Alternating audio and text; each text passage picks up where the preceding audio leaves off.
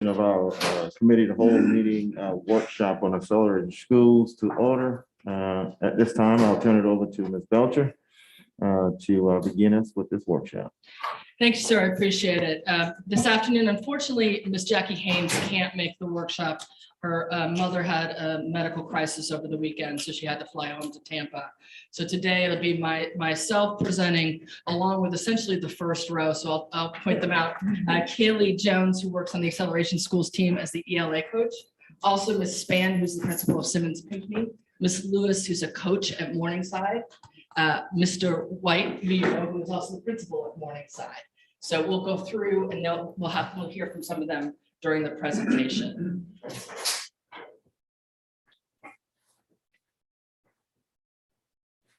Maggie, when you're ready for the next slide. Thank you.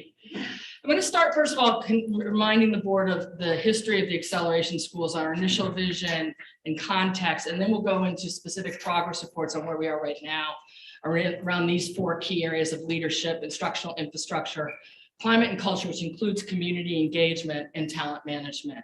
And then our aim is to have at least a half hour for board members to ask questions or dig in more deeply on things that you want to learn more about. So as a reminder, in the fall of 2019, the board voted to designate 15 schools as acceleration schools, and the rationale varied from whether they were on the state comprehensive support and improvement list, state priority schools, schools with both an overall unsatisfactory achievement rating and student achievement, or schools that were within a feeder pattern of other schools that were designated under the state ratings. Burns Elementary School became Meeting Street at Burns earlier in that year, and the 14 remaining schools are there, most of whom report to Ms. Haynes. That the exception is Miminger Elementary and Sanders Clyde, who work closely with Ms. Simmons, given the level of seniority of the principal there, who really has a vision for those schools, and North Charleston High, as you know, which has become an innovation school. When I first met with the board, it was May of 2020 to give an update on our vision for the acceleration schools. And our aim at that point was to ensure that all schools across the acceleration, students across the acceleration schools can learn at a much higher level if they have a great school. So that was the aim. That was right after we closed for COVID, and it was the first time we sort of stepped back on what our strategy might be. At that time, what I said we would focus on in terms of the key levers were three big things, which we're continuing to focus on, but the language has shifted a bit. We want to have exceptional people, so the focus on leaders and teachers, really rigorous content and instruction, and then strong partnerships with our community so that every student and their family can be proud of their school. The acceleration team has taken those ideas and operationalize them to drive the strategic plan and the ways in which they give feedback to principals, teachers, and others in the network on how to improve the work. So the four levers that they now use are leadership, talent management, which fall under the exceptional people lever, instructional infrastructure, which goes to rigorous curriculum, instruction, assessment, and then climate and culture, which reflects both student engagement and student behavior, discipline, classroom culture, but also the larger question around the extent to which the community and the school are embraced and aligned to what the community values. On each of those areas and every player, they've set individual goals related to the goals that the board has set in terms of student outcomes on what we're going to try to accomplish within that 3-year period of time. And that obviously raises from some very specific goals around increasing the diversity of teachers and school leaders, making sure that we're retaining our most talented teachers and leaders, to things that are much more aligned, again, like every high school will have at least a 90% graduation rate and at least 70% for the win within 3 years of implementation. I'm going to turn it over now to Kaylee, who's going to talk us through where we are right now within those domains. Again, leadership, talent management, instructional infrastructure, and climate and culture. Good afternoon. Thank you, Ms. Belcher. As she said, my name is Kaylee Jones. I am the instructional specialist for Acceleration Schools. I would once more like to apologize on Ms. Haynes' behalf for not being here. However, I know she is watching. So hi, Ms. Haynes.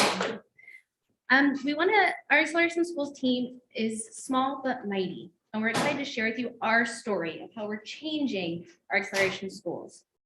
As you can see, Domain 1 is focusing on leadership. How are we impacting leadership? Well, the Acceleration Schools team develops and manages a whole strategic plan. If you will look in your folder, you have the summary. However, if you would like to see the whole plan, I will be more than happy to share with you. Also, looking through that, we have regular principal and assistant coaching cycles. Ms. Haynes does a wonderful job of meeting with our coaches, with our principals and APs weekly to discuss how they're doing in the schools and what supports they need from our team. We also have monthly principal and assistant principal meetings. This is where we have a time for all of us to come together and collaborate. One thing we really want to figure out is how can we work together as a team. We are Acceleration Schools and we are powerful together. We have problems of practice where we sit and discuss what's going on in our school and how can we possibly help each other. We also look at our 90-day, we do instructional learning walks. This is my favorite thing as a coach, is that when you go in, we look at specific things or look fors that the principals have identified for their schools. During this time, we go in and look at student engagement. We listen to see how instructional strategies are being used, how the students are actually taking ownership of that content. And I will say, when you hear a kindergartner say, I would prefer to do this, or have a fifth grader say, you know, I disagree with you. Let me show you why. That makes you want to stay in those classrooms even longer. The next thing we talk about is the 90-day plan. All Acceleration Schools have a 90-day plan that we look at and visit and talk about. When we go in for our instructional learning walks, AST visits, we discuss what are your goals on your 90-day plan and what are your next steps. We then take that and look at the data to see how we are moving towards mastering those goals. With the leadership, we also have a partnership with the University of UVA, UVA and the partnership in Leaders of Education. They're there to support us with the 90-day plans. Right now, I'm going to have Ms. Stephanie Spann, who is the principal of Simmons Pinckney, discuss how she uses her 90-day plan to support her school.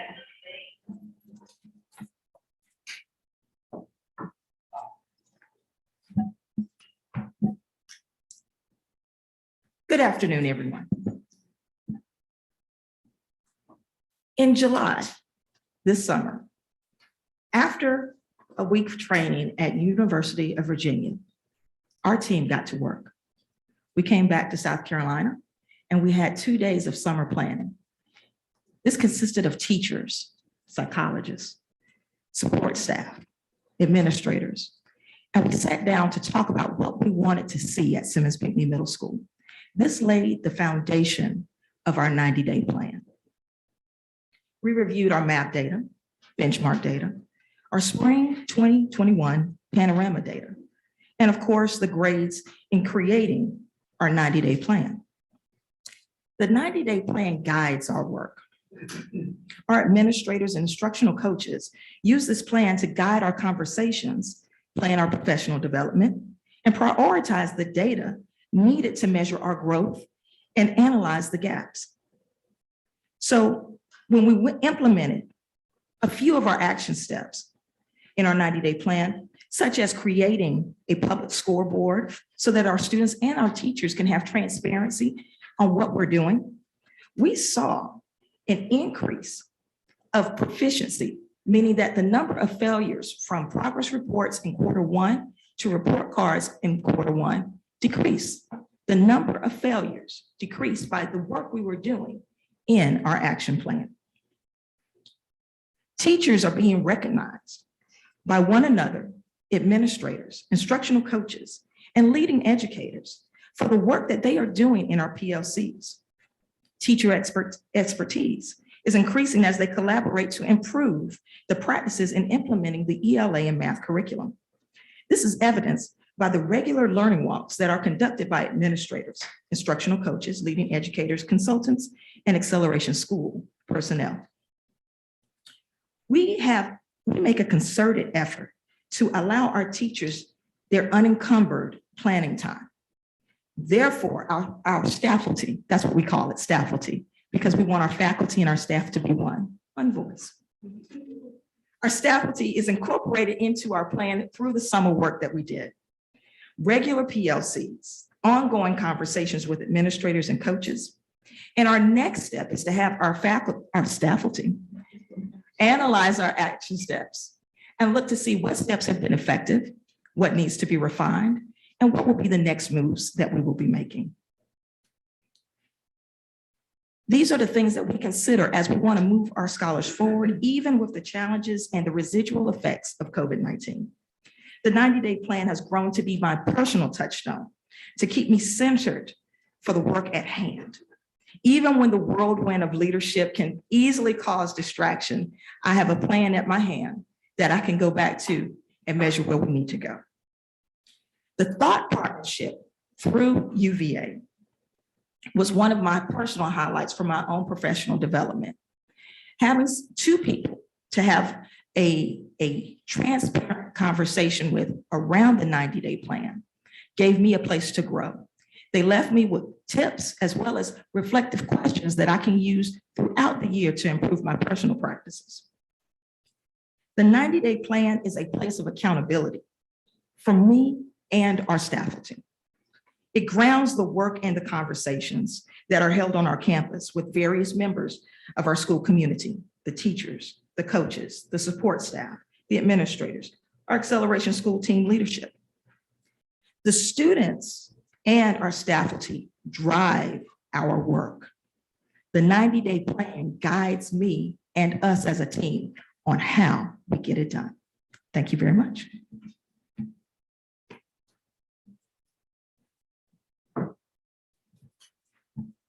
Thank you, Ms. Spann. We appreciate all that you do. Next, we're looking at our instructional infrastructure. This is domain 3. How are we doing this? How are we impacting this within our acceleration system? Well, first of all, we have a rigorous curriculum. We have Bridges, illustrative, math, and we are piloting the EL. We're also focusing on our data. During our PLC time, we constantly revisit what is going well with our assessments. We look at our EL assessments. We look at benchmarks. We look at math. We sit there and go through the whole see it, name it, do it protocol. We identify where the students are within their learning based on the standard, and then determine if there's any gaps, what do we need to do as a team? This is the time in our PLCs where the students are not just mine or yours, they are ours. Moving on to our professional learning. We have professional development, which I will go into the next slide. And then we also have decided time is something that we all need. We all need time. That is something that our teachers have asked for. So we are offering a 1-hour after school weekly pay that they can sit and collaborate as a team. They will look at the content, they'll look at data. This is their time to sit and discuss anything that's might be on their mind. We also held teacher focus groups. They need a voice. We held it with certain groups. We did one at Burke and we've done some for the elementary schools. They had a chance to say what's going well. What do they need support with? Sometimes you just need to hear what they need. We're also working on the Cultural Competence Initiative. Next slide. So looking at our professional learning system, for teachers and school and district leaders to be effective as possible, they should continually expand their knowledge and skills to implement the best educational practices. We are building our leaders and teachers' capacity through different professional development learning opportunities.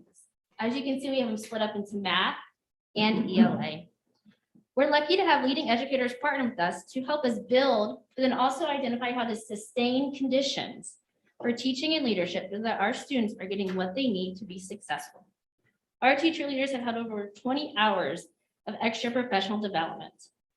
Within math, we have identified PLC leaders that help lead the work focusing on content and curriculum cycles with their fellow colleagues.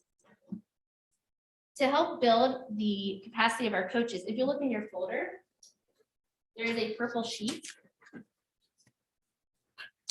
in your red folder. This is the Acceleration Schools Instructional Coaching Guidelines. The coaches actually helped us develop this. We now have ELA and math coaches. During this time, they have the opportunity to collaborate with teachers, facilitate PDs, partner with administration. The one thing we're really hoping is that we can get coaching cycles with every single teacher in our school, and they can focus specifically on the content that they are working with. To help share their experience of being an acceleration coach, I would like to introduce Kristen Lewis from Morningside.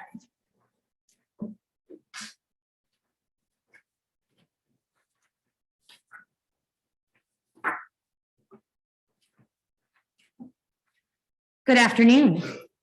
Thank you for allowing me this opportunity to come and share some of the great things we are doing at Morningside and as an acceleration school. I've been asked to come speak to you today in regards to my role as a coach and how that has changed this year compared to previous years. How we at Morningside look at our data with teachers, a little bit about our walkthroughs and how we conduct them, some information about my coaching cycles with teachers, and how we are implementing EL at Morningside.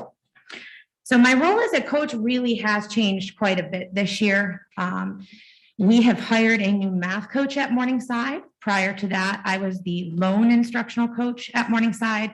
And being very honest, that was a very, very challenging job. Trying to support all teachers throughout the building across grade levels and across content areas was very difficult. This year, I am the reading coach at Morningside. And that has opened up so many more opportunities for me to work with ELA teachers, as well as to support literacy across the curriculum throughout our building. We do have an initiative this year throughout the building and across grade levels and contents to increase literacy proficiency. And we rolled out a school-wide writing guides that include annotation and writing structures for shared responses, short responses, TDAs, and overall essay writing. And that's going particularly well. I have more time for coaching to conduct coaching cycles. And my coaching cycles are more intentional. They are targeted. So our observations and my ability to create or provide meaningful feedback has been huge for me as a coach in working to build teacher capacity.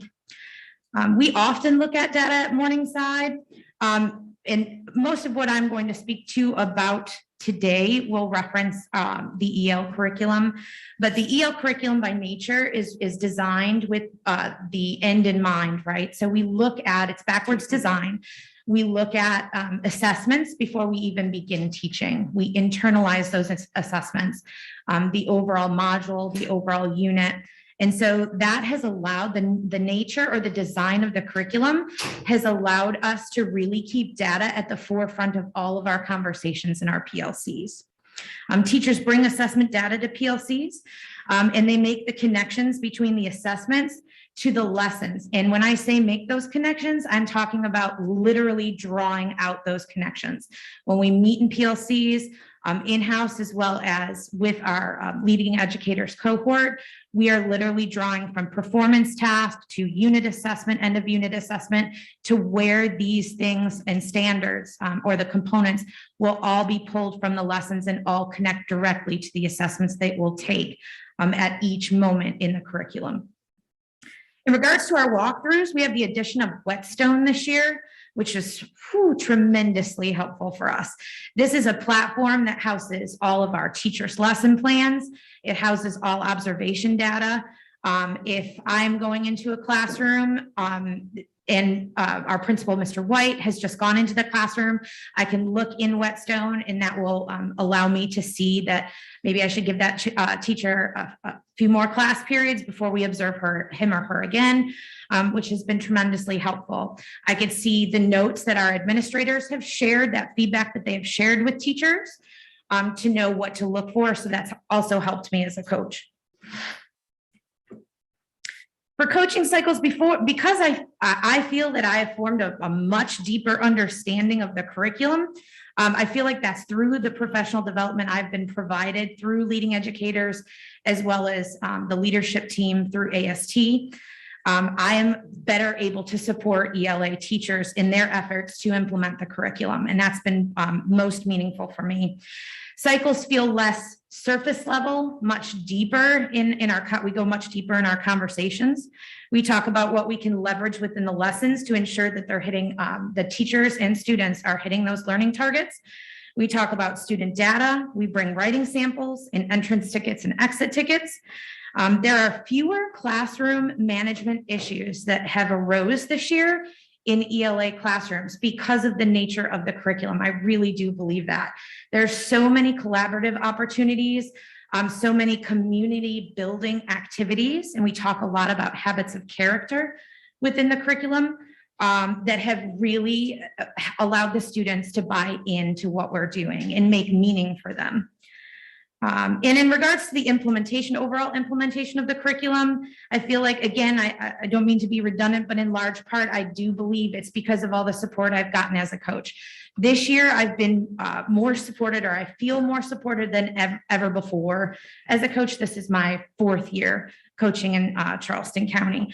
But that support began very early on in the year before we even rolled out the curriculum. The summertime that we spent with leading educators, with Ms. Haynes, with Ms. Jones, and Ms. McIntyre was very much appreciated from not just me, but from most of the coaches that I talked to. And we call common planning now internalization, making sure that everybody has made the meaning for themselves deep down inside, making these lesson plans real, making sure teachers have faith in what we're doing and know the impact that this can have on student outcomes. And then we spend a lot of time speaking to the supports we provide our EC students as well as our MLL learners. And what misconceptions can arise. It's a lot of intentional planning. Finally, I wanted to share a couple statements from teachers that I've collected through my PLCs. One teacher says the quality of instruction has improved immensely. We are not committing death by novel that we hold on to all quarters. It breaks down the standards using the text instead of using the text to teach a standard, if that makes sense.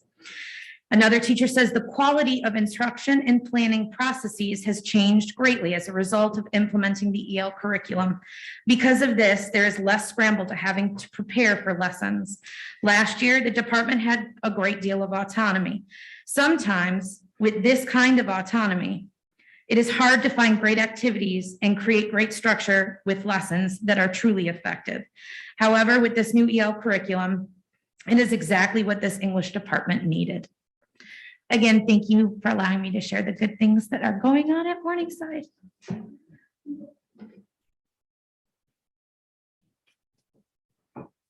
you, Ms. Lewis. Next slide, please. Moving on, we're going to talk about domain 4, our climate and culture. How are we doing this with acceleration schools? We're actually started doing student focus groups. Sometimes as adults, we forget that we need to stop and just listen. Having the students have the opportunity to talk to us about what they would like to see in their building. Some of the things they talked about were the importance of administrator visibility. They love to see their principals walking the building. Having the strength of programs like Crew in the arts, things like that. And once I attended one of these, it was at Burke. And when they left, the students were talking about how they felt empowered and grateful that someone was listening to their voice. Also, in looking at the climate and culture, we thought about the family and community engagement meetings. Can you please turn to the next slide?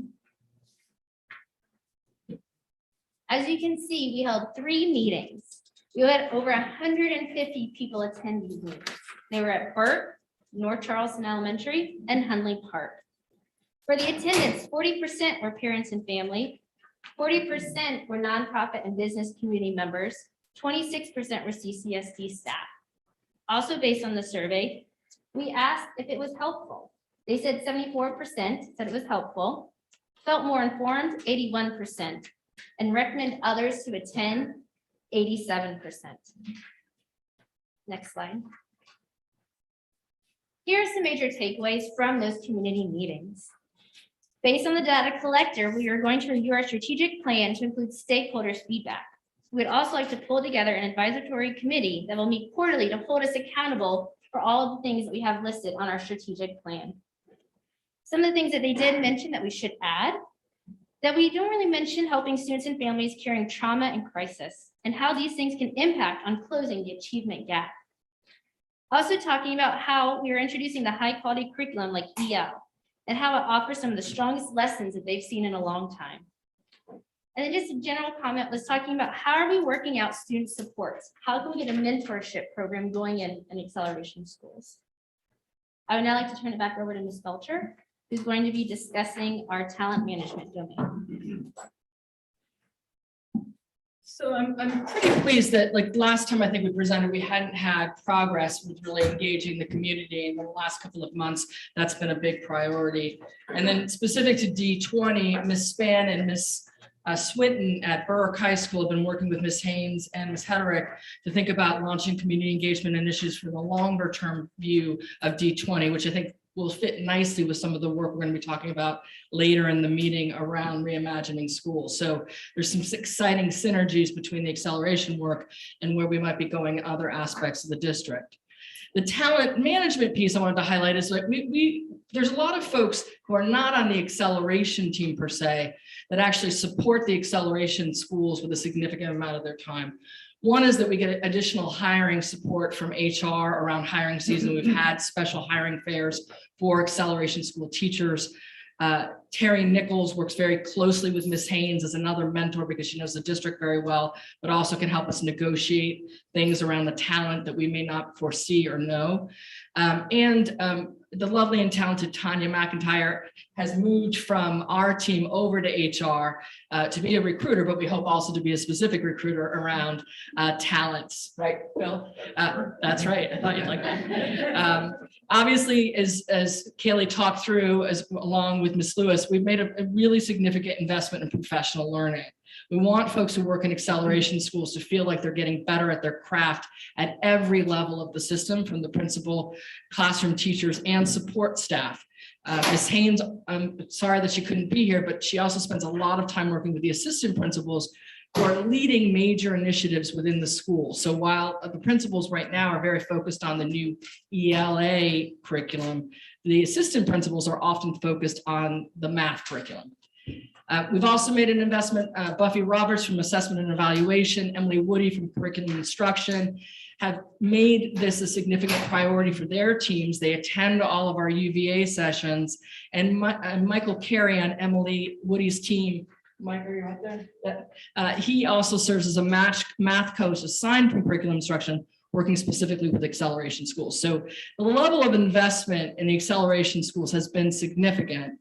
And now the next stage of this work that we're aiming to do is we're in the midst of, myself and Terry Nichols are chairing a leadership pipeline task force, which began 2 months ago. It's not specific to acceleration schools, it's specific to building principal and teacher leadership and just leadership period in a sustainable way for the district. But an aspect of it is what's going to help us attract people to the acceleration schools or schools that are struggling. So some of our most effective folks will see that as an opportunity. And then once we attract them, how do we retain them? So Bill and I have been talking about potentially coming to this board with ideas around alternative compensation structures, but obviously we want to have some success before we bring that to the board so we can show what's possible. If you would go to the next slide, I think that might be it. I wanted to make sure that we haven't talked about the acceleration schools. Last year was the first all year we went all in with acceleration. And unfortunately, it was also the first year of COVID. But we are making a fairly significant investment already as a board and as a district in them. And I wanted to make sure you had the highlight of the revenue level. So specifically, the acceleration schools team started as one person. Now it's a team of 4. We have some vacancies. That is about a $500K a year annual investment, a little bit more than that actually, with benefits. Now my old eyes are holding back my ability to read my own budget, excuse me. We've had an ongoing partnership with leading educators. That's a high touch partnership. So they train our professional learning community leaders, which are teacher leaders. We're trying to build capacity. And they actually come now and observe in the classroom. It's no longer just Ms. McIntyre with her phone, and give critical feedback both to the principals as well as the coaches to help in their development. It's not a gotcha. It's like, what's the next stage of this work to get the teacher to a higher level of proficiency? What kind of feedback would be most helpful now? That was a $600,000 investment last year. It's a $2 million investment this year out of ESSER 2 funding. We did give teachers an additional hour worth of work, but an additional hour worth of pay. That time is for planning. That's a $450,000 investment. That's coming out of Title IV. And we're making sure that professional learning community leaders, as they go through that training and take on extra things, they're getting compensated for that, which is an additional $100,000. UVA has helped myself, Ms. Simmons, Dr. Williams, Ms. Woody, as well as the acceleration team, really have a vision for what does it mean to improve schools at scale? Like, what's our role at the district level? What's the role of the principal? And that has been, in essence, it was a 500K investment last year. I'm sorry, 300K investment last year, and this year it is a 500K investment. We're wrapping it up next year. So that's where we are right now with our acceleration school strategy. Eager to hear what questions you have and things that we can dive into more deeply. Okay, thank you, Ms. Belcher and your team for the presentation on today. I'm going to take this time now to entertain any questions that board members may have in reference to the presentation or in reference to acceleration school. Dr. French? Thank you. Ms. Belcher, so this is the first year that you've had more than like one person at a school trained with the leading I'm sorry, It's okay. the UVA program.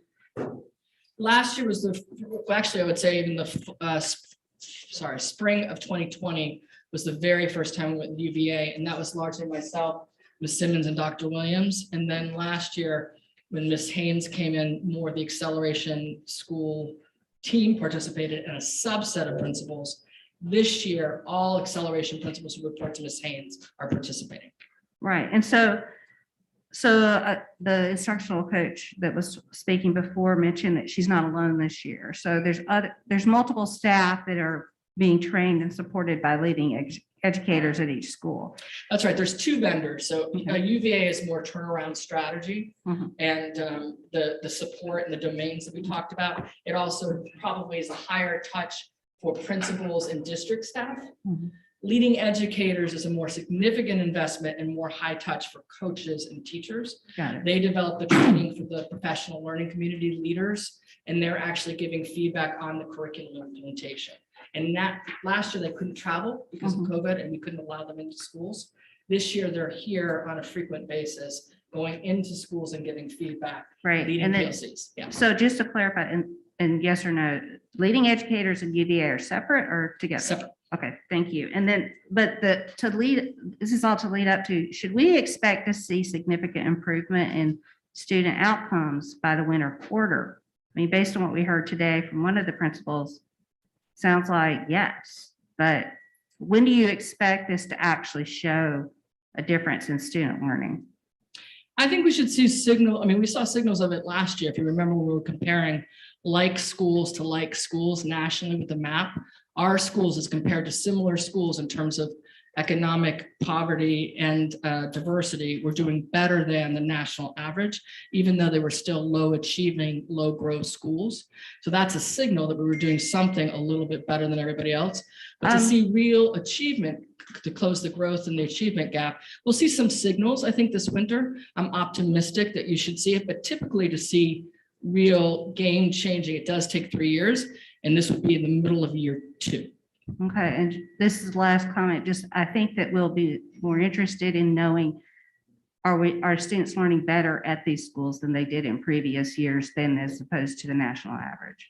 That's right. Yeah. But I think there's no other way to make a case except to compare it to the numbers we've got, right?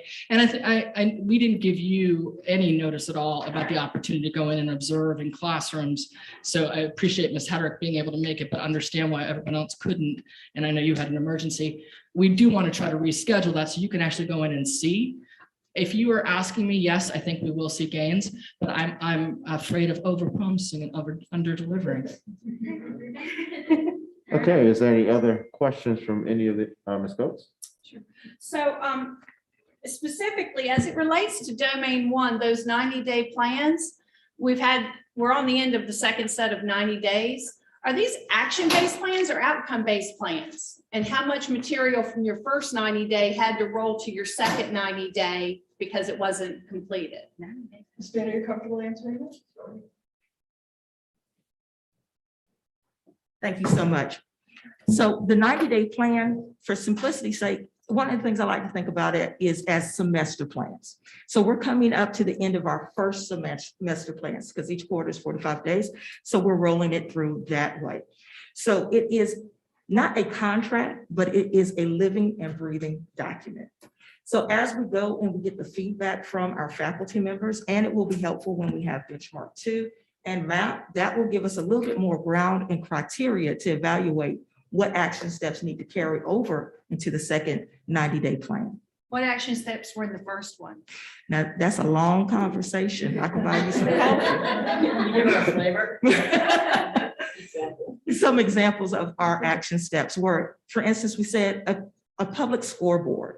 And of course, we protect the identities of all of our children. But what we do every single Monday in our school is we present our students with a pie chart to show them how they're doing in the percentages of their grades. And we give them goals. We say, you're going to get a point by grade level if you decrease the number of Fs. You get a point for your grade level if you increase the numbers of As and Bs. That was an action step.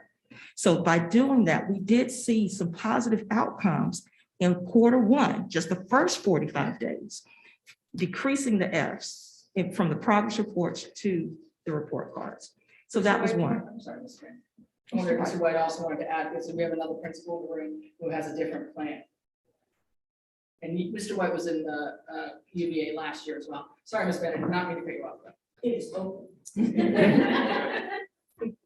And I have the same perspective as Ms. Span. It is a living document that we have action plans. So like, for example, I'll tell you Morningside, one of our priority number 1 was to ensure that we continuously use data to progress monitor towards kids mastering content. And so for that particular action step, the only thing that we've not accomplished yet that we've started is ensuring that we have a rubric to go back and look at the PLCs that we're doing to ensure that they're achieving what we felt like is what needs to be done for kids. My priority 2 is talking about the effective implementation of ELA and the mathematics curriculum. And again, all of those action steps have been done. And so I can tell you that there's probably not going to be much from priority 2 that we carry over. We're just going to continue doing that. And it has kind of become ingrained in our culture and who we are. And so, and in terms of priority 1, there's not going to be much that we carry over. Priority 3 is the social emotional well-being of all stakeholders, teachers, parents, scholars, and I can guarantee you all of that is going to be carried over because we are, a lot of us took for granted the trauma that scholars would be returning from without being in school for a little while. So while we're having great successes, priority 3 is going to be one that we have these progress monitors built in. And when we look at the progress monitors, there's still some opportunity to do a lot. So is there a point where they're going to stop being action-based and start being outcome-based? Well, I kind of view it a lot as kind of being is action-based and outcome-based because really we're looking like we've set targets of what we want to see as the status indicator that we can move on to something else. And so whenever we reach that, we're kind of ready to move on. And so like, for example, 1 and 2, a lot of the action steps, we're ready to move on from that and maybe go a little bit deeper. But then priority 3, there's just great opportunity to keep doing. Thank you so much. That's awesome. So the second question is related to domain 3. How are you using the data in prior years? There was a lot of talk about this year. We use the data and we have cycles and we dig deep. How is that different than last year? Well, I think one thing that's different, and you may remember that we saw in the CTA survey, there was concerns about the number of assessments that we've had in the district in general, most of which were coming from the state, honestly. And this question about what grain size of data is most helpful to the classroom teacher. So what I feel like we're doing better this year in terms of the data is within math, we can look at the assessments at the end of Bridges and Illustrative. It's automated to some extent. It even allows the kids to kind of show their work. So we're getting more classroom specific data at the aggregate. So like Mr. White can look at it across his school and Ms. Haynes can look at it across the middle schools and the elementary schools. And that is better and more actionable for teachers. It's the same data that Ms. Lewis would, well, not math data, but Ms. Lewis would be using in ELA to look at that too. Now, I still don't think it's precisely right, but the last year we didn't have that same classroom performance turnaround in quite as tight a system, and the curriculum is obviously helping. So, and two questions, I can put them together. Have you applied for any of the waivers that you sought our permission to apply for in December of 2019, which was the first time that you guys introduced the acceleration schools? And why the reconfiguration of the schools 3 different times since then? In 2019, the only school that was interested in applying for a waiver at that point was Sanders Clyde, which ultimately was able to find artists that were certified without having to go with the non-certification waiver. North Charleston High School, as you know, has applied for and is using those waivers for its efforts under the Innovation School. No other school has expressed interest in the waivers specifically. For within seat the- time or teacher evaluation? Not at this point, no, ma'am. And so why the reconfiguration of the schools? Can you say more about what you mean by So reconfiguration? the schools that you have on your slide today, there are different schools that were introduced when we approved it in 19. There are different schools that were added in March of 2020 and now back out again. So there's been, Deer Park shows up, it was 15, it went down to 14. Why the reconfiguration in the various reports you've sent us over the last 18 months? And which ones are they going to be long-term? So the board determined the original acceleration schools, and those are the schools that have always and continue to be in acceleration status. I don't report out regularly on Meeting Street at Burns, given we have a Meeting Street presentation. North Charleston High School opted to go for an innovation school, and this board approved that. And then at the beginning, when we hired Dottie Brown and Miss Malone for Sanders, Clyde, and Miminger, given their level of seniority, it made sense to allow them to set their own vision for those schools, which, as you remember from results that we saw last year, played out in terms of academic achievement. But the remaining schools all report to Ms. Haynes and have been involved from the beginning. We did have Military Magnet and Deer Park participate in last year's UVA, in part because that was our first year and we had a lot of new principals in the acceleration schools. So they weren't necessarily all ready to participate in the UVA. Frankly, looking back, I think maybe we should have moved faster to do what we did now, but we were still learning how UVA would play a role in our strategy. And we were betting bigger on the district side versus the school side. But right now, all of the schools that report to Ms. Haynes are part of UVA. And we'll be going, for example, to Oklahoma City, a lovely metropolis, in January to do more work on data-based instruction with their leadership teams. So in the 2021 cohort, when you added that to the 2020 cohort, it was only 12 schools. That was in your April of 21 presentation. So how many schools are they? Who are they? And will they be the same from now on?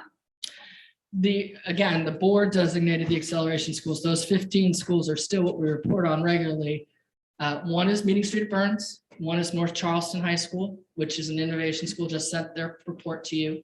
And then 2 schools report to Michelle Simmons, but we did share the results already in an earlier board presentation. And then the remaining 12 schools report to Ms. Haynes. Thank you. Okay, are there any further questions from any of the other board members? Okay, Dr. Frazier and then Ms. Darby. I have several questions to ask. And maybe one of the principals might be able to answer my first question. And we all know that the time that a principal spends in the classroom with the teacher is very important, as well as parental involvement. And maybe one of my principals might want to tell me, are you all spending adequate time in that classroom? And are you seeing the need to increase the time? How does that fit into your whole process of trying to evaluate student outcome? So yes, ma'am, Ms. Lewis, which is my instructional coach, she'll tell you that there's about 8 of us that are assigned an expected rotation to see every teacher. And so every teacher in my building, if you are ELA or a math teacher, you're lucky enough to see one of us twice a week. If you are not ELA or math, you see us about once every 2 weeks. So we see ELA and math once a week, and we see everyone else at least on a 2-week rotation.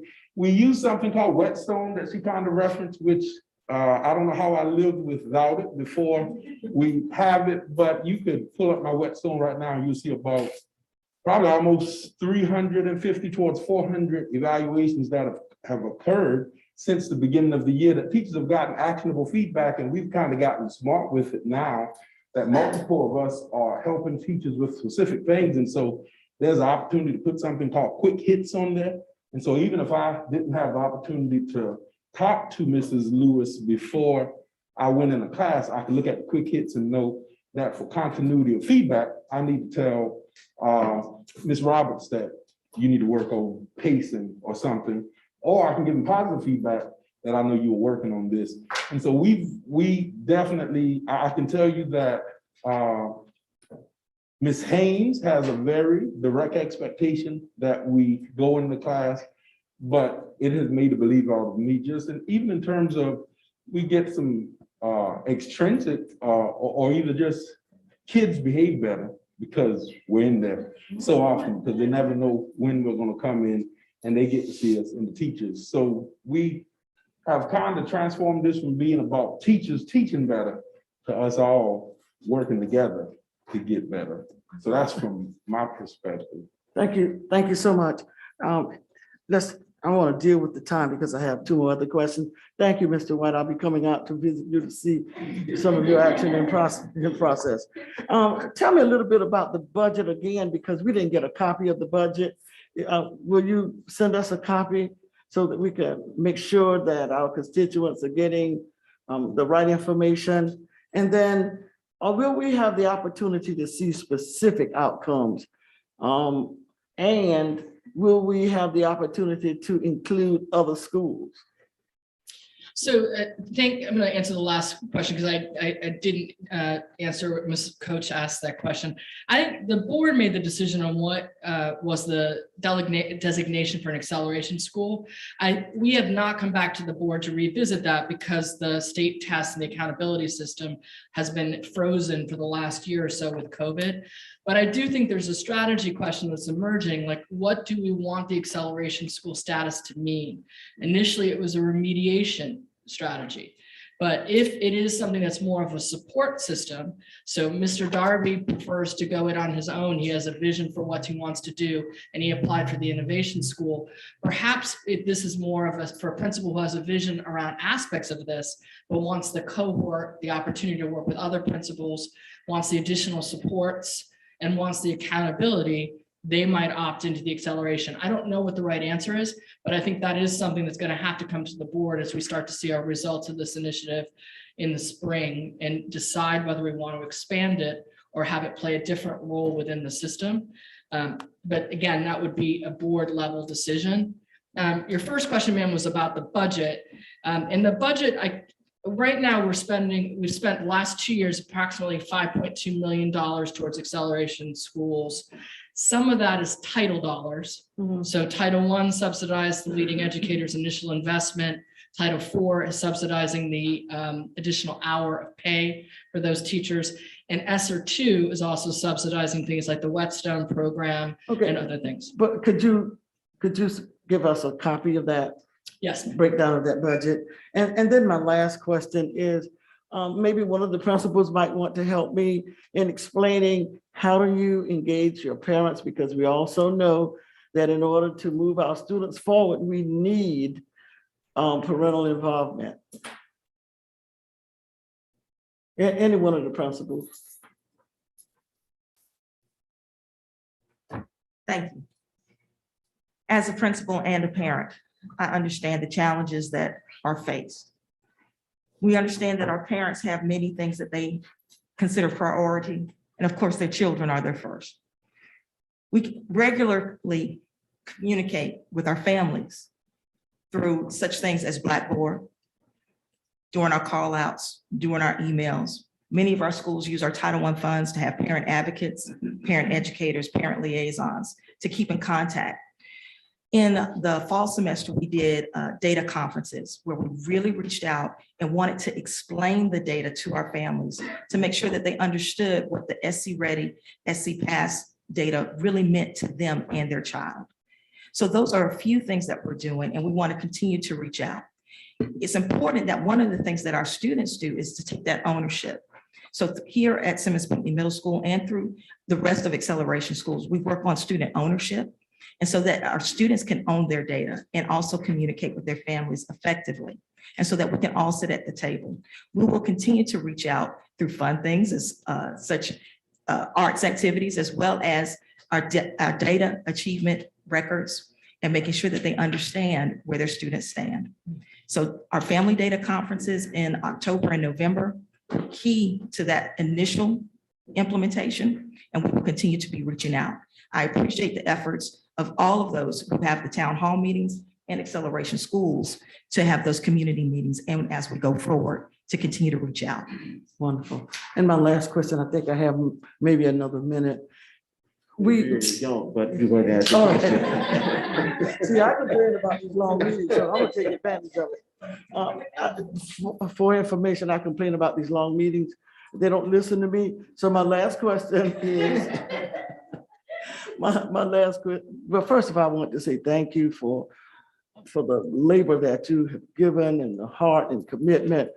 We really, really appreciate you as an entire board. But we always tend to tell the board the good things that are happening. Anyone wish to, and Dr.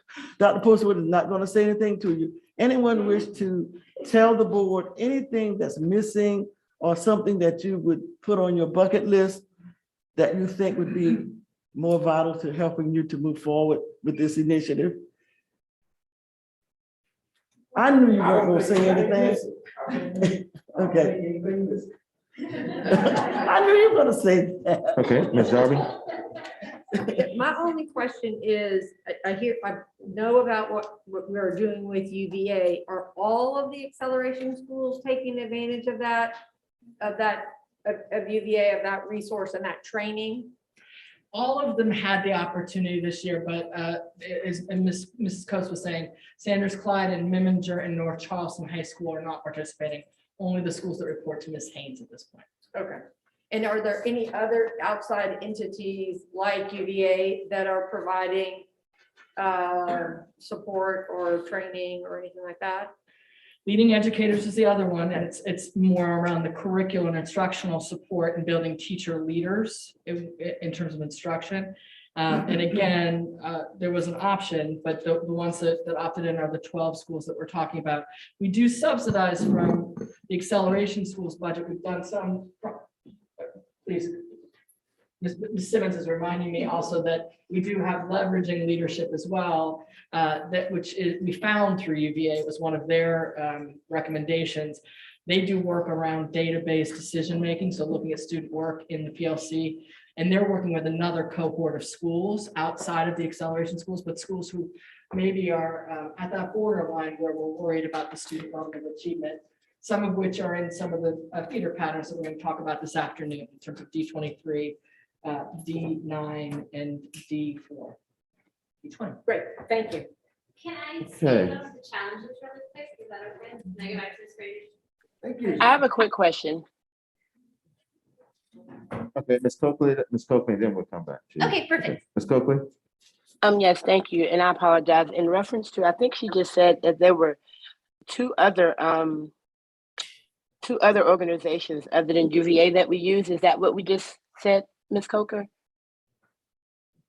That's right. It's Ms. Belcher. We use I'm sorry. Leading Educators and UVA with the Acceleration Schools, and Leveraging Leadership is working with another cohort of schools that's doing the test scores were slightly better, but still schools that need extra attention and support. So that's another option as well.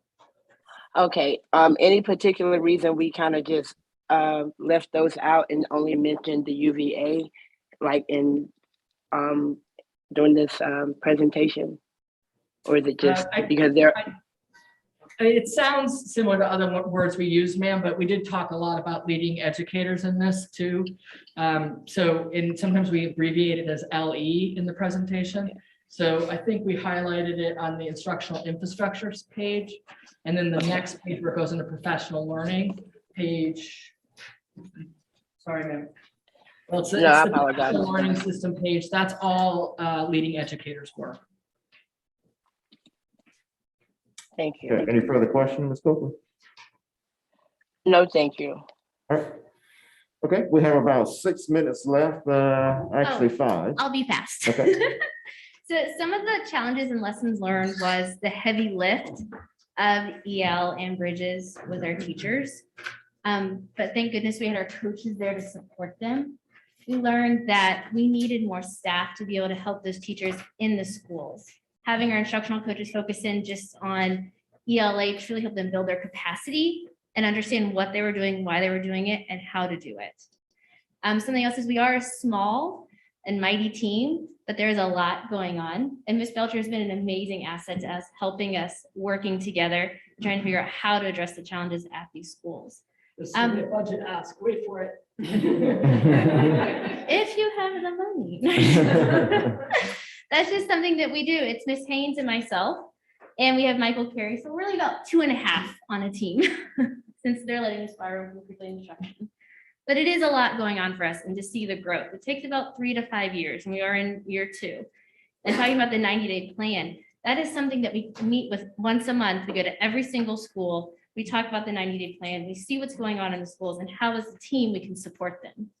So those are just some of the challenges. I will say is that the big lift for the teachers, but I think adding in that extra hour has supported them with that and trying to help them see their value within the curriculum. Thank you. Thank you. Okay, again, thank you, Ms. Belcher. And Dr. French, one question? One question.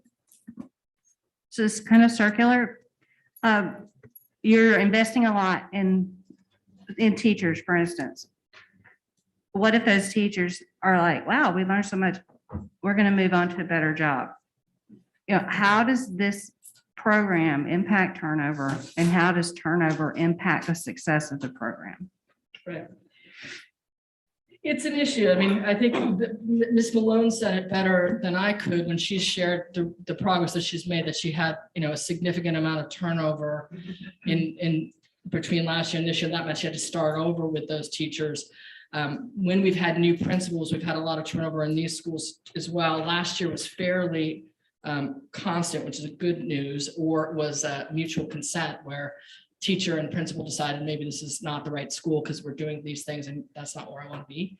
I think this is the next stage of the work. I think my hope is we're going to be able to come and show significant growth in these schools, that this $5 million plus investment has been worth it, and to continue to maintain it and to make it attractive for those teachers and leaders, because it's exhausting, hard work. The kids bring a lot of trauma to school across our system right now, but specifically in these schools. We need a lot of proactive efforts to engage the family, to make connections with family, to give supports, and to make it as rewarding as we can professionally and compensation-wise.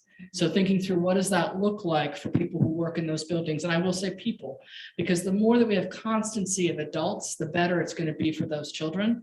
And the more that we do things like succession plan and think about talent from the long term, the more we're going to be able to sustain this change. Like I'm excited about the conversations with the board's going to be having this afternoon and some of the other initiatives on the table as well, because I think they might provide an opportunity for things that are working to sustain it. When I shared information with the acceleration school principals about the Reimagine proposal on Friday, one of the things I heard was, well, as soon as I can get off the state list, I'm very scared that I will no longer have that money to maintain some of the initiatives I've done, because I'm getting the SIG money, I'm getting CSI money from the state. And we'll go backwards because we don't have the same level of resources. I think the conversation that the board is going to have this afternoon about actually both the community and the school district supporting these schools over the long term is more likely to ensure progress is sustained and maintained.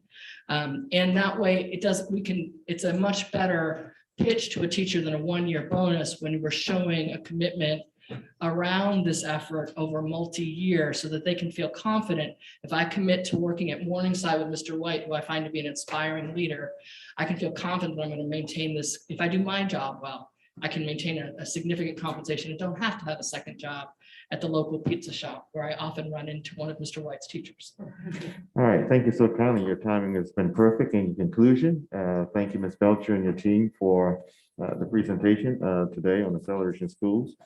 This will close our portion of the workshop, and we will begin our committee of the whole in exactly 1 minute. Thank you, sir.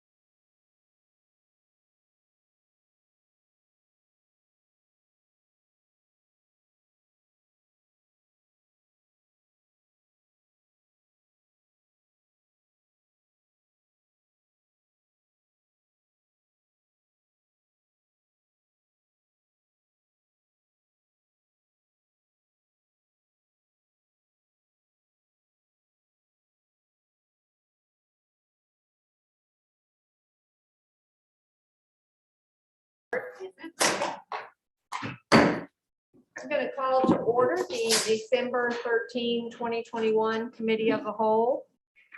The first item on the agenda is the adoption of the agenda. Do I have a motion for that? So moved. Okay, we have a motion. Second. We have a motion from Ms. Waters and a second from Ms. Herderick. Any questions? All right, so everyone will please vote.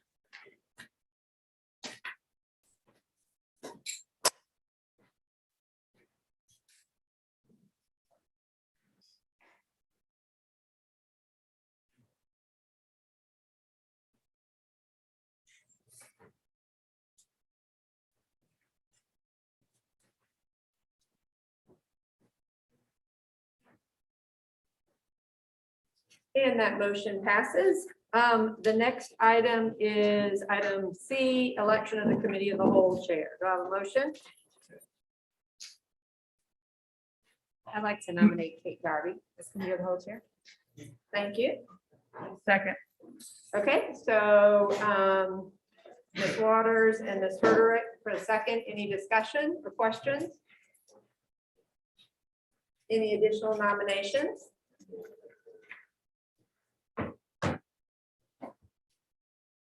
Okay, please vote.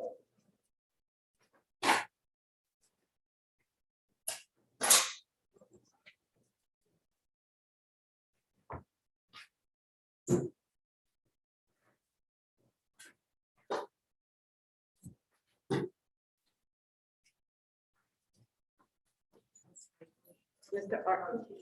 Okay, great.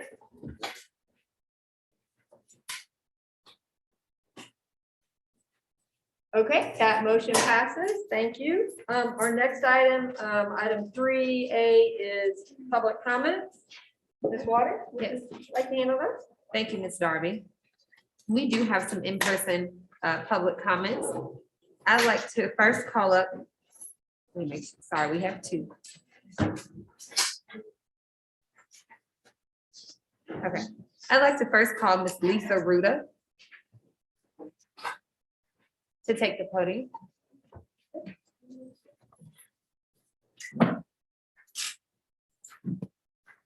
Good afternoon, board members, superintendent, Ms. Belcher. My name is Lisa Ruda, and I'm the executive director of Charleston Rise. I come to you today to ask you to approve the Reimagine Schools proposal. It was just about 2 years ago when I last spoke at one of your meetings, and a lot has changed for all of us since then. I think we're all a little bit older, hopefully a little bit wiser. And if you're anything like me, maybe there's a little bit more of you here today than there was in 2019. But you know what hasn't changed? The life of one of the nearly 700 students now attending Morningside Middle School. 2 years ago, if you were a student at Morningside, there was a good chance, really good chance, that you weren't meeting state standards in either reading or math. At that time, only 11% of the students met expectations in reading and 9% met them in math. Today, 8 more kids at Morningside meet the expectations in reading. Unfortunately, the percentage of Morningside students who now pass or exceed standards in math dropped from 9% to 4%. What has changed over the past 2 years? You've got more teachers leaving Morningside, and you've got more inexperienced teachers teaching core subjects. So I come here today on behalf of the 225 alumni of Charleston Rise and the 650 students at Morningside who want to see better schools today. They simply can't wait. Charleston's most failing schools require immediate and swift action. The proposal you're considering today is aggressive, but guess what? You need aggressive action to accelerate the pace of change.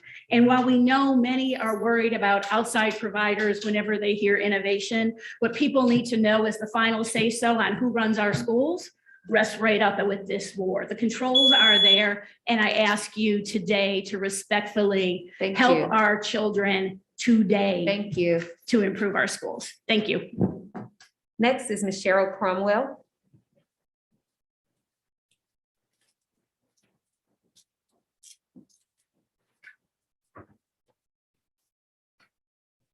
Hello again, I'm back. The last time I stood before you, it was in favor of the IHBHE Schools of Innovation policy.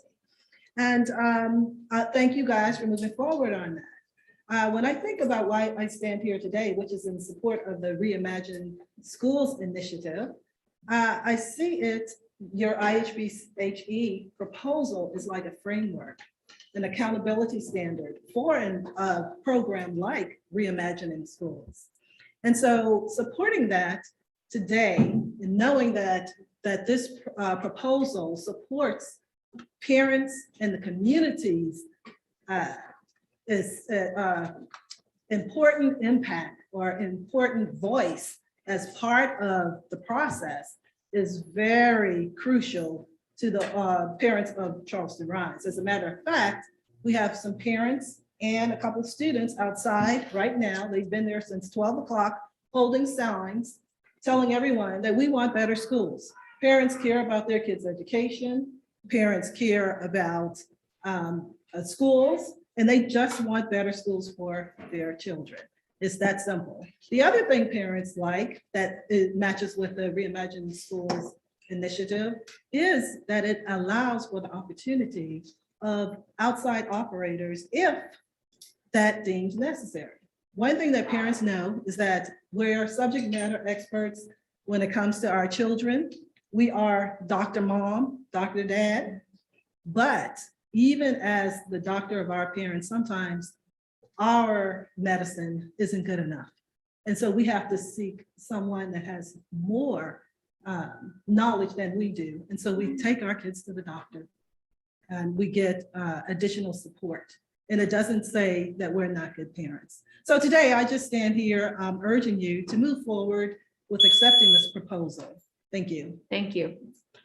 Next, we have Beatrice Bernier. Good afternoon, and thank you for letting me speak. I attended the December 9 CCSD meeting presenting the early college high school auxiliary building for the site occupied by the historic Wilmot Fraser School in the east side.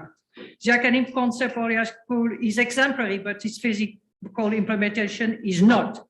No effort has been made to explore the option to save part of the entire historic school. During the meeting, the entire audience favored saving some or the entire building. The early college high school does not serve the local community. After 4 years, only 5% of its student population is from the entire peninsula. The school admission criteria should be amended to include a higher percentage of at least 10% from the peninsula and the east side, more especially. The new building and parking are oversized for an auxiliary facility serving just 400 students who take most of their class on the Palmer campus. The concept is to get students to share campus experience. For example, the library should be located on the Palmer campus. Many teachers are Trident teachers. Staff parking should remain on Trident Palmer and the auxiliary parking reduced by half, with no need to relocate the existing school bus zone, stage, or Marie Conway Park across the building. The proposed building and parking will increase flood risk and pollution as it occupies the entire street parcel, paving an existing green space and removing street. This goes against the city-Dutch dialogue, which allies this site as a community impacted by current and future flood risk. So while the early college high school is commendable, why build in the community where few of its children will be welcome, remove one of their cherished historic buildings, destroy green space, and increase flooding risk and pollution for all? Thank you. Thank you.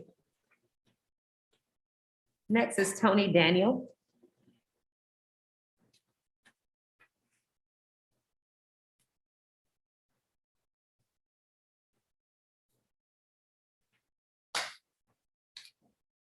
Good afternoon, board members. Thank you very much for allowing me to address you. Right now, I can't get inside my house. When I say right now, I'm talking about right now. My driveway is blocked, the intersection blocked. I live across the street from Harborview School and grew up there since 1966. The school was a little tiny school. It's an overwhelming school now. Schools required to submit a traffic flow plan before they build the school. Flow plan has failed. What is most important is in the mornings, in the darkness, parents come out of the school, turn left on Harvey Road. They have to cross 2 lines of traffic in the rain, in the darkness, horns blow, tires screech. There are 3 roads that border Harborview School: Inverness, Frampton, and Chavez. Why is it only that Frampton is the access road given in to go to the school? When I grew up, you walked up to school in Frampton, you walked up on Inverness, you came from Chavez, you came from every direction. But right now, and I've written several times, and everybody's been very nice when they write back. They just say, well, this is the way it is. I don't understand why that is the way it is. Why can't you have multiple points of entry going into school? It will save time for the teachers. And I come from a family of teachers. My father was a professor emeritus at MUSC. My mother's a high school teacher. And I have a cousin who's a coach. He also has to drive a school bus and teach school. but it is not safe for the students. That's what's most important. Parents spend 45 minutes each morning and every afternoon waiting to pick their children up because there's only one access point to the school. Thank you very much. Thank you. Next, we have Joy Brown.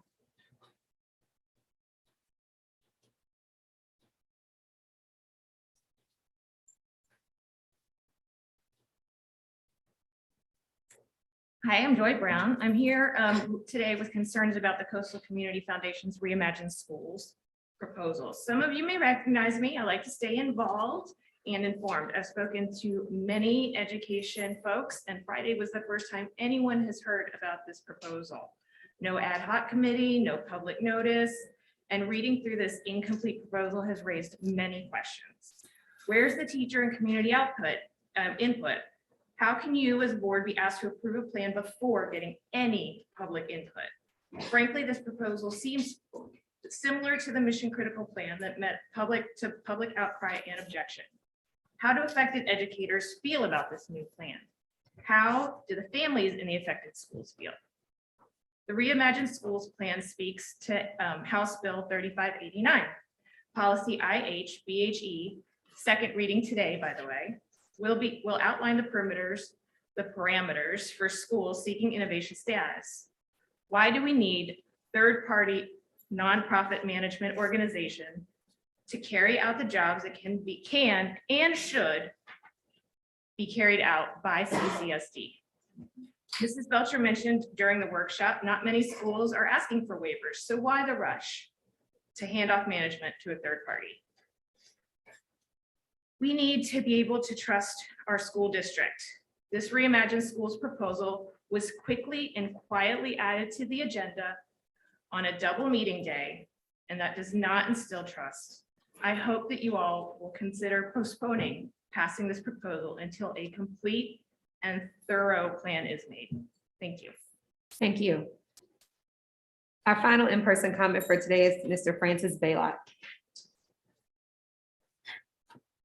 In a previous life, I evaluated grants for the Department of Juvenile Justice in the Commonwealth of Virginia. This program, we selected 5 programs that we awarded $2 million to provide mental health services in the juvenile detention centers. It was a great program. We had 50 applicants for that program. And the program that's up today, the Reimagine program, would not even rank among the lowest 50 of those proposals. The best thing I can say about that program is it's severely incomplete. Now, perhaps I'm not reading the most up-to-date version, but the one linked on the website is dated 12/13. Now, whether or not you agree or disagree with the privatization agenda is a moot point right here. What I'm discussing right now is your fiduciary responsibility as a board to disperse $31 million into a project that has not been hashed out. It has no proof of concept. It has no research evidence to support the contentions made. In fact, it's nothing but a bunch of vapid corporate reform jargon. So let's go back to the drawing board and make a proposal that meets the criteria for the distribution of $31 million. I spoke to I shared the proposal with a high school social studies teacher, friend of mine, asked her what grade she would give it. She said she couldn't even grade it. It's so incomplete.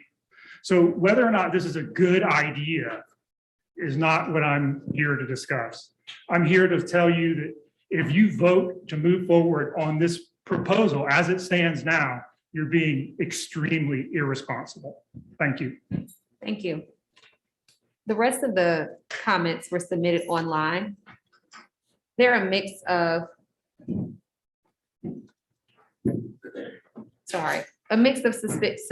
submissions regarding the Reimagine Schools program for and against, concerns about mandated vaccines, in addition to commentary about the new early college high school campus. And I believe that is about it for the committee of the whole. Okay, thank you, Ms. Waters. Our next item on the agenda is Strategic Education Committee. Ms. Herter.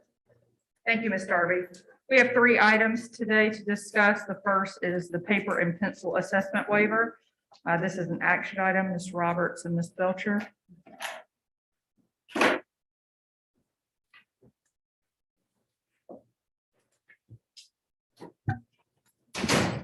Good afternoon, Board Chair Reverend Mack, Dr. Mack, Vice Chair, Ms. Waters, Board of Trustee members, and Superintendent Dr. Postaway.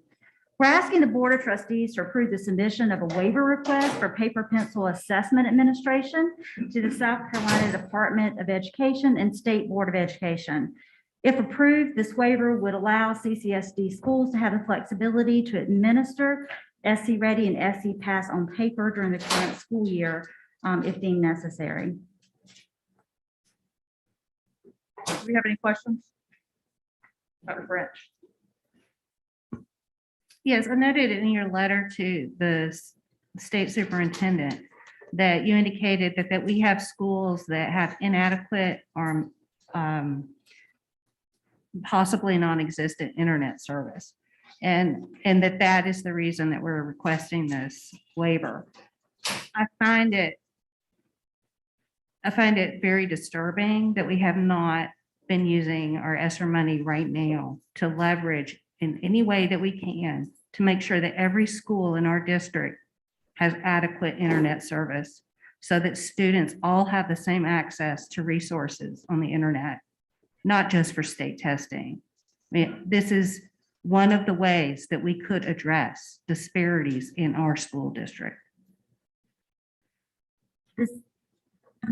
This is one of the things that the district has been working on. We have contacted DRC. There is a concern about the caching of some of the assessments because you have so many students taking tests at the same time. And this is actually a situation that it's an issue with the testing platform more so than our services. That's right, ma'am. So the issue is when all the kids are taking the test at the same time to the same website, that causes it to slow down and it can limit the ability, and most schools want to do it the same day for large numbers of kids. So by allowing the paper and pencil test, we have less of that issue. So it's less of an internet access and more of a when we're using the internet for this website, the State Department, that's where it gets slowed down and caught up, which is why we're asking for the waiver. So this sounds like a statewide issue that should be addressed at the state level. It may be, but at this point, the best workaround at this point is the paper and pencil for us. And again, our scale is much bigger than a lot of other districts. So when we have large numbers of kids signing on at the same time, our challenge is that it's a bigger beast than some of our smaller school district friends. On the state website. Any additional questions?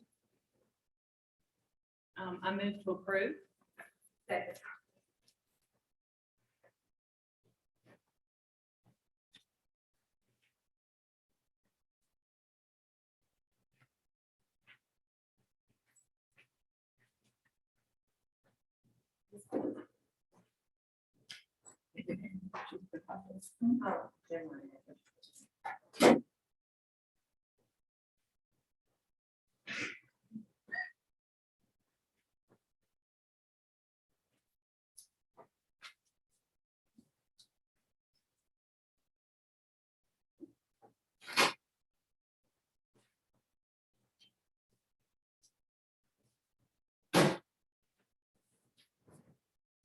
That passes.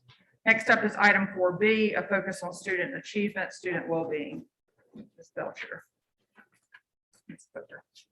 Yes, we have several folks in the room today, and while I think we have a particularly busy agenda with a lot of important items, there's probably no more important item than what we're about to present to you. First of all, I want to recognize the many teams who put time and energy into this presentation and into the strategies to better serve our students. So our security and emergency management team led by Michael Reisenbach, our school counseling services led by Franz Dill, the Department of Exceptional Children led by Sherry Bell, intervention and psychological services led by Lisa Allison, and alternative programs and services led by Jennifer Coker. If we go to the next slide, please. We're reading about this right now nationally, but as folks may not know, we have a massive issue right now with a shortage of mental health supports across the country. The challenge of that is that we have more students experiencing mental health crisis, and that leads to more pull on things like the ER. Right now, 42.02% of South Carolinians live in a mental health professional shortage area, and that includes here in Charleston County. We are seeing that on average, 37% of teens ages 15 to 19, the pandemic has worsened their mental health. And this is a problem that we need to do more about immediately to ensure that we're putting our kids back on track. So one of the things, we've done quite a bit, as many of you know, recovering social emotional health of our students has been a priority under ESSER 2 and is one of the top 6 priorities that our community identified under ESSER 3. We have since then have been moving to bring in temporary staff to support schools. And our plan is to figure out a longer term strategy in terms of hiring mental health professionals. The challenge is that there are limits to how many mental health professionals are actually available. On the longer term, we do have the MUSC Boeing Wellness Grant, which should begin serving our schools in the 2nd semester. Many of our community-based partners have submitted proposals under ESSER 3 with a particular focus on social emotional health. And we are making sure that our counselors and social workers are pivoting to really make sure that they're serving students directly and ensuring that we're putting more resources towards restorative practice. So lots of things are working right now to try to remedy and get things on track, but we need additional supports. Good afternoon, board members. This is Jennifer Coker. I'm going to talk about some of the data points that our group reviewed as we put forward the plan that we're working on. So it's essential for us to look at our student and staff data to help us understand how the pandemic has affected their thinking and their feeling. We need to learn from them how to better support them during this time of increased stress and anxiety. We do have several data sources that we'll be sharing with you today. We reviewed the first quarter of the following 3 years, 2019, 2020, when we had over 44,000 students in person, 2020 and 2021, where we had just over 30,000 students in person at some point in time during the year, and this current school year, where we have over 46,000 students in person. One of our data sources is the State Department of Education Yearly Climate Survey, which is given in the spring of each year. To note, the survey was not given in 2020 due to the pandemic. However, it was reinstated in the spring of 2021. So when we look at that data, you'll be seeing 2021 compared to 2019, which is the last time the survey was provided. In addition, CCSD did introduce our own universal screening survey for students and staff in the spring of 2021. This tool allowed us to learn more about supports and environments in our schools, as well as our workplaces, and understand the social emotional learning competencies of our students and the general overall well-being of our students and staff. We did repeat this survey in October of 2021 as well. So today we want to begin by hearing from the voices of our students. So what does our student data say?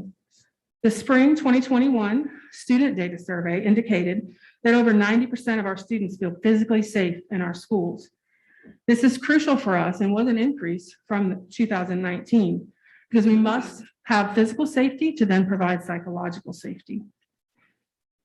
Our current survey that was administered in the fall of 2020, we had over 29,000 students respond, which is an increase of 4,000 from the spring.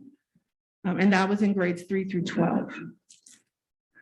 Important to note that our elementary students are above the 90th percentile nationally in their sense of belonging, in their student-teacher relationships, and in their supportive relationships, which include relationships that support them in and out of the school. And also in the first quarter of this year compared to 2019, we have a decrease in office referrals by over 2,000. You can go forward, Maggie, please. Despite that positive data, I think we all know we have areas of concern. Suicide assessments in our schools are up 45% across the district. while assessments of threats to others and to buildings are up over 50% this year. We receive these information about threats in various ways. Sometimes students tell us, sometimes we see it on social media, sometimes we hear from parents, sometimes teachers notice things. And so this data comes into our school staff in multiple ways. We also have a monitoring system called Gaggle that monitors our students' communication online. And we get many alerts 24 hours a day of potential concerns in those areas. CCSD has a well-established process for completing risk assessments. It has been in place for several years. Our process aligns with the state process and is also a nationally recognized model. Conducting these risk assessments is essential for the safety of the students in our schools, the staff, and the individual student who may have made the threat to themselves or others. The actual assessments can only be completed by trained personnel. In our schools, this falls to our school counselors, our school psychologists, our social workers, and some of our administrators are trained. These assessments take a lot of time and care to complete the assessment, but also complete the follow-up needed for the students. While our overall referrals are down, some types of our incidents have increased. One example is listed here.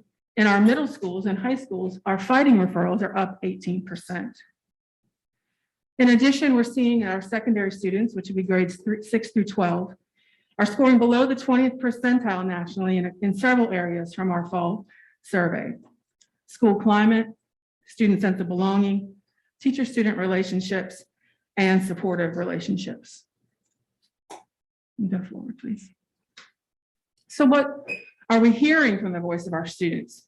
Over 19,000 secondary students completed our fall survey.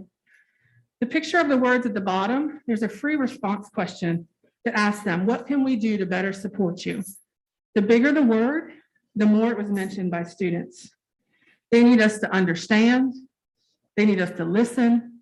They need us to check on them and recognize that mental health issues are real. The two quotes at the top are actual CCSD students, one middle schooler and one high schooler. I don't believe any of us can say it better than they said it themselves.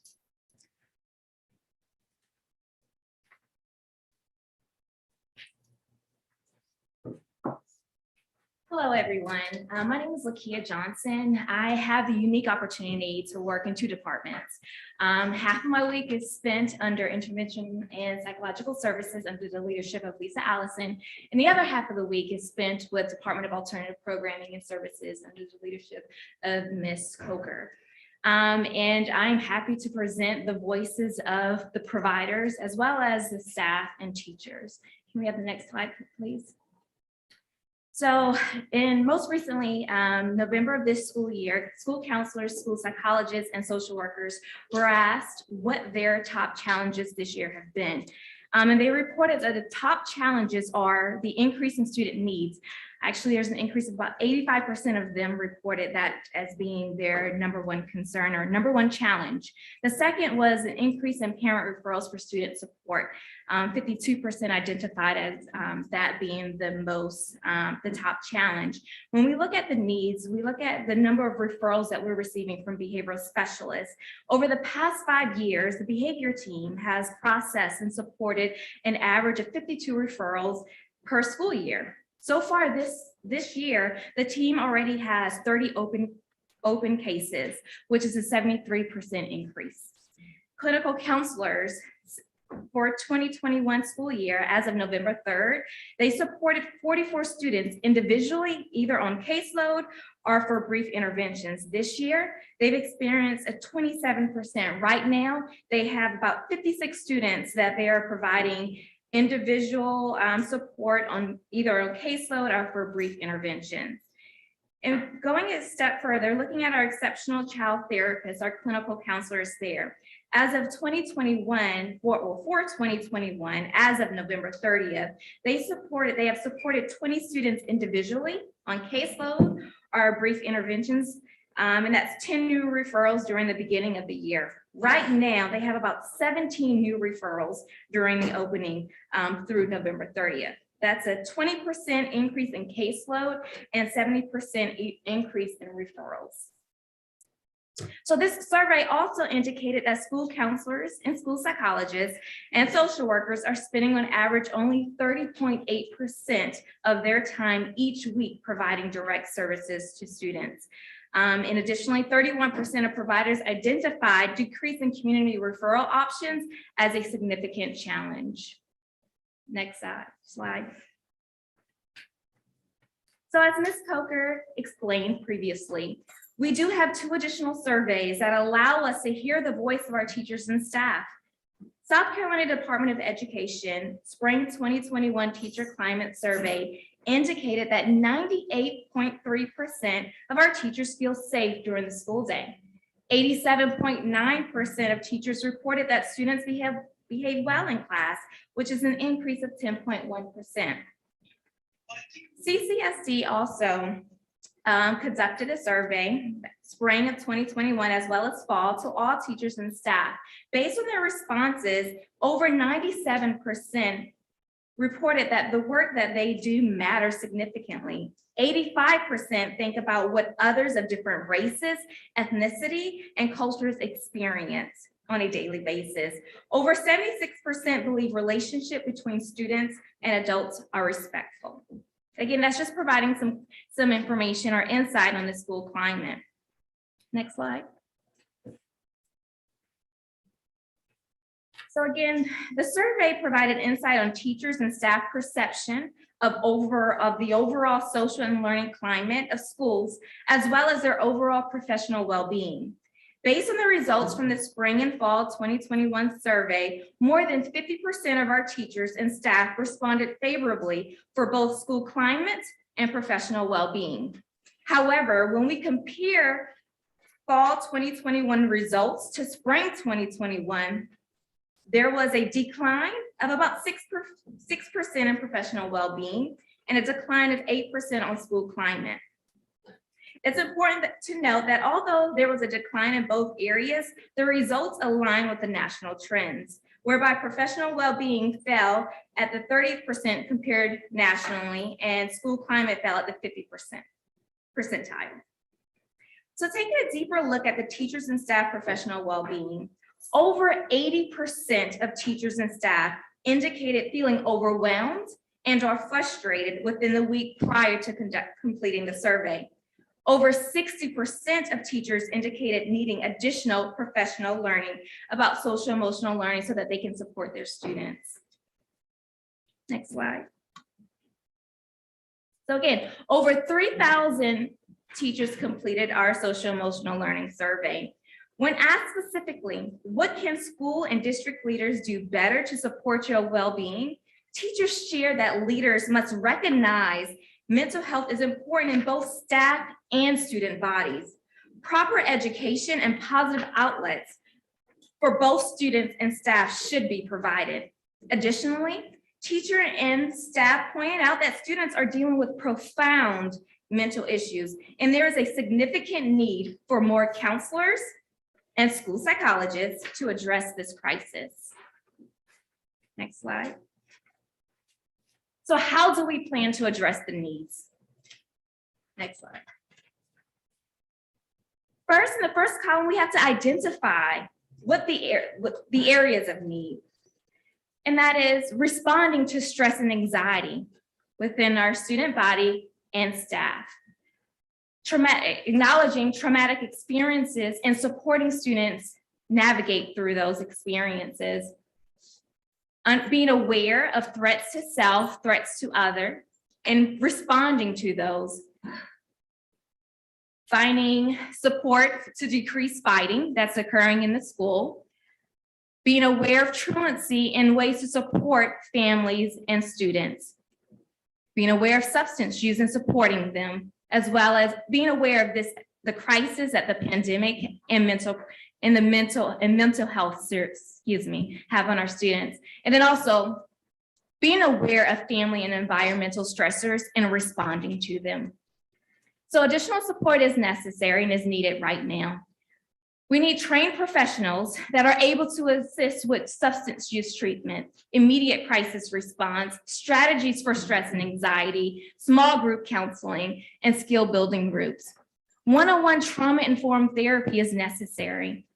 Mentoring, new crisis response options, restorative practices, mindfulness and calming rooms, as well as coordination with community.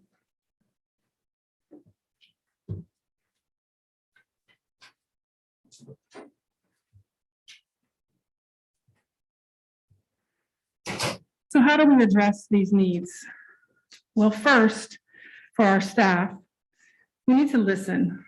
Our survey is a stepping point, but we need further inquiry. So we are in the process of helping create a protocol and process for principals to gather more information around their data from their fall survey. That was piloted at one high school recently and also reviewed with all of our MTSS, multi-tiered system of support leaders, last week.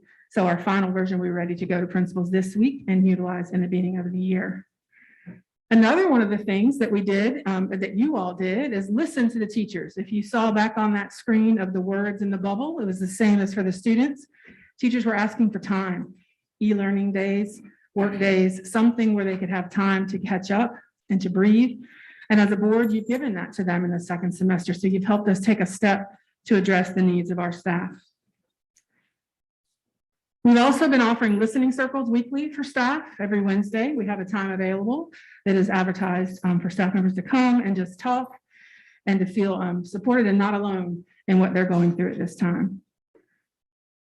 Next, we need to provide resources. We do have an employee assistance program that does operate 24 hours a day, 7 days a week, all year long. And we are really giving that information. All employees received information on that over the last 2 weeks. And we are actually talking to people every day about using that and taking care of themselves. We have an adult social emotional learning program. We piloted it at an alternative high school last year, and it's in 2 schools this fall. And any other schools that would like to join for the spring will be able to do that as well. Additionally, we're offering cohorts to school teams. Principals were provided information if their survey data indicated a need and sense of belonging for students and professional learning about SEL. We have 2 cohorts available, 20 schools total, for them to receive extra support, extra consultation, extra progress monitoring, and a place to get to craft ideas for their schools, to hear more from their students about the sense of belonging, and to help their teachers get what they need around social emotional learning, not just for the students, but for themselves. That's part of what the survey asks as well. We already have a virtual calming room for staff. We opened it last year, and thanks to our school counseling department, did a lot of hard work on that. And I know I've used it multiple times, and I'm hoping a lot of staff members have used it as well. We also are working to develop a common plan around calming rooms for our schools. And so a few schools have already started that on their own, but we'd like to have a structured look at those rooms and what materials and resources are needed so that we can scale that to any school interested in adding a calming room that could be used for students or for staff. Even if it's an existing room that we can just upgrade for staff to have a place for them to go and really just, sometimes you need a few minutes. So we're using those ESSER 2 funds that we had to create these rooms and hopefully take them to scale very quickly. We're contracting support for counselors, social workers, and school psychologists. We're using our ESSER 2 dollars to begin contracting with folks so that they can go to the schools and support our providers on the ground who are working with the students who we've been talking through in this presentation. And also that takes a lift from the teachers to know that they have extra support for the students. Those folks are being deployed now as we speak, and hopefully if we have anyone out there interested in doing some part-time work that has a it's a little commercial, social work, school counseling, or school psychology background, please reach out because we would love to talk to you about helping out in a school. Next slide, please. Oh, okay. We also have partnerships. I think most of you know about the partnerships, but I do want to highlight a couple of them. First, we have the Be Smart program. We partner with Be Smart. We've been partners with them for several years. They aim to educate adults about the importance of firearm storage in their homes. The mental health initiative grant with Boeing and MUSC is well underway. Dr. Key and several other leaders from the National Crime Victim Unit and CCSD have been meeting regularly to design this. We are working to identify schools to begin this process with, and we'll begin a concerted effort in the second semester. One of the major priorities of the work with Dr. Key and the MUSC grant is to organize our community supports. Charleston does have more than most cities in South Carolina mental health professionals. However, we do not coordinate our efforts. So one of the things that we're working on the hardest and the quickest is how do we bring all of those organizations together to not duplicate work. And so we're very excited about that grant, and we're working as quickly as we can. In addition, MUSC is also funding an art therapy grant, and we have 6 schools identified to begin that in the second semester as well. We are currently reviewing community partner proposals for ESSER 3 and hope to have some conclusion on those shortly and how they can support this plan. As I said before, anyone interested in helping us with a partnership or that can help us in the schools on the ground, please email me. The email is there, and we will reach out to you and hopefully connect you with some services for students that are much needed. So as Ms. Johnson said, we have about 30% of time is spent with direct service from our mental health experts, our social workers, our school psychologists. One thing we're thinking about this in terms of a 3-stage effort. So crisis response, short-term, and then long-term, so that we don't get back to this place ever again. So the crisis responses, it's going to be all hands on deck. So those folks right now in our district who have mental health expertise, we're trying, since there are not enough professionals in the area, to redeploy them to do more direct service to kids, and thus hiring in more administrative support, because those folks are more available to do things like testing or other things that have to happen as part of this process. The second piece of this is some of the short term, like the MUSC partnership, adding calming rooms. Those are hopefully going to help us have more hands on deck and more of a strategy on how to maximize local resources for the biggest bang for the buck in terms of serving kids well.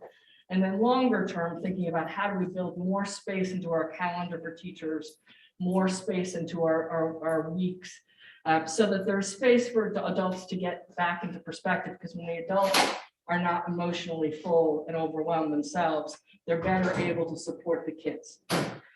I think one way that we want to make sure that we're very much asking the communities for support on this, because it is a situation where we're concerned about our children. As someone who's relatively new to this community, I was so impressed with what we did in March of 2020 when we had to close for COVID. The community came together around the idea of reducing the curve, and we looked out for each other. We wore masks without a lot of drama, and we made sure that we were operating safely and staying 6 feet apart. We're all tired. It's been 18 months, but we need to go back to that time of care and consideration and looking out for each other, particularly for our children. It is absolutely okay to disagree with any school employee, but please do it with respect and kindness and a recognition that the work that they do is very hard. And are you adding to it or helping ease their burden?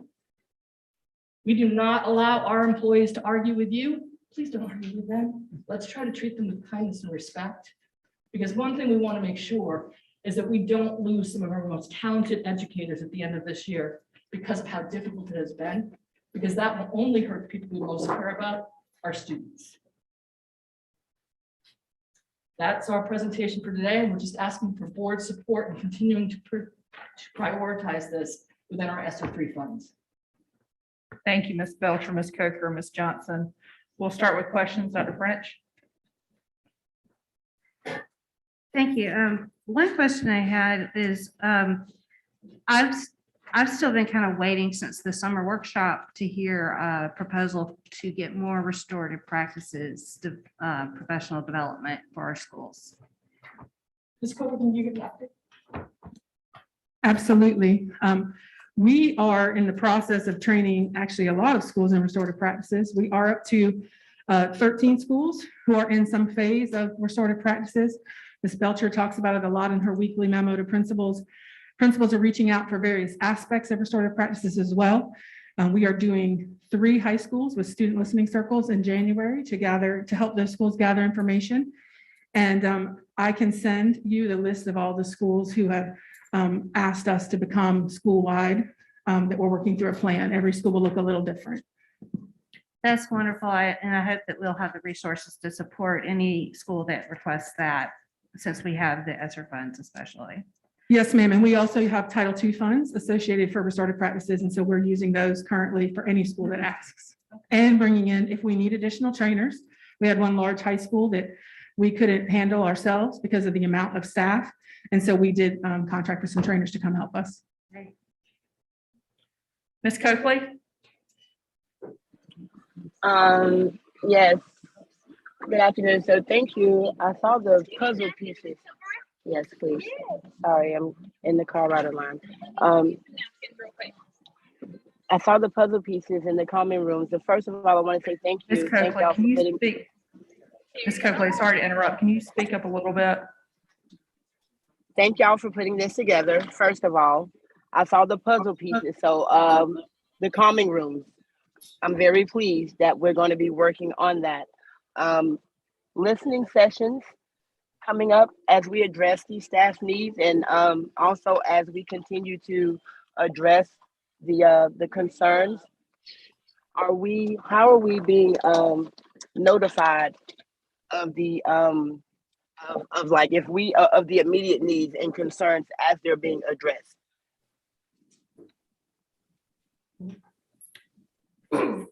For clarification from community stakeholders, Ms. Coakley? For the staff needs and community stakeholders, yes, ma'am. Like when we have like when we are excuse me, I guess as far as the staff needs, when we're having these listening circles and we're implementing any strategies or anything that's needed for the programs, how are we being notified of the services that are being like implemented immediately from ESSER? Like right now, if we're using ESSER funds to address the social emotional learning needs and we're addressing them, how are we being notified of the immediate resources that are being utilized to take advantage? Excuse me. How are we being notified of the services that are being used at that moment?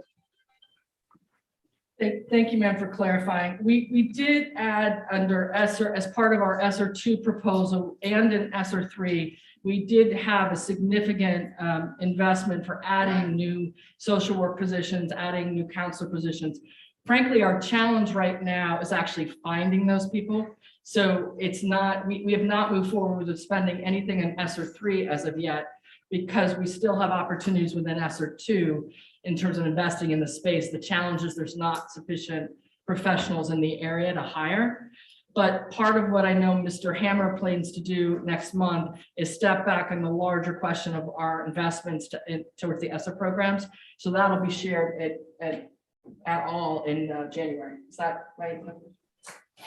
And I guess that would have been my second question, because I know that we have intentional ways of like doing teacher retention for, for different things. Like what are we doing right now? I guess I say with ESSER funds to make sure that we are maybe building a pipeline to intentionally retain these types of staff and administration needs.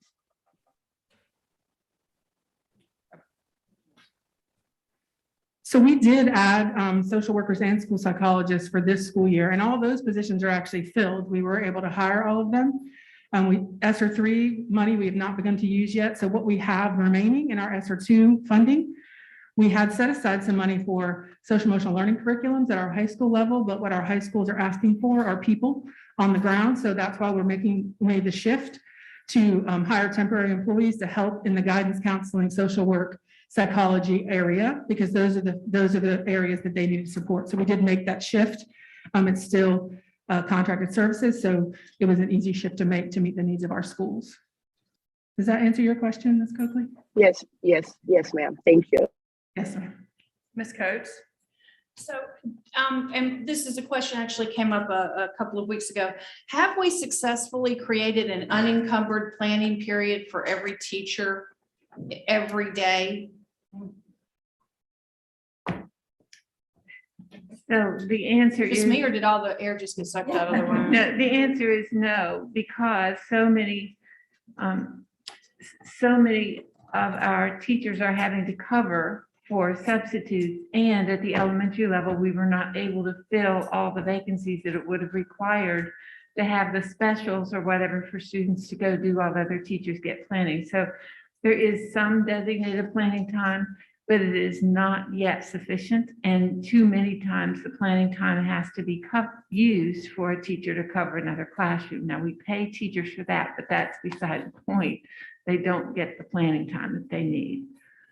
And so is there a way to change that? I mean, I guess, and this is not a conversation for today, we don't have the time, but there's a three-part thing here. Do you have the ability to plan it?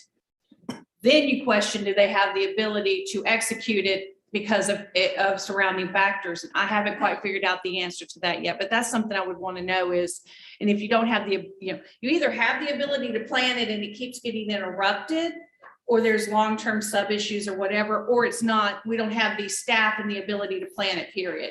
And then the third thing would be, if we can't do it every day, is there a way to do it every other day? We have the ability to plan it. Ms. Simmons and Dr. Williams could probably speak to the specifics better than I. The other thing that principals asked for at our recent principal listening session and cabinet meeting was to try to do more to give teachers a duty-free lunch. Sure. So those were the two things that they put on their priority list for next year. Mrs. Coker. Okay. And then have you seen, Ms. Coker, have you seen an increase in access in the EAP? Employee Assistance Program, I'm sorry. Have you've got surveys that you've pointed out, but have you seen an increase in our employees accessing the services that we can provide at this point? So I don't oversee the employee assistance program. I don't know if Mr. Bergman. Mr. Bergman said he can get the data for us. And two other things. Are you exploring telehealth options? Yes, ma'am. So we have telehealth already with MUSC for mental, it's called telemental health, and Department of Mental Health is actually doing telehealth as well. Right. It is part of our expansion plans and discussions with Dr. Key and the MUSC team on how do we maximize that, particularly in some of our rural areas where travel time takes away from time to see students. And it's certainly going to be an option when a psychiatrist may be needed because there is a shortage of psychiatrists. So it's very beneficial in those situations. And the last thing is, I know that when it is with students, you've got some very unique rules and qualifications and standards, but in a lot of mental health supports that are happening across South Carolina, peer support specialists have a lot of ability to impact some of that. Has that been considered as an option? There's actually a state department that DAODIS that actually does that throughout the state. Could we access some sort of peer support specialist? It's a really good idea. I have not looked at the one you just mentioned with DAODIS. We are meeting with an organization that's called Student Voice to see if they could help provide some support, particularly for our high school students. It's very important. Peers at that age are the most important influence over you. So we are looking at that, but I will look into the one you just mentioned as well. Ms. Waters? Yes, thank you. Ms. Coker, this question is actually going back to restorative practices and wondering how many of our schools are doing full versus partial implementation? So full implementation would mean all staff have been trained and they're rocking and rolling at this point in time. So the implementation plan matters. So we work on the implementation plan with each school individually. Fully trained, every staff member, I'm confident to say, hang on, 1, 2, 6. But we have, like I said, 7 more kind of in the works. And we have one that is doing their second round of training this Friday. I know the teachers are thrilled about doing it that day, but so we'll have another school that's fully trained on Friday. Awesome. And I was asking really I guess the second question is, what is the approach? Are you still allowing schools to decide whether it'll be full or partial? So we are pushing the whole school approach at this point in time. It's the implementation of how we get there that we're working with schools on. One of our strategies is to ask them to have a couple of teachers and staff members attend so that they understand the training. Because we are not mandating this for schools because it would go against what restorative practices is all about. But if we can have a few people come and learn, they're the best spokesman to the rest of the team on how it could work in their school. but we are pushing whole school. It just, how they get there looks different. Some schools are sending 2 or 3 people every month for the year, and there'll be a full school by the end of this school year. Others are dedicating, 2 days to just get it done so that we can keep rolling. So it just depends on their ability. And what other, like if they have new curriculum for ELA or math, working around that with their teachers not being too overwhelmed. So some of them are implementing at a slower pace, but yes, we are pushing whole school. Okay, thank you so much for attention to that. The only reason that I am concerned about sort of the way that it's implemented is because speaking with some of the folks who are advocating around restorative practices, they seem to have data that supports that the partial implementation sometimes does more harm than good because people have bad experiences with it. And then perhaps, it just frustrates people and it's not effective. And so that's really why I'm asking and just wanted to just highlight that. Thank you. Thank you. Reverend Mack? Ms. Darby? I'm good, thank you. This is Dr. great Frey. information. I have 3 questions, 3 quick questions. What do we consider a typical caseload for the various professions, like the social worker? And are we giving them the time? I know with counselors, they spend more time doing other non-counseling activities. And have we allowed for that? And then I'll ask my other questions once you. Right, I'm going to defer to Ms. Johnson, if that's okay, on the typical caseloads. Thanks for that. And I would like to speak on with regards to school psychologists. Right now, CCSD, our ratio is 1 to 1,100 students. According to the National Association of School Psychology, the recommended to provide comprehensive support is 1 to 500 students. Right now, we have about 45 school psychologists, 3 interns. So there is a need to increase in order to provide comprehensive services to support students' behavioral, social, emotional development. There is a need for more school psychologists. Can someone in the room speak to the social work piece? There are a couple of different national models around social work support in schools. So 500 to 1 is the absolute maximum. We are not close to that with only 15 social workers on staff. Social workers and psychologists are both covered in the ESSER 3 plan moving forward, particularly targeting our high need schools, Title I schools, and very large schools, so that we could have full-time embedded social workers in some of those schools. And counselors? For school counselors, the state ratio for elementary is 1 to 800. And then for middle and high schools, it's 1 to 300. Okay, I'm very concerned about the increase of violence in our alternative programs. And sometimes some of our staff members in those programs are overwhelmed by the violence that occurs in those programs. What are we doing to mitigate the attacks by students on staff? And how are we dealing with the number of lawsuits that's coming out of that program as a result of teachers being attacked by students and disrespected? I don't think we can address that publicly. Let's see, get a ruling from the attorney. We're not going to discuss it all. Keep answering other questions you have. No, I was not asking them about the number of lawsuits, sir. I was saying that I'm very concerned about the number of lawsuits. And I think I have a right to know that and express that. That's maybe which is one thing. Okay. No. Yeah, right. I'm concerned about the number of lawsuits that's being mitigated in the alternative program. What are we doing to mitigate those lawsuits? And how are we dealing with the fact that there are more students attacking our staff in those alternative programs? Well, sadly, Dr. Fraser, the challenge of more physical altercations and threats to others are up across the system, not specifically to the alternative schools. That's part of the reason we brought this item to the board, is we're concerned about it, and we really would like community support to try to de-escalate and make sure that we're all attending more to kids. And as Ms. Coker asked, we are looking for community members who have ideas to reach out to us proactively. Next month, I know we're planning to have a visit, so board members can go to the alternative schools and get a firsthand look. Because I think that might be more illustrative than talking about things in the hypothetical, but actually seeing what's going on the ground. And my last question is, do you have this data broken down by schools? Because I know that with some schools, we may not have the numbers that we might see in some of our schools.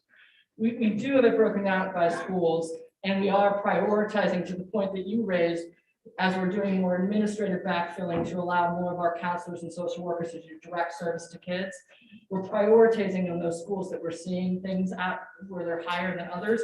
I think it's important to say explicitly though, that this is system wide. So at every constituent board, we have a place where we're concerned. Thank you. Any additional? Yeah, just as a follow-up, it strikes me to ask, have you considered a procurement type process where you're doing a request for proposals from community organizations that might be able to offer some services in terms of wraparound or other?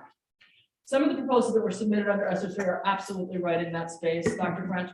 I think part of the reason for this presentation is there may be someone out there who may not have considered it originally, but now that they see the need, they have insight, and we just want to make sure we're asking the question, because again, we want to leverage as many resources as we can to help kids. Thank you all so much for your presentation today. Thank you. Okay, now we're on to item 4C, Reimagine Schools concept. I'd like to welcome Mr. Darren Goss.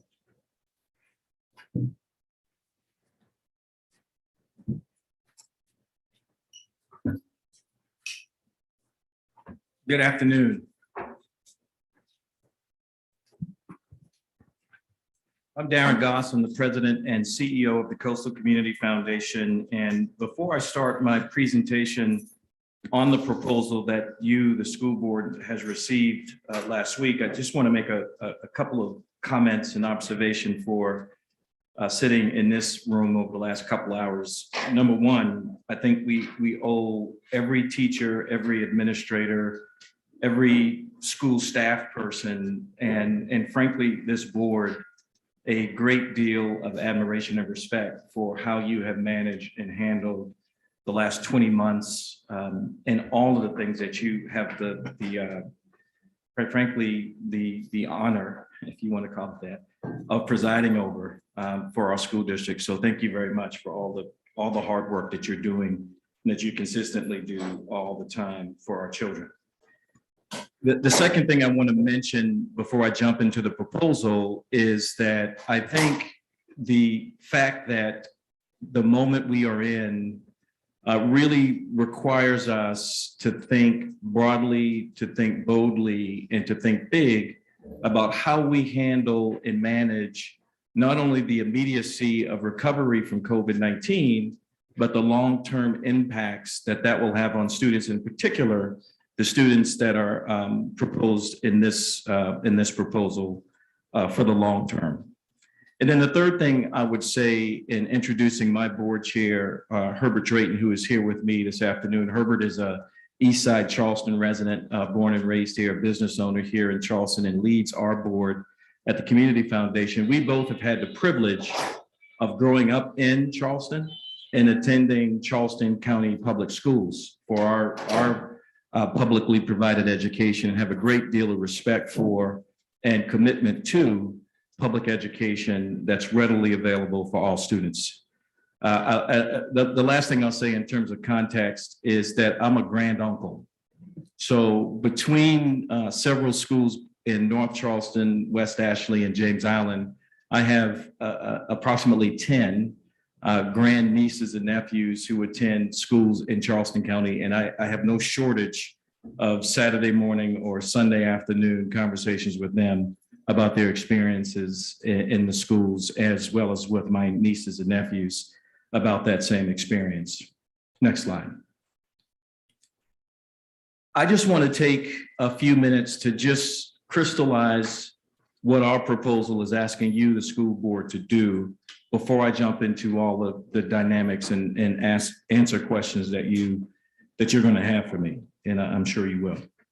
What we're asking you to do today is make a commitment of approximately $32 million to support 15 to 16 schools that in some way or another have underperformed relative to student academic success. That's an upfront commitment that says to those students, those communities, those administrators, that whatever we do over the next 24 months, we're going to make a commitment to you that we have your back, and not just in terms of planning, but in terms of financial resources to get things done. Why are we asking for that commitment?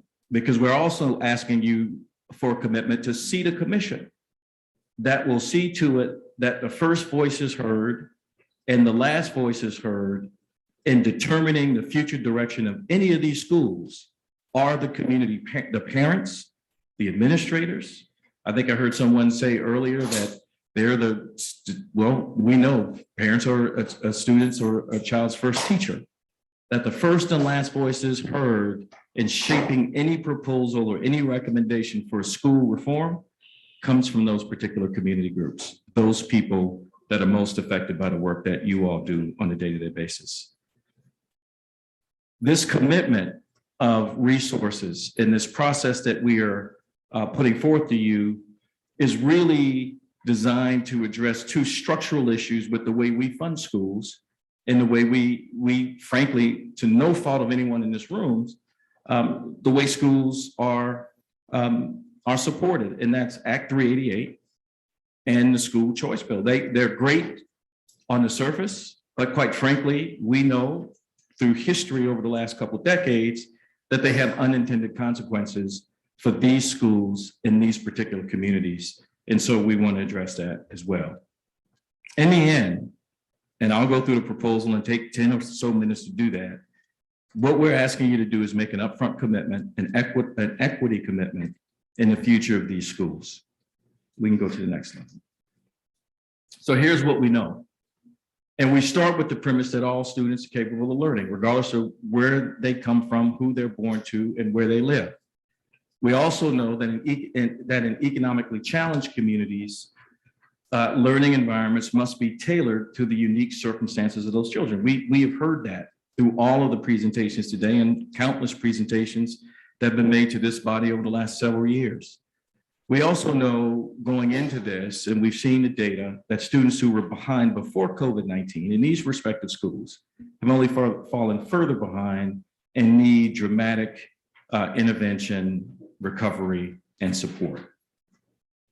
We also know that some of the South Carolina policies, you can go to the next slide, have unintended consequences. I've named a couple of those already, and that the challenges we face in our communities are most responsibly addressed with community wisdom. It's something that we believe in at the Coastal Community Foundation, that we turn outward to the community, listen to the community, apply what we learn in terms of strategy development, and then commit to something we call equity-centered leadership to address the policies that create and in many cases perpetuate the challenges we're trying to solve, that we look at the practices that also perpetuate those challenges, and then most importantly, that we make the investments that are going to have long-term and systemic and sustainable impact.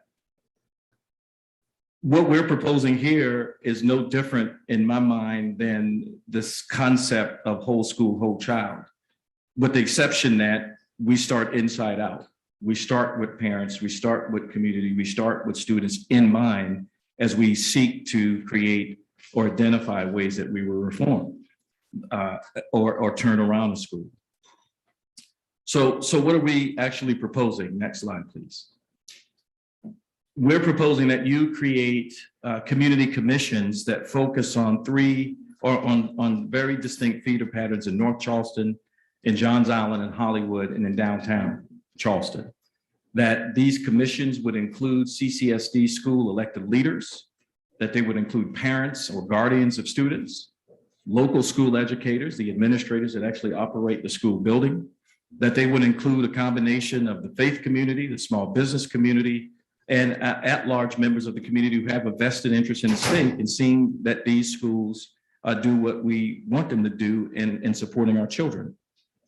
We're asking you to commit to funding the changes recommended at each school.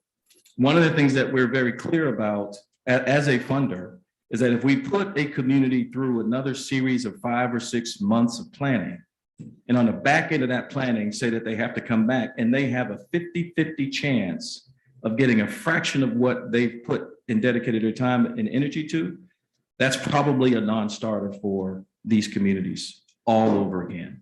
And so we're asking for an upfront commitment. We'll talk about the details of that commitment in just a little bit. And then for our part, the Community Foundation, we're committing to co-investment of philanthropic dollars. So let me just put our work in some perspective for this board and for others that may be listening online or in the room behind me. The Coastal Community Foundation is a 9-county community foundation. We have offices in Beaufort. We have 2 affiliate foundations in the Waccamaw area of Georgetown and Pawleys Island, Murrells Inlet, excuse me. We grant out about $30 million a year in community support grants. That's everything from supporting the arts, culture, theater. Our biggest 2 areas of grant making on an annual basis is education and human needs. Over the last 25 years, thanks to the hard work of many donors who go unnoticed and unrecognized, over the last 25 years, collectively through our foundations, we've committed $345 million to the 9-county area. And in the last 25 years, specifically through those same donors and through the Community Foundation, we've committed $87 million specifically to education and scholarship. That means that in many instances, the students that we're talking about, the nonprofits that we would work with to execute on this, are the beneficiaries of the great work of so many donor advisors and organizational endowments and school endowments that we manage on a day-to-day basis. So I just want to put that in perspective for you. That $87 million over the last 25 years and $7 million roughly we do in educational funding, quite honestly, is a fraction, we think, of what the school district should consider in investing in these same schools and for these same purposes. Next slide. We have 5 intended outcomes for this proposal. Students meet and exceed academic growth goals and school performance improves annually. That's pretty straightforward. I think, Ms. Belcher, that's exactly what we're trying to achieve in every school in CCSD. These schools, we want to make sure that we're focused on that. Schools move off if they are on the comprehensive support and improvement list. We think that's an important marker, and we need to put that stake in the ground. That we implement school models that address the unique cultural, economic, and social academic context of the students within the communities they reside. That these schools should be customized to those particular needs and then supported in ways that make sense, that we would leverage existing CCSD strategies. We're not suggesting that we should start over. The wonderful administrators that were here doing the great work in acceleration zone schools, we ought to applaud that, but we ought to understand what's working, how we can support that work, and then enhance that work as we go forward in reimagining schools. And then finally, I think it goes without saying that when we create school environments, we will be able to attract and retain the best administrators and faculty. It's a goal not only of the school district, but I think any parent would want the best possible teacher for their child and the best principal for their school building. And I think that's exactly what we want.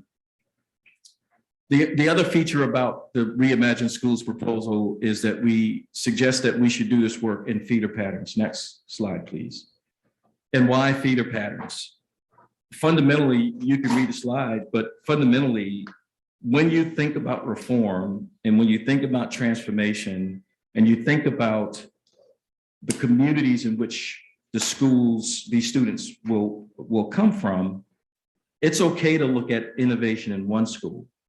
But I think we, in this proposal, suggest we should look at innovation across the continuum of the student's educational experience. That if they have social, economic, or cultural challenges in elementary school and nothing dramatically changes about that child's situation at home, that those same innovations, the waivers we might request, the issues we might address at the elementary school level, we should look at and adopt at the middle school, and certainly age appropriately do at the high school level as well. It just creates a framework that ensures success for students who may not have the choice but to attend the schools that they're zoned for. We think that's exceptionally important. Next slide, please.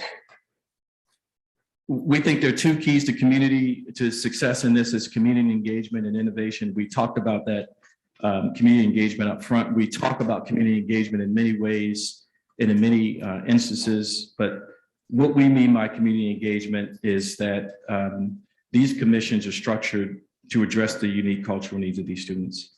The commissions are developed by and for and with the input of those most affected and who have a great stake in the success of their students.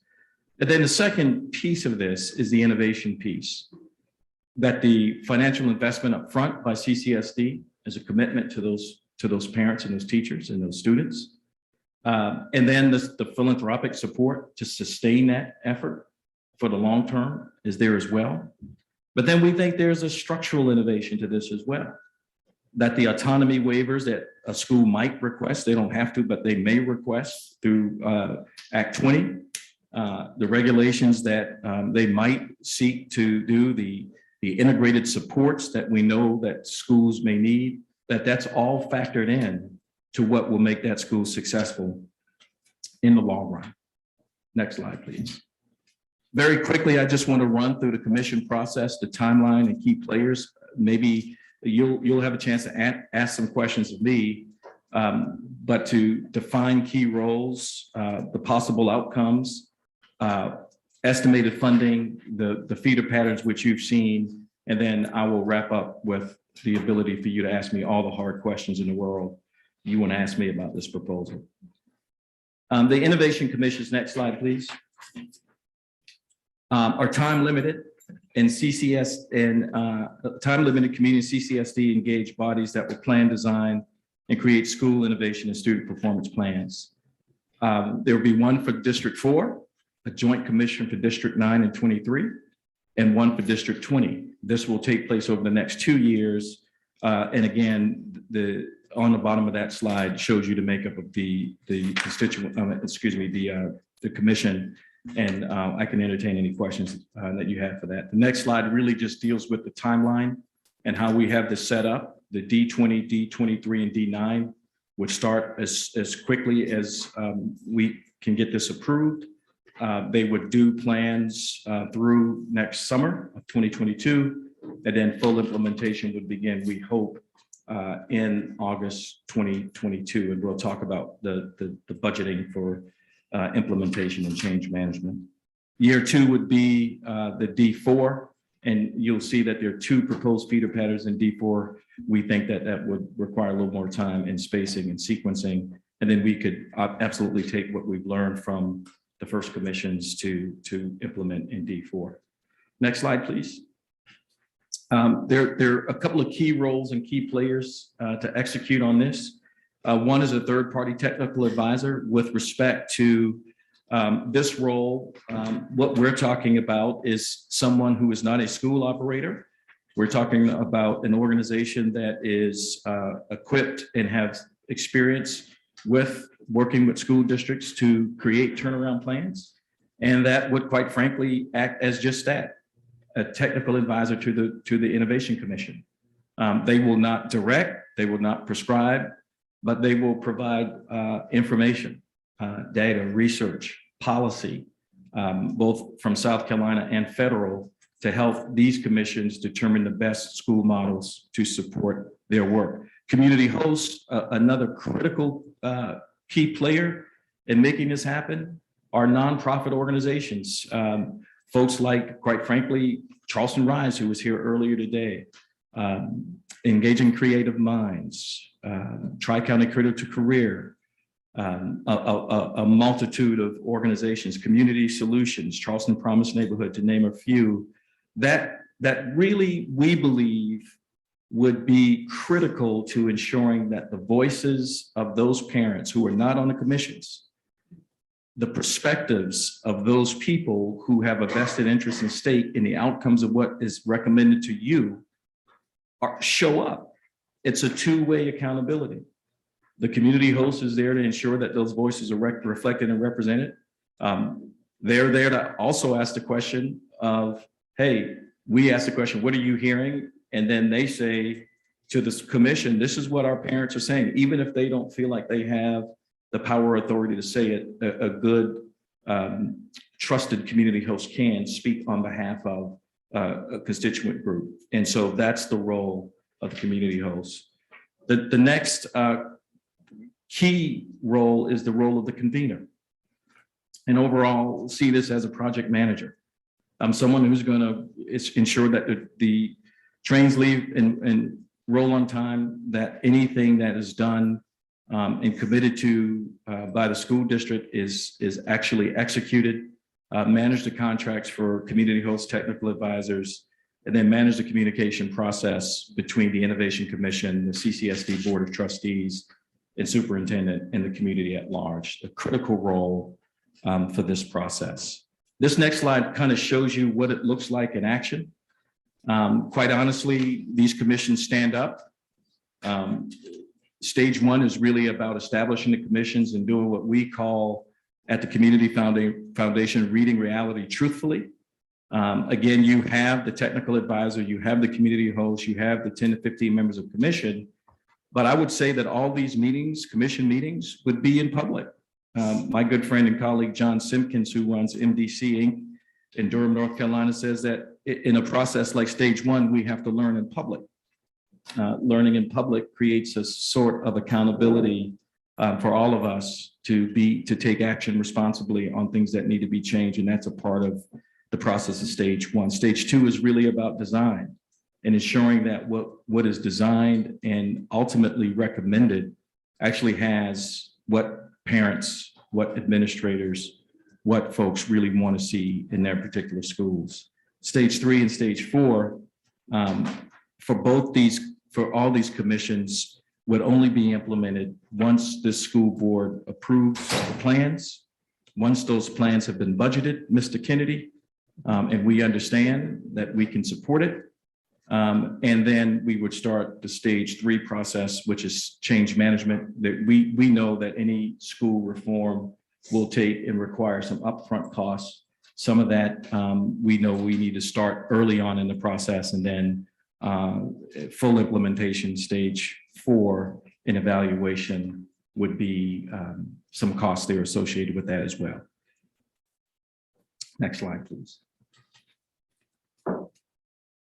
There's some possible outcomes. I've, like most of you on the school board, been monitoring social media and everything this weekend. And, you know, I'm praying for all of us that we stay singularly focused on what's best for children and not what perspectives may or may not be well informed by what's actually in this proposal. And so there are really three possible outcomes for management of a school of innovation. And you, frankly, as I've been listening today, you've heard all three. You've heard all three.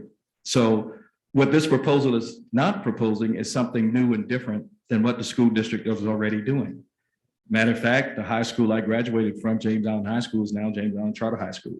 Still serving kids, still doing a great job. Go Trojans. Meeting Street Burns is a private-public partnership. Meeting Street Academy is a part of that.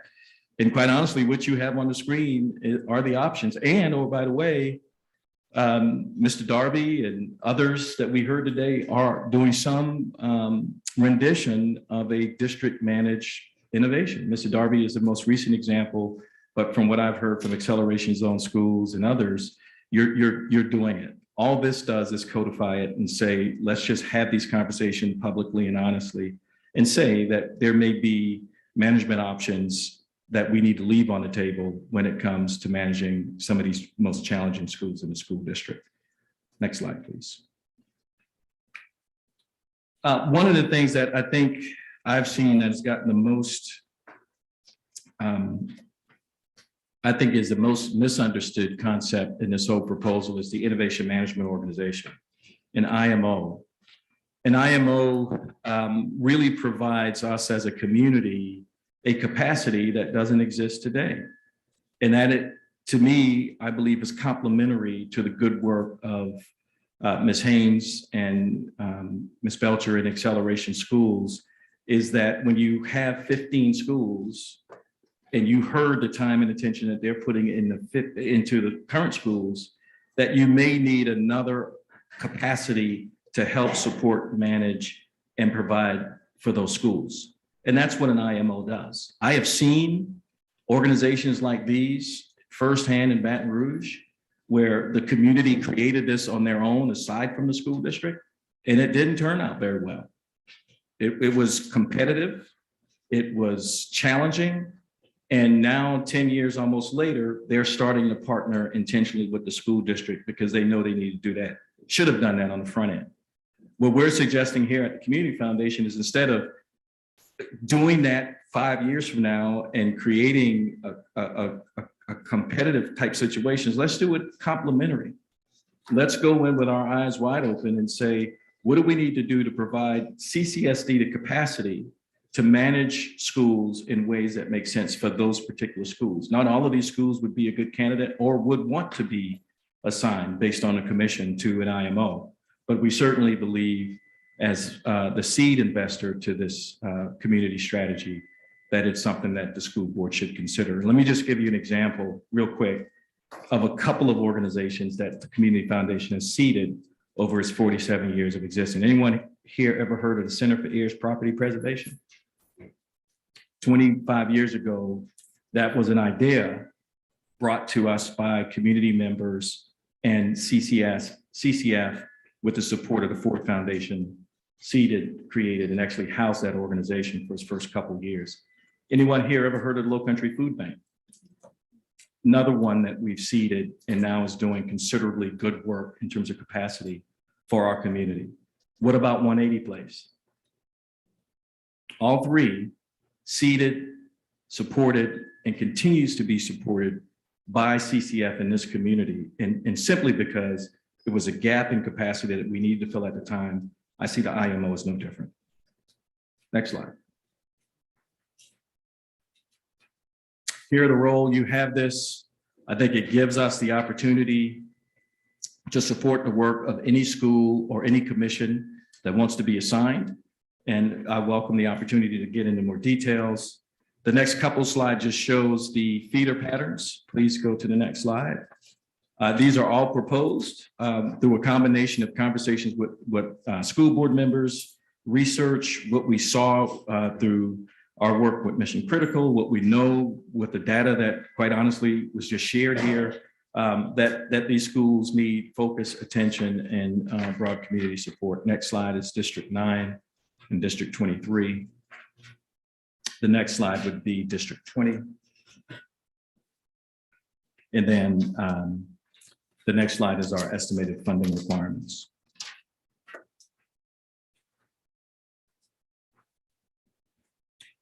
So again, it's a big number, but these are big issues. Let me dig inside of these numbers. Inside of the numbers, you're talking about a total of about $32 million when it's all in. Inside of these numbers, there's approximately $110,000 for administration. That would be paid to the convener, $110,000. The other 400 or something and so in terms of administrative costs would be paid to community hosts. We think community hosts, if they're any of those nonprofits I just mentioned, should actually not have to go bankrupt because they're supporting the community in this way. And so there's dollars in there to help support that work. There's dollars in there to help seed the IMO. And then I just want to put this in perspective. The 31.2 or 1 million are all designed to go to the schools themselves. CCF is not asking this district to give money to it to put in a fund. We will create a fund to support this initiative. We're asking you to make an upfront commitment to put $30+ million aside to support schools. to support administrators, to support parents, ultimately to support their students. Next slide, please. That's the breakdown I just discussed. Remember, this is over 2 years. Next slide. Next slide, please. So in summary, this is the request or the proposal request. Establish the commissions, identify the convener and begin work in January. That's next year. Time clock's ticking. Fund 2 years of commission and convener costs. It's important to get that work done and to do that in a timely manner. Set aside the $31.1 million for schools and then co-invest with our CCF in the establishment of an IMO. Happy to answer any questions that you have. Thank you so much for your time and commitment to education. Dr. French, we'll start with you. Okay.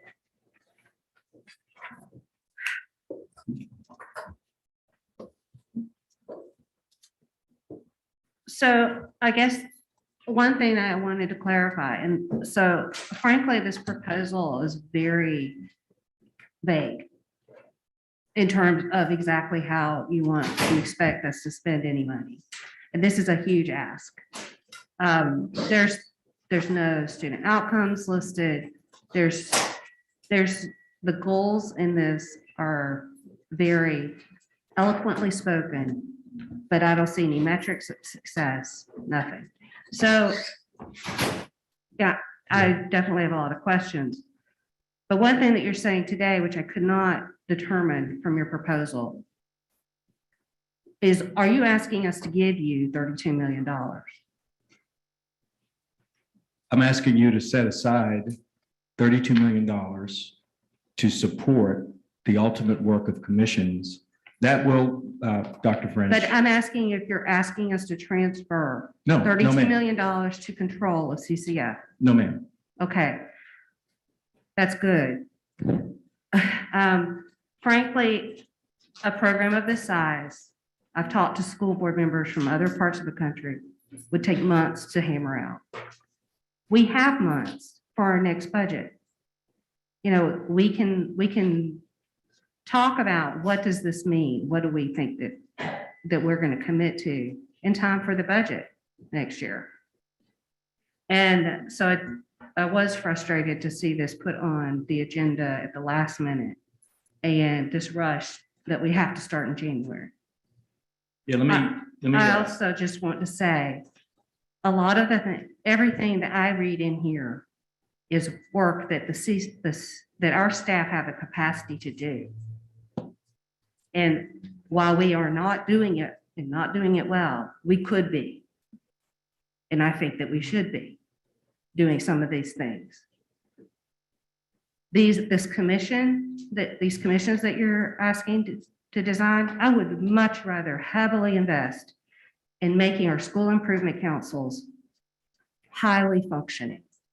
They would have the same kind of community-based participation as defined by law. And I'll let somebody else. You want to respond to her question? Yes, ma'am. Okay. Yes, ma'am. So just to clarify a couple things.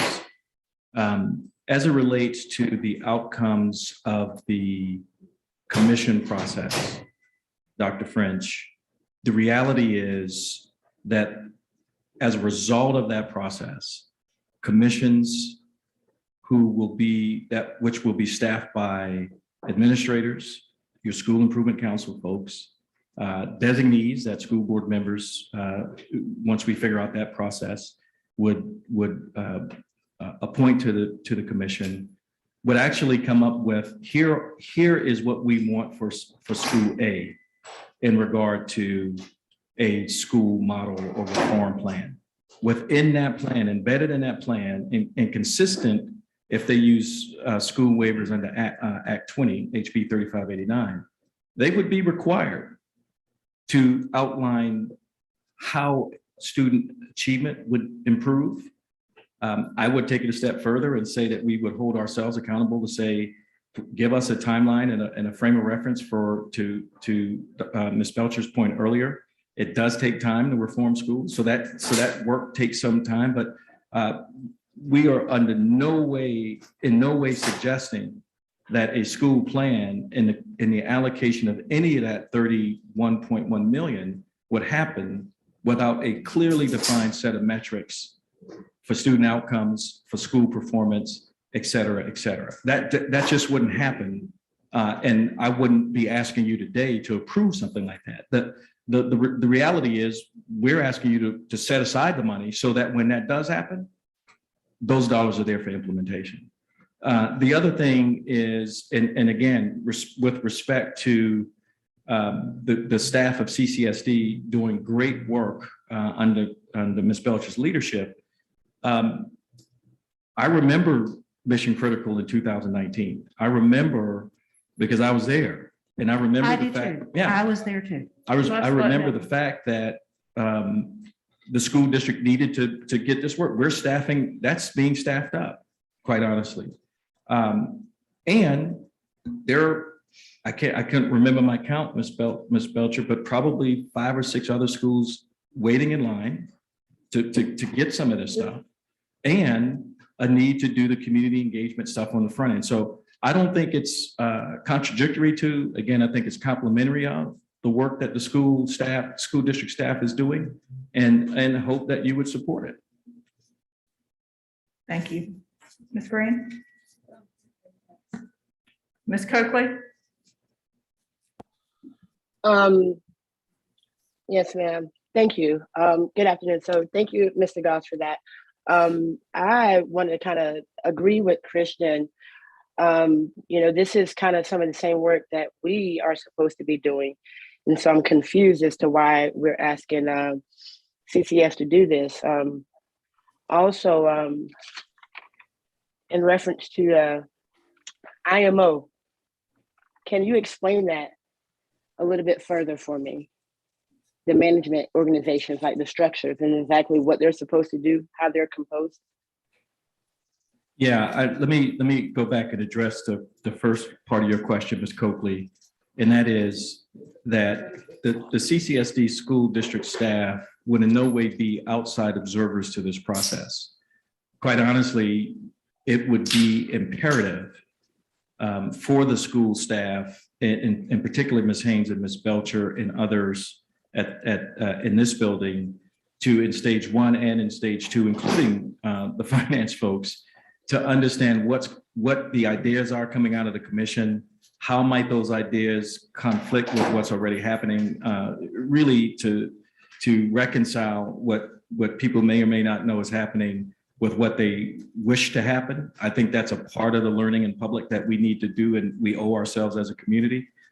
And then secondly, execution on this is really a combination of, again, a school that might choose to be a school of innovation or reimagined school governed by CCSD in much of the same ways that's happening now through acceleration zone schools, a school that may choose to create for itself its own nonprofit board and self-govern, which you would have to approve as a school board, or a third option is to be assigned to an innovation management organization. You quite honestly already do that with your Meeting Street schools relationship.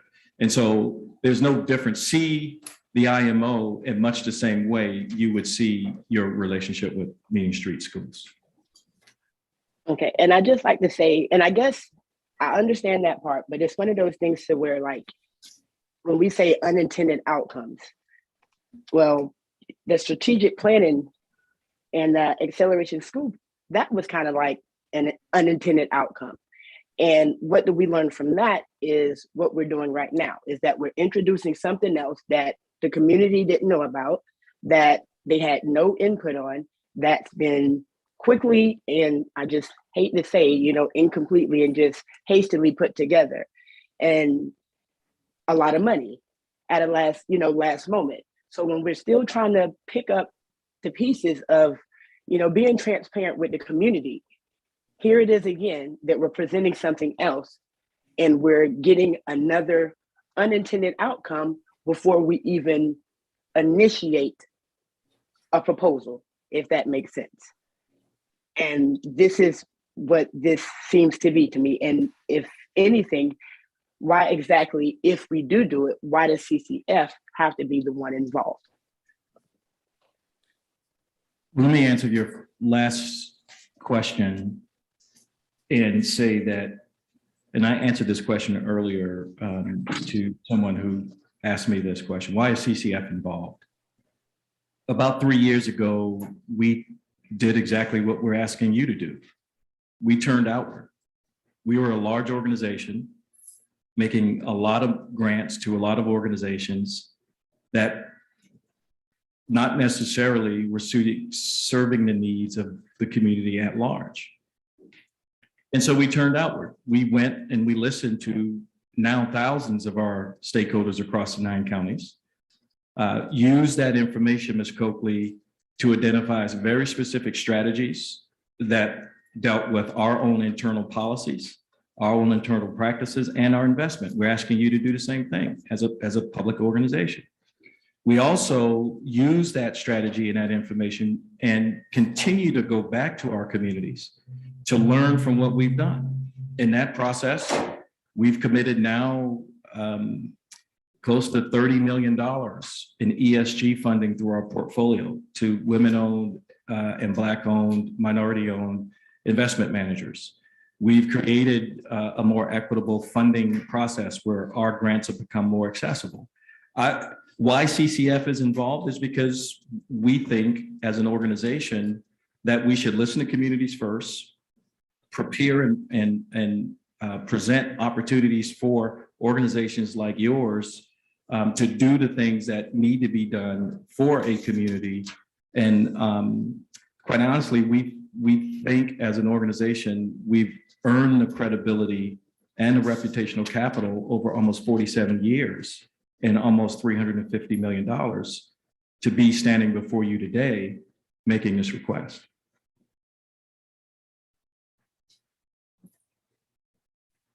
Thank you, Ms. Coates. And thank you. And I appreciate that you've been available for questions as well as other board members have been literally right up until we walked into the room. My concerns remain that I have 2 overarching concerns that I feel have to be addressed before you can walk out of this room and do anything. And one of which is no disrespect whatsoever, I don't think you're casting your net wide enough. If you look at these commissions, you're talking about less than 1/2 of 1% of the community you're affecting will have any voice in this. And I think we need to go a little wider on that. When you talk about nonprofits as conveners, by definition, they have a service focus, which means by definition, they have people they service, they focus not to serve. They too are limited in that capacity. So unfortunately, I'm not offering a solution, but showing a problem that we don't know what we don't know.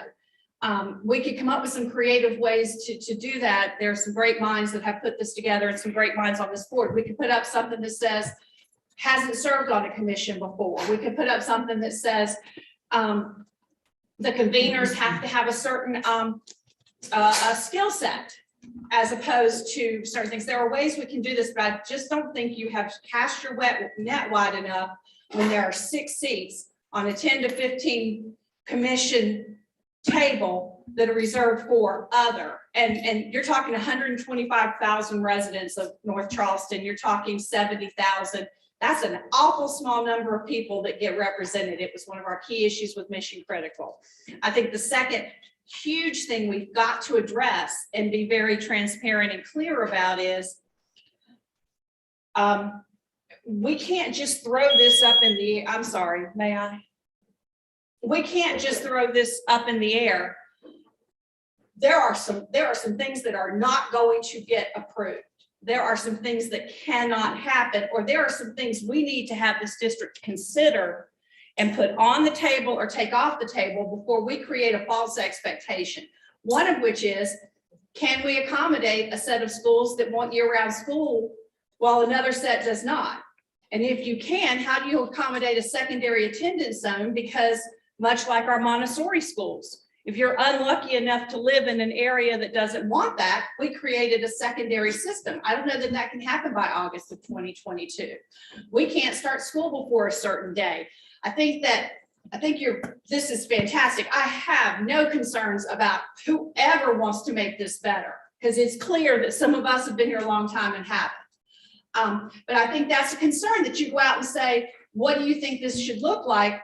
And it bumps up against a district that cannot, for some reason beyond its control, accommodate. We might need to put a few parameters there before we start throwing all of that up in the air. Sure, and I completely understand that. Just real quick response to those 2 points, and I don't disagree. I think that the second one of just doing things on the board and wishful thinking, I think the process of stage 1 and 2 allows for that. That is that in the commission process, and this will answer part 1 of your question too, Ms. Coates, that the commissioners are 15 people. But as I mentioned in my comments, the design of the commission is to be public. The role of the community host is to make sure that the broader community has input and feedback and buy-in. The assurance of the process is that any recommendation that comes before this board at the end of stage 2 would actually have what we have heard from the community peppered in there. The expectation is managed because Mr. Kennedy, Ms. Belcher, the technical advisor sort of say, that's great. However, policy suggests at the state level, you can't do A, B, C, and D. Or it may say policy at the state level, so you can't do it, but you can request a waiver. I think that's the reading reality truthfully piece that we have to do as a part of this process. And quite honestly, that I think we owe to parents who have great big ideas about what they want for their children. It does not absolve us of the responsibility to say whatever that plan is, we have to create very specific and measurable student-centered outcomes for student achievement. I think that's critical to the process. Thank you. Ms. Waters?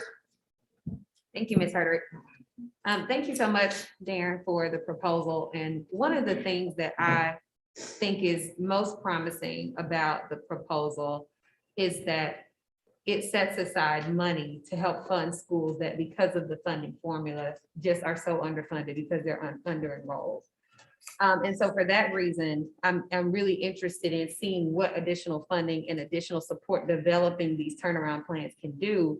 But the biggest concern that I have is so many times we go into communities and we ask the community what they want, and then we walk away and the thing we deliver is not what they asked for. Right. And so a little bit also in addition to the fact that sometimes we aren't speaking to the right people in the community. And when I say the right people, I mean the average person who's in their house, just making it, putting their kid on the bus every day. The folks who are making it, you know, whatever capacity, but just that they aren't the same people that we're going to time and time again. And so one, I want to just know what you are thinking, or if you thought at all about how we're really going to make sure with this type of investment, we actually make good on and deliver what parents and families are asking for, and that we even get to hear it in the first place. Yeah, one of the realities of this kind of community work, and we have this experience, is that progress happens at the speed of trust. Continued and ongoing engagement happens because of trust. And one of the pieces of this process, again, I'll just refer to the proposal stage 1 and 2, is the idea that we would not submit anything for approval to the school board without that active engagement in all of the ways that we have at our disposal. So I think that's upfront. The reason I started with that quote about progress happening at the speed of trust is because when you think about particular communities, and particularly the communities that feed these schools, people have come in and been extractive. Let's study you, let's you know, a whole bunch of different things. And so what we learned at CCF is that if we can't do something, we go back and tell the community what we can't do. We're not making you a promise. We're going to, again, with you, read reality truthfully. And in our experience over the last 3 years, 4 years now, when we said to the community, this is what we heard, I did a similar process with Mission Critical. This is what we're capable of doing. And I think stage 2 of the process would bear that out. Here's what is not going to be done based on what you want. I think that builds an incredible amount of trust and respect for the process and, quite honestly, for ongoing support of the work. In that community schools model, that process has to happen and be continuous. So there's big C community engagement, and then there's really micro at the schoolhouse tactical level community engagement that administrators and teachers and school improvement council members have to engage. But if they build this together and we can retain those administrators in that school building and retain a faculty that's supportive of the process and the model, then you're going to have that. You're going to have that in spades, I think. Reverend Mack? So thank you, Mr. Goff, for this proposal. Just a few questions as a clarification, just for everyone. Yes, sir. Is that this proposal that has been put together was not something that was just created a few months ago. But am I correct to say that CCF has been working on this proposal for some years now?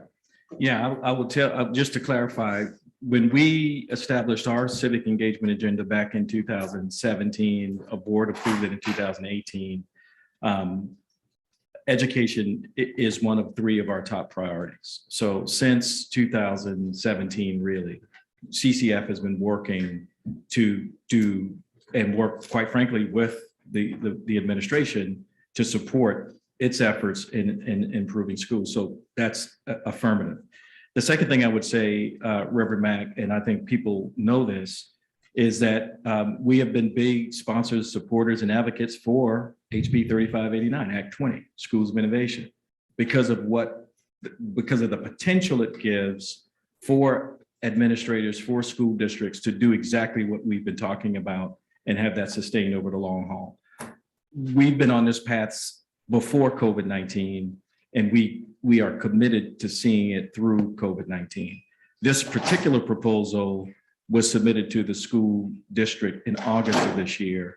And quite honestly, maybe my misunderstanding that you had to have a plan into the state, into the feds. So I was like, we got to get this proposal. And we have been working on it for months.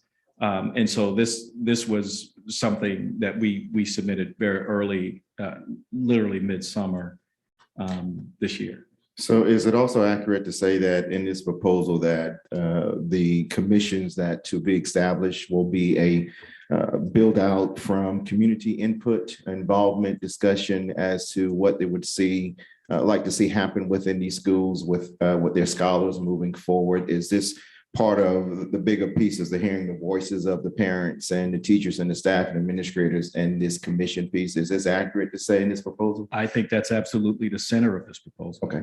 So I go on to say, is it also accurate to say that in this proposal that you're asking with the $31.6 million as a set aside, however, none of this work will begin until after we have had community input, involvement from the stakeholders as to how we will move forward with the implementation in this process. Is that accurate to say? That's completely accurate. Okay.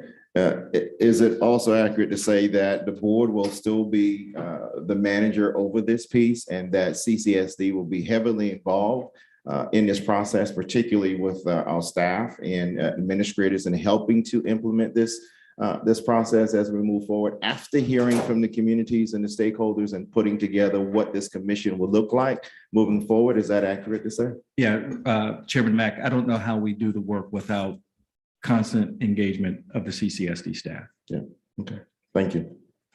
Thank you. Ms. Darby?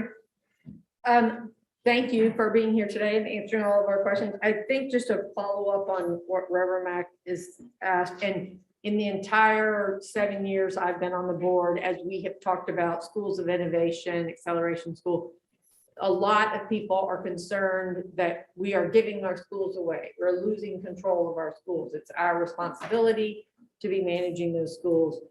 Yet we know with the resources that we have in our district, it's challenging to not, for our staff in this room, not to be working an 80 to 90 hour week. So can you help to reassure the public, the board, that we aren't losing control of our schools? No, I think nowhere in any, quite honestly, iteration of school management by state policy. I mean, even unless it's a full-blown charter school, and that's not what this is. Right.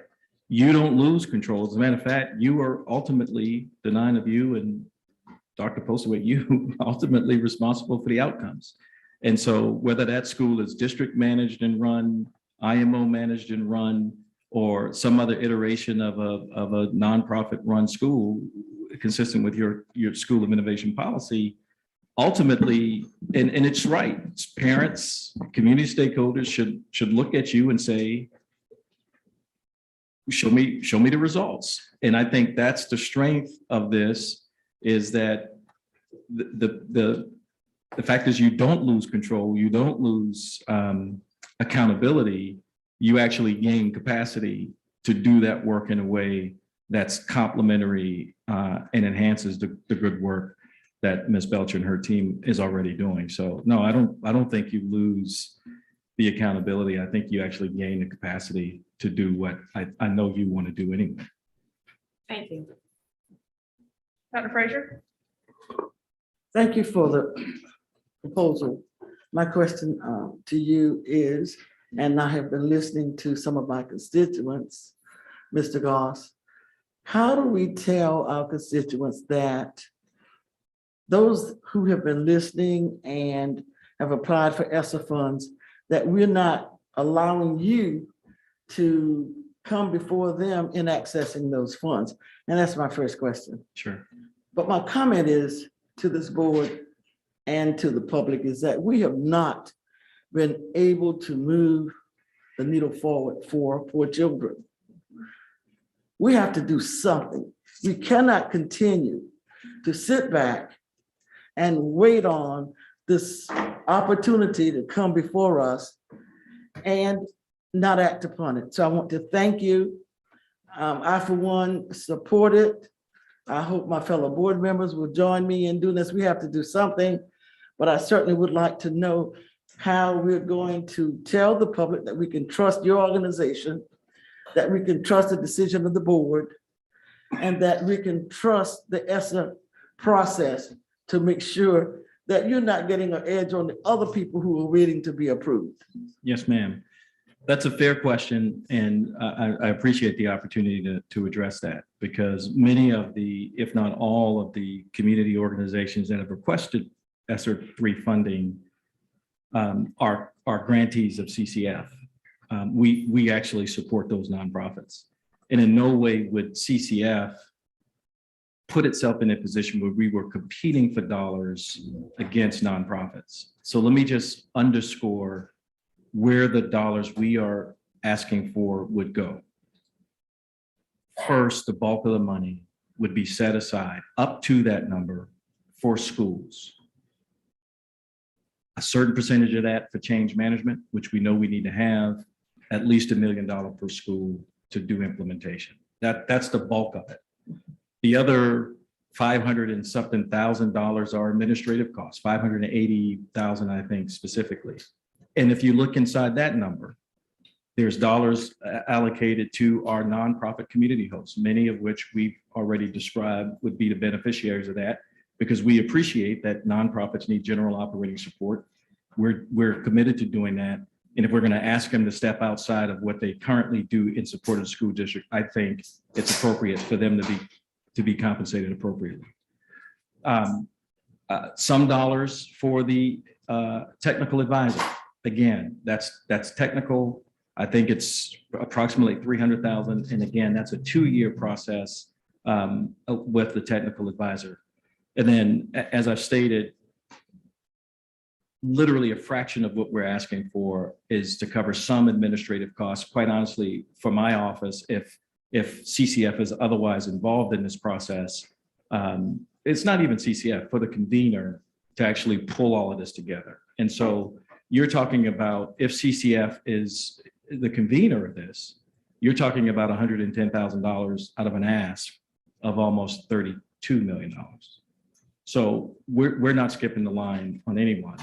And we're not putting ourselves in a position, quite frankly, where we're competing with our nonprofit partners. What we're centering the bulk of this funding on is the work of schools that they will need to have those dollars in implementation. I think that's the biggest difference for those nonprofits. And I don't know, Dr. Frazier, the overall amount of dollars left in ESSER 3 or ESSER 2. But when you think about the $163 million in ESSER 3 funding, this total ask is less than a third of that, 18% approximately. But when you think about the challenges these particular schools face, I might argue that you need to double that investment. We won't get that, I'll get that. And my last comment is that some of my constituents shared with me that this is a Coastal Community Foundation initiative. Could you share with us how many other folk were sitting at the table when you all came up with this idea, so that it doesn't look like Darren Goss presented an idea straight from what he wanted our schools to look like? Well, let me clarify that nowhere in this proposal do we prescribe what schools would look like. That would be the work of the commissions. And that would be based on the input, feedback, and fingerprints of the community based on those commissions. So nowhere in this proposal is CCF or Darren Goss particularly saying that a school needs to look like this. That's one point of clarification. That will be determined by the work of the commissions. Number two, as I mentioned earlier, Dr. Frazier, this proposal and others like it, by the way, is the culmination of years worth of community engagement. We spent most of 2020 with community groups, including many of the ones that we've talked about, vetting the idea. Then we called it an education champion organization. We started that conversation, IMO. We started that conversation upon my arrival here in the fall of 2016 as a way to add capacity to this community based on experiences, other turnaround experiences around the country. So this proposal is a culmination of all that community wisdom, not the brainchild singularly of Darren Goss. Thank you. Before we take any more questions, I'd like to make a motion to schedule a special called board meeting on January 10th to approve the Coastal Community Foundation as the convener in the establishment of innovation commissions for D9 and D23 jointly, D20 and D4.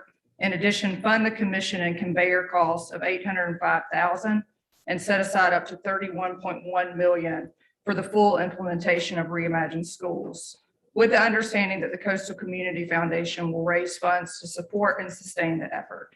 A formal MOU will be established to detail the terms of Reimagine Schools that are outlined above.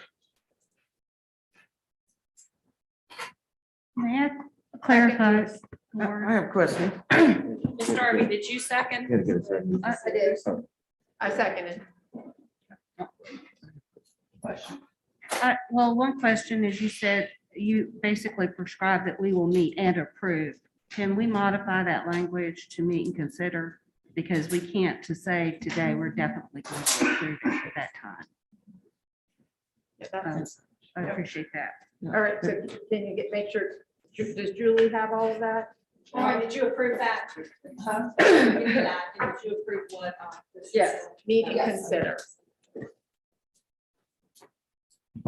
And Dr. Frazier had a question? Yeah, my question to the board is, what is going to happen between now and January 10th? I completely agree, Dr. Frazier. Why are we Have my yes vote today on this? prolonging something that we're going to agree on now to January the 10th? Why don't we just go ahead and approve this and move forward? I agree. If the majority of the board is in favor of that, I certainly am. Jerry? That is going to be a secondary motion. Warren, if you will consider Ms. Hedrick, would you consider a friendly amendment to your motion? Can I answer, before you make that motion, can I answer your question, address your question before you make that secondary motion? I think that as we've heard about and we've seen all these questions that people have about the control and about the responsibility, I think it just gives people who maybe have not had the chance to look at what we've had the chance to look at, some time to review the proposal. It's the holidays, so I don't know that, that we're gonna start convening people, in the next 2 weeks. So if this gives the opportunity to all the public, our taxpayers, our parents, to just review what we've already had a chance to do. I completely support it. I will vote yes, whether it's today or in January, but I think it gives the public the opportunity to review. So what is our next step here? Because I'd like to move forward with this. You want to move forward, you can ask. Or you can even make your own. Or if you consider January 10th and voting on. Ms. Hedrick, would you allow a friendly? Secondary motion. She can start make the motion and approve this today. And we'll go for her motion first, if it passes, then your motion goes away. But you make a motion now. Ms. Hedrick, Ms. Hedrick, I might. You're gonna make your own motion. Okay, all right. I'd like to make a motion that we go forward and approve the motion as presented by Mr. Goss today, rather than delaying this move. I don't see us coming together at a later time within less than 30 days to make other decisions. I don't see the need of delaying this. I've got a point of clarification. For both. So we're in committee of the whole right now. So Lauren, your motion was for us to approve committee today, approve that, and then vote in the board in January. Dr. Frazier is saying she wants the committee of the whole to approve it, and then at our special call, at our board meeting this afternoon to approve. Yes. I don't think that's what Lauren said, is it? I didn't hear. Yes.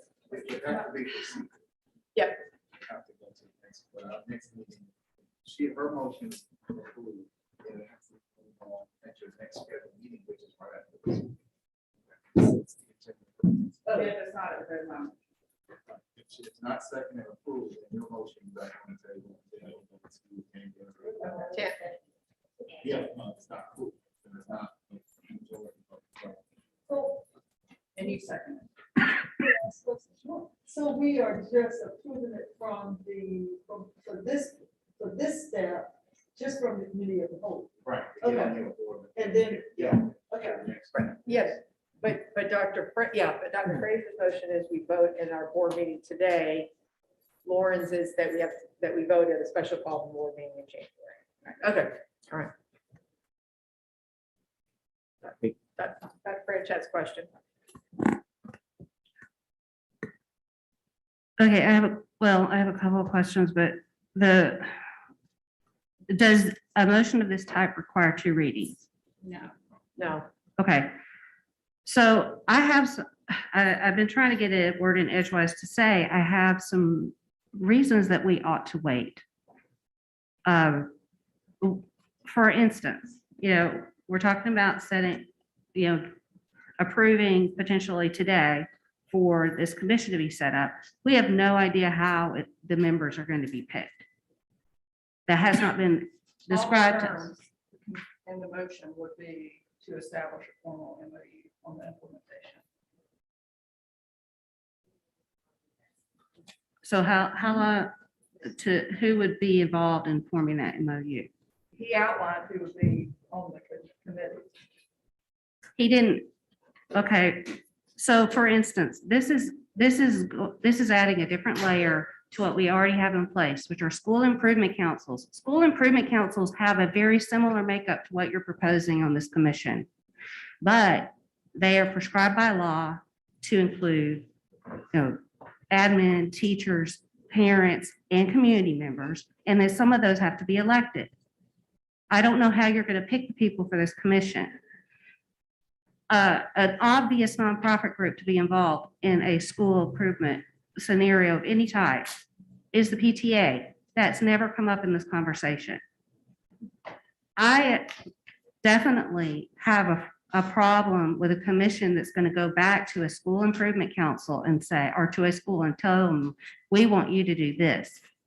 The school to turn around your school. State law says the school improvement council must be involved in developing that turnaround plan themselves. Are they So- all functioning? Then? I'm sorry? Are all school improvement councils functioning? That's what we need to make sure is happening. I really sincerely feel that this, you said this is a time-limited commission. I want a sustainable model. Schools need improvement always. They always need to be looking at what they're doing well, what they're not doing well. And I would love to see this include making sure our school improvement councils in these schools that want to participate we're recruiting people from those school communities to be involved and to be functional, because we need that over time. But this is not, we can't do a one and done. So I really feel that's important. I don't think schools need someone to come and tell them, this is what you have to do. So let me add, They need to be intimately involved in that, not just the chair of the school improvement council. let me add 2 points. Well, let me just feedback off of what Dr. French just said and what Ms. Darby said earlier in reference to the community's input, an opportunity to weigh in, an opportunity to be able to say or give input about the proposal. And then what Dr. French just said about the additives as far as how the commission will be outlined. So I fully support this mission going forward, proposal going forward. However, the logistics of those 2 things, I think, are important key points. And in the meantime, we can try to work out some of what you just talked about and maybe have a plan set forward in the original motion that Lauren made with the special call meeting on January 10th. I think by then we can work out those concerns that you have, and also the point that Ms. Darby made in reference to the community weighing in and giving some input. That's just my 2 cents. I think it'll satisfy both worlds moving forward, and we will still be on a time schedule to be able to convene a commission by the end of January. Where are we with my motion? We're discussing. Okay. Don't worry, we got you. Okay. We got you. So, and I think there's a couple of things that can easily get worked out by the 10th. One of which is this document that you have in front of you that the public does not have, says that a vote would authorize CCSD to begin the commission process immediately.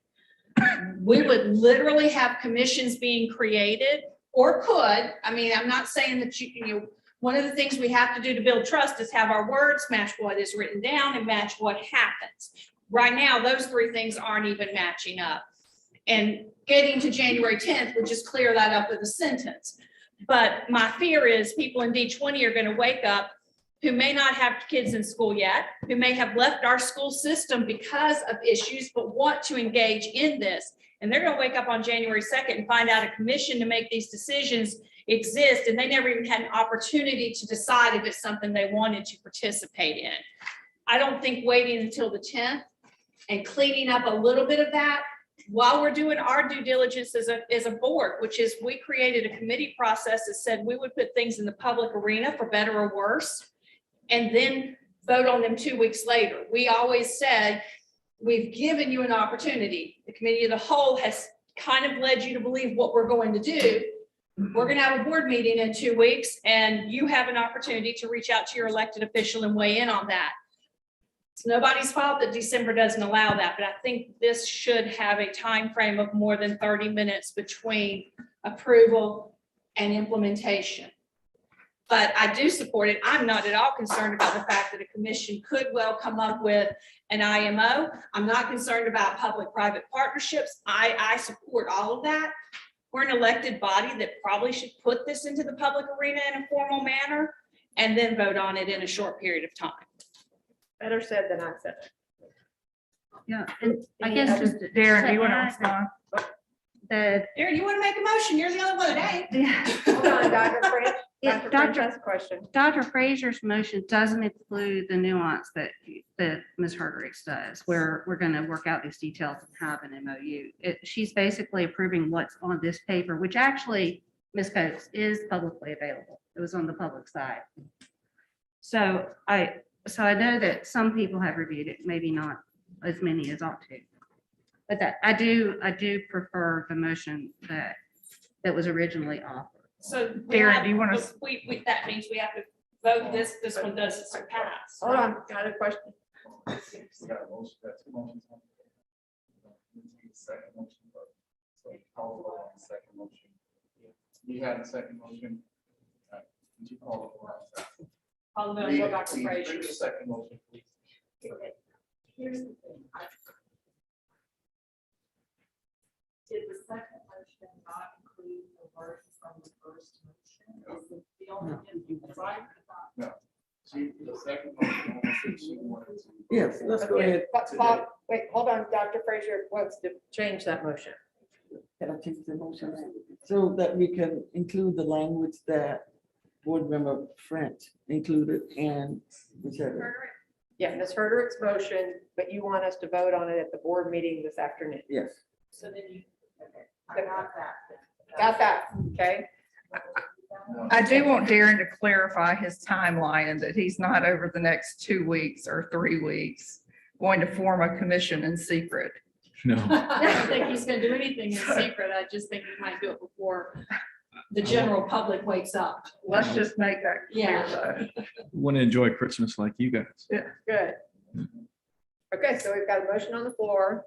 So please cast your vote that we're considering Dr. Frazier's motion. Are you ready for Yes, open the vote. Publish the motion so we can read it.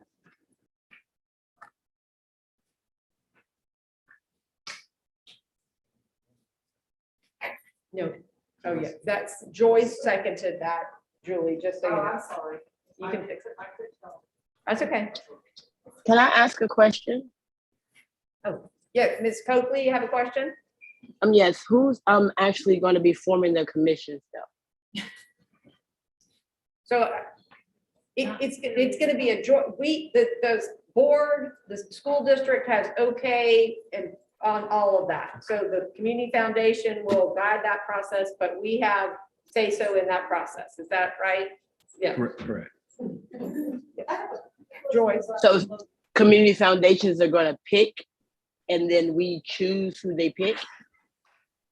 I'm sorry, we're moving around. Ask that question again, Ms. Coakley, I'm sorry. Community foundations, they're going to be responsible for handpicking who's going to run the commissions and then we have to choose. No hand picking. That everything that the community foundation has proposed here has to be approved by the board or the district in some way. So, I mean, not the commission, I mean, we'll have plenty of input on who the commissions are. It will not be handpicked. Ms. Green, you have a question? Yeah, I guess I'm now confused about the two different motions. Is any one of them addressing what we're doing in the capacity as a committee of the whole? Yes, both of them mean that we approve what Lauren's part of the motion was today during committee of the whole. The difference is that Dr. Frazier wants us to consider it at our board meeting in the next when we meet in a half an hour.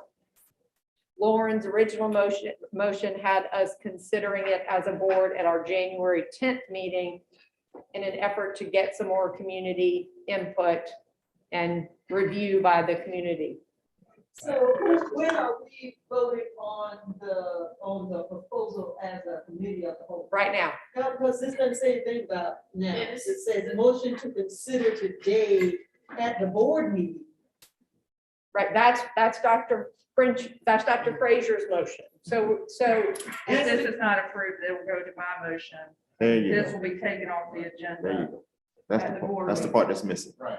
Right. So if this motion does not pass, then Lauren's original motion. We comes to consider surface. Lauren's motion, which means we're approving all that wording, but then the board considers it at our January 10th special call meeting. What we're waiting on. No.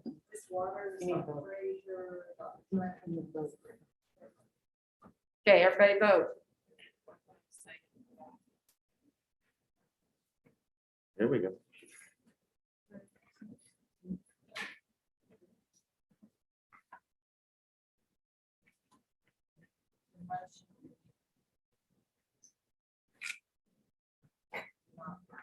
Okay, can you post it, Julie? There you go. That's it, it did. Okay, so now can you please post The original. Lauren's original motion, which is for us to approve the Coastal Community Foundation as the convener and the established, all that. She's got Got it. down. And then it would move forward to the board meeting on a special call meeting on January 10th. Yes. And I'm sorry, Lauren, I'm taking over. I apologize. I'm very confused. That's good. Go ahead. But if we say the motion, maybe we won't be. Okay, here's the motion. Yes.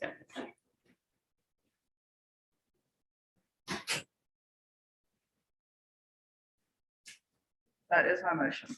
Great. Everybody vote.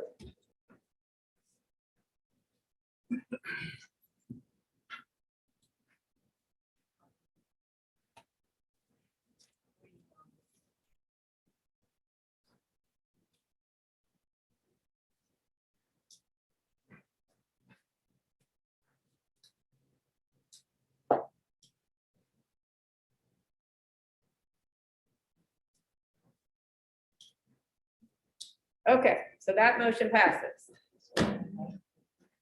Congratulations. We got through it. All right, Lauren, anything else for SEC? Thank you, Darren. We appreciate you Thank being you, here. Darren. Thank you, everybody. So we hope to hear input. Okay, next item on the agenda is 5A, audit and finance.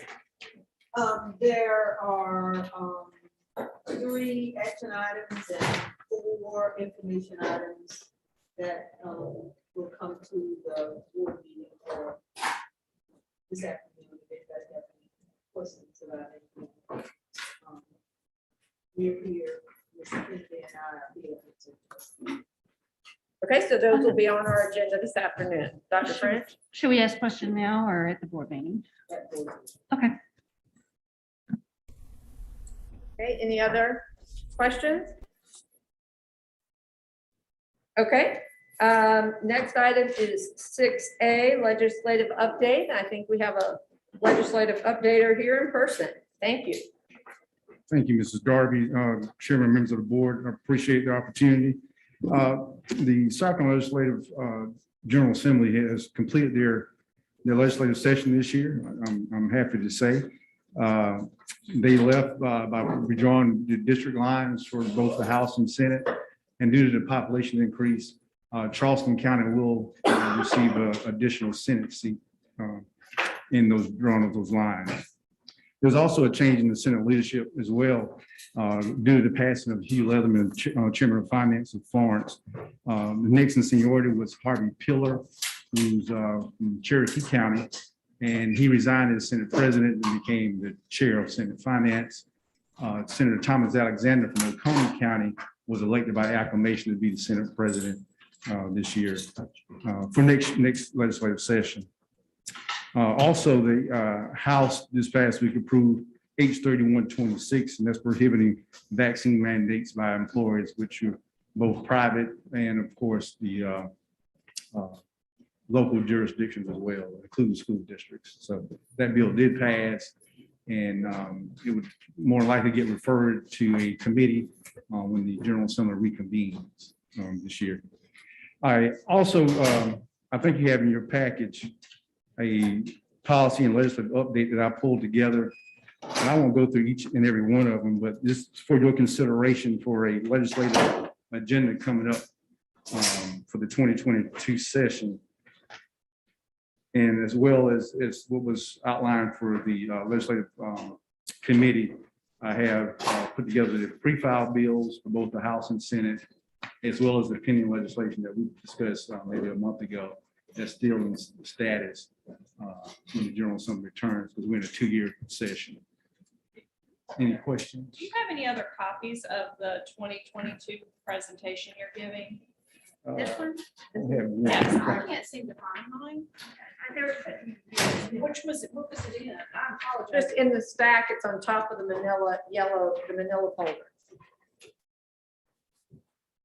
You can have mine. I've got one. Here's one from Mr.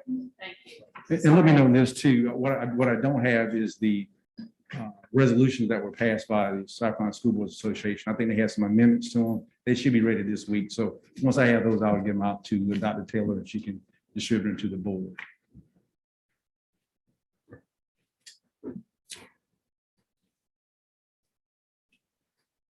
Okay, everybody else has got it, right? Can you got it?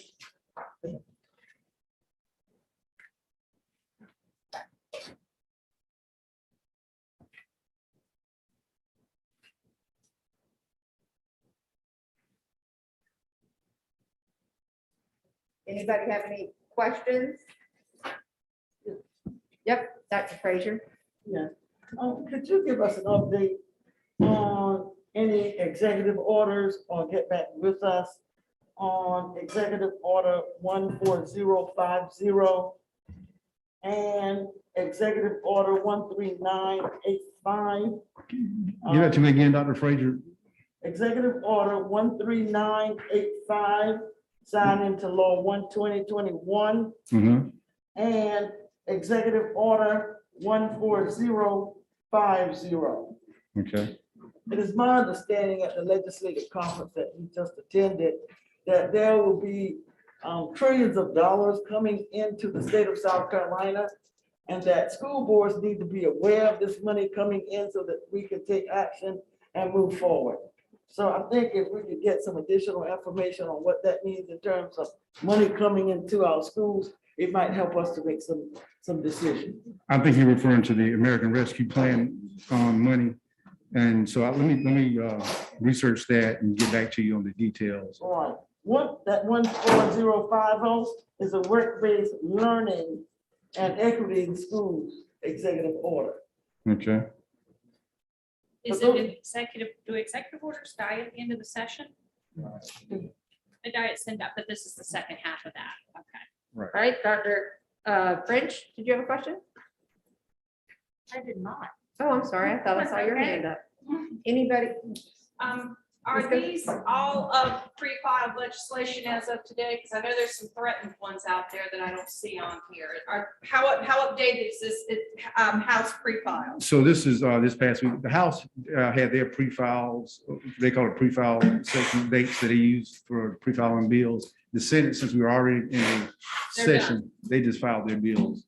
So this they don't, past they're week. not, okay, so there's Right. not pre-file, because I know there's been some discussion. There's not pre-filing. So there is House pre-file, and the Senate just decided they They filed their just straight bills on before they in. left, before the session ended. Thank you. So once the session convenes in January, they'll be continuing filing bills. Yeah. I have a question. I know I should know the answer to, but I don't. Since the school board is going to single member districts next November, when will those boundaries or those districts be determined? County council, January is when they said they'd have it done. So does county council decide on what their districts are? And the law is written so that our districts Follow are that. county council Okay. districts. Got it. Thank you. Correct. You're welcome. All right, any other questions? Thank you for coming down. and Thank Thanks you. for all the update you've given Certainly. us this past Appreciate year. It's been super helpful. Happy holiday. We appreciate it. I just have one comment. When can we expect those executive orders to be presented to the board or forwarded to us?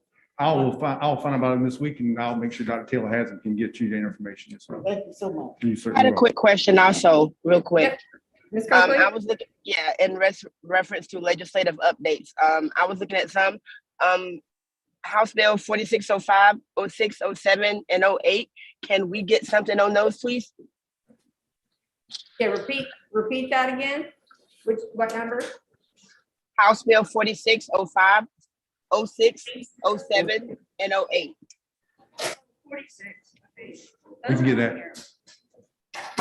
They may be in there, they may be in there. Did you say 46 F? 46, 46, 4605. 4605, Those are in 4606, 46, they are?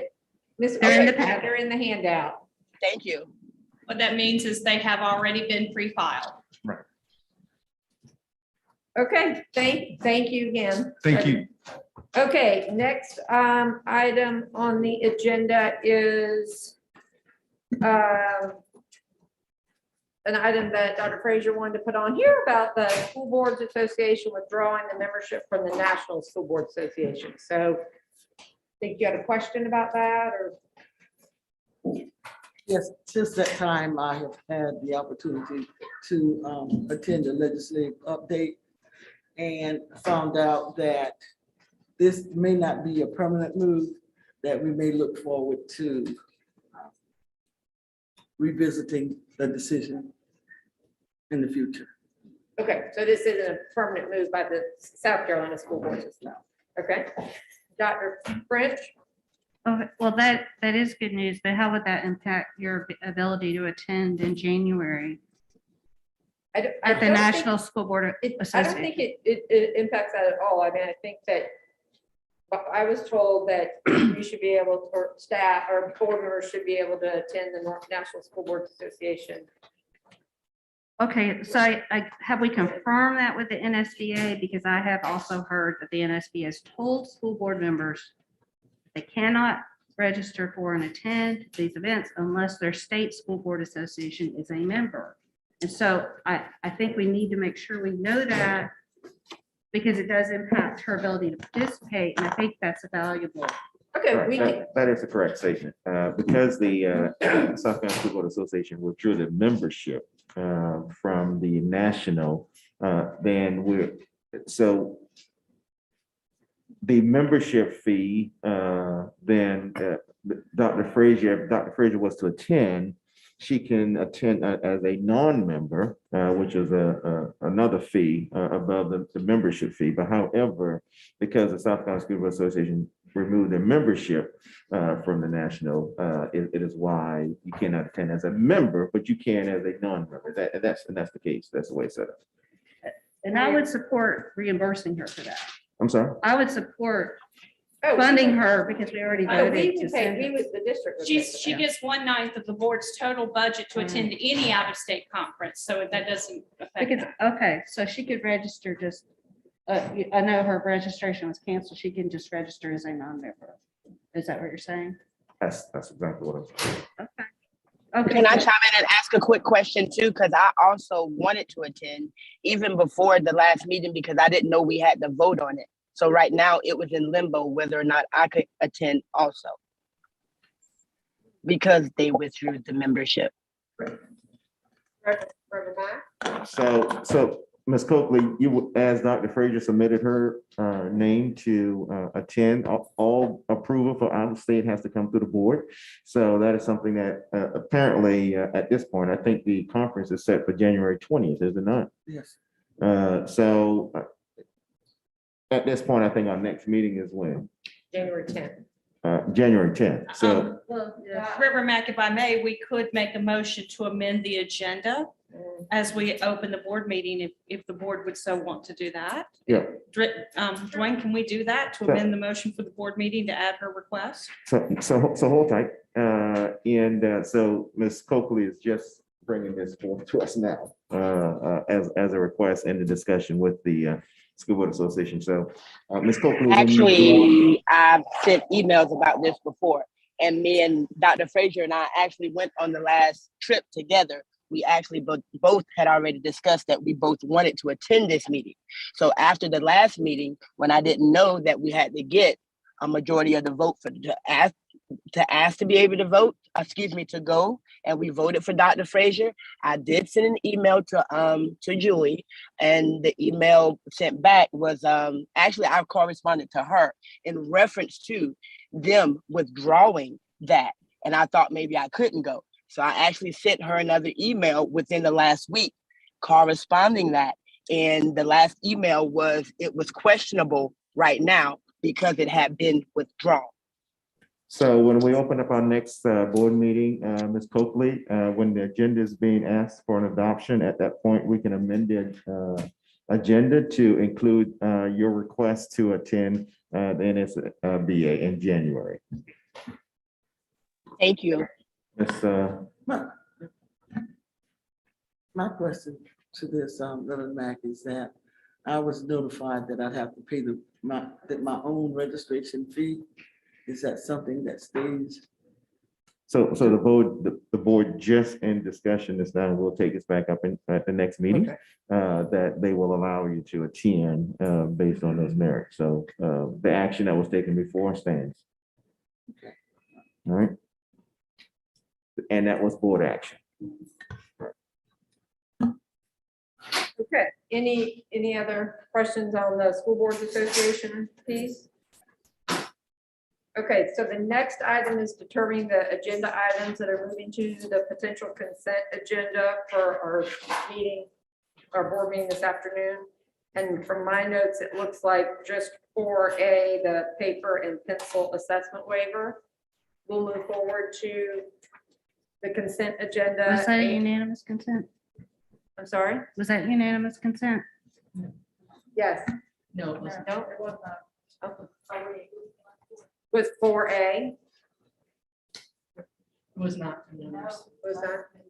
Okay, well, it will not go to potential consent. We will rehash that in a little while and discuss that. So, okay, so we'll have nothing going to potential consent agenda for this afternoon's meeting.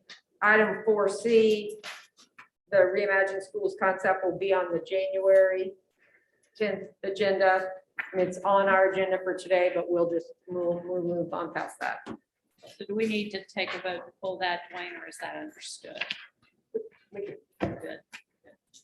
Okay, so upcoming, we've got a meeting right after this. And do I have a motion to adjourn? Motion. So moved.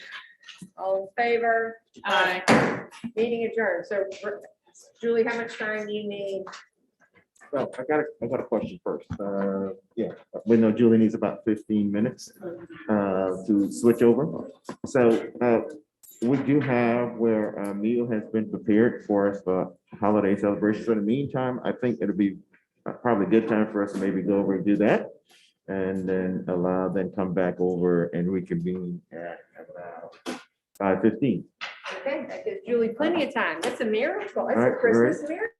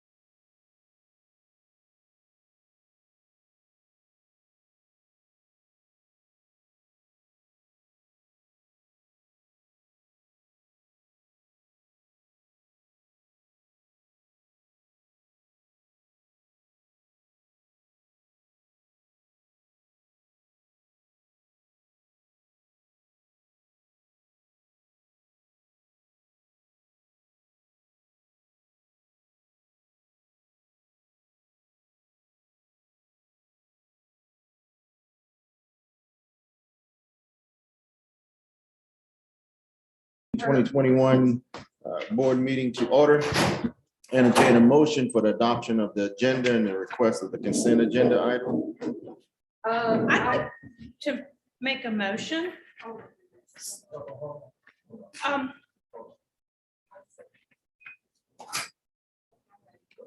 Since we've had a robust discussion and we all have agreed we're going to have another discussion in January, can we move the Reimagine schools to potential consent? For January or for? Oh, it's not even on the, no, I'm talking, right. So okay, then I have no motion because I have no idea what I'm talking about. I'm high on Charleston Chewy's, people. Do not listen to me. After Cindy's very thoughtful motion, I would like to move item 5A, which is special recognition, to earlier in the meeting when Taylor can get here. Because the people getting especially recognized have been on the call for a while. So. All right, we'll move it right to before. immediately? We'll move it right before executive session. Okay. All right, we'll get through all the other stuff. Okay. All right, is there a second? Second. Julie has a question.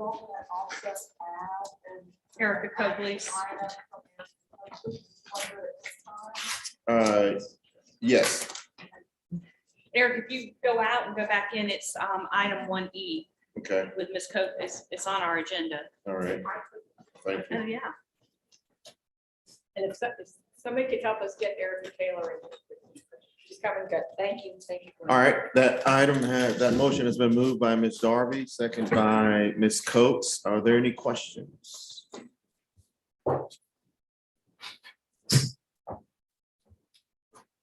Hearing none, we ask that you please cast your vote.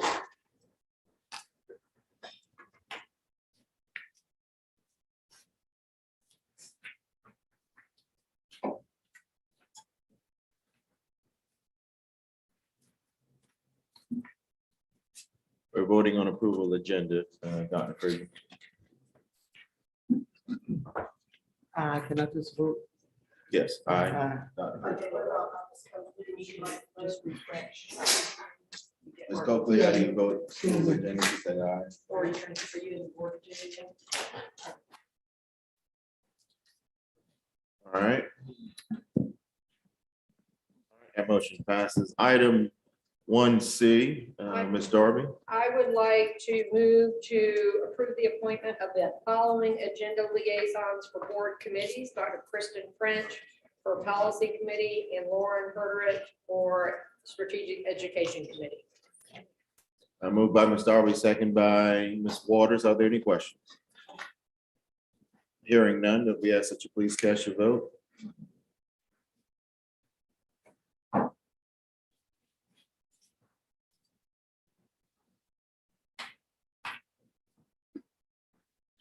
I can't.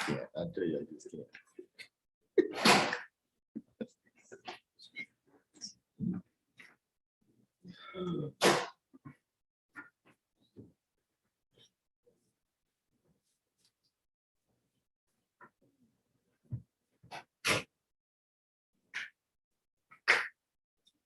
Okay, that motion passes. Item 1D, approval of minutes. Second. Moved by Ms. Coates, second by Ms. Darby. Are there any questions? Hearing none, we ask that you please cast your vote.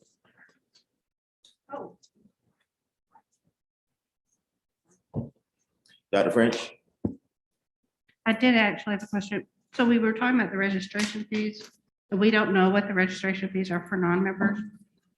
And I wanted to make sure that we added something to say that we would cover the difference for Dr. Fraser.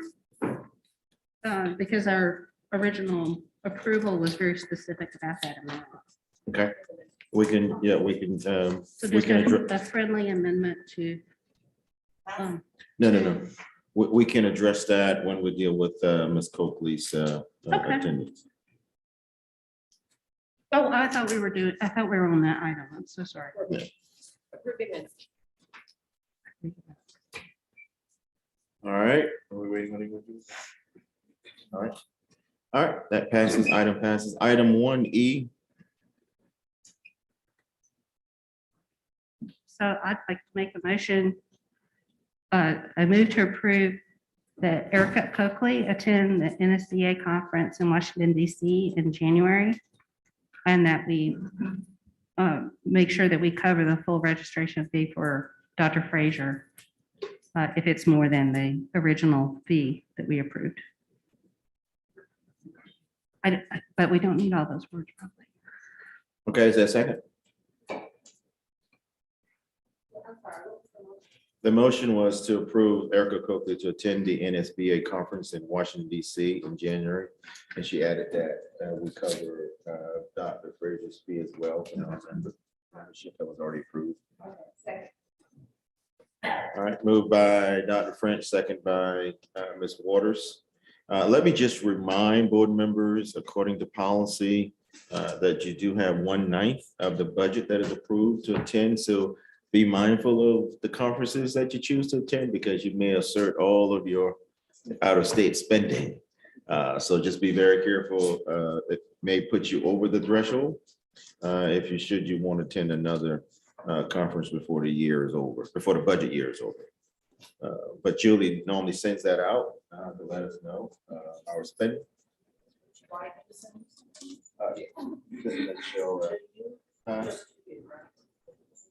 We can share with the board.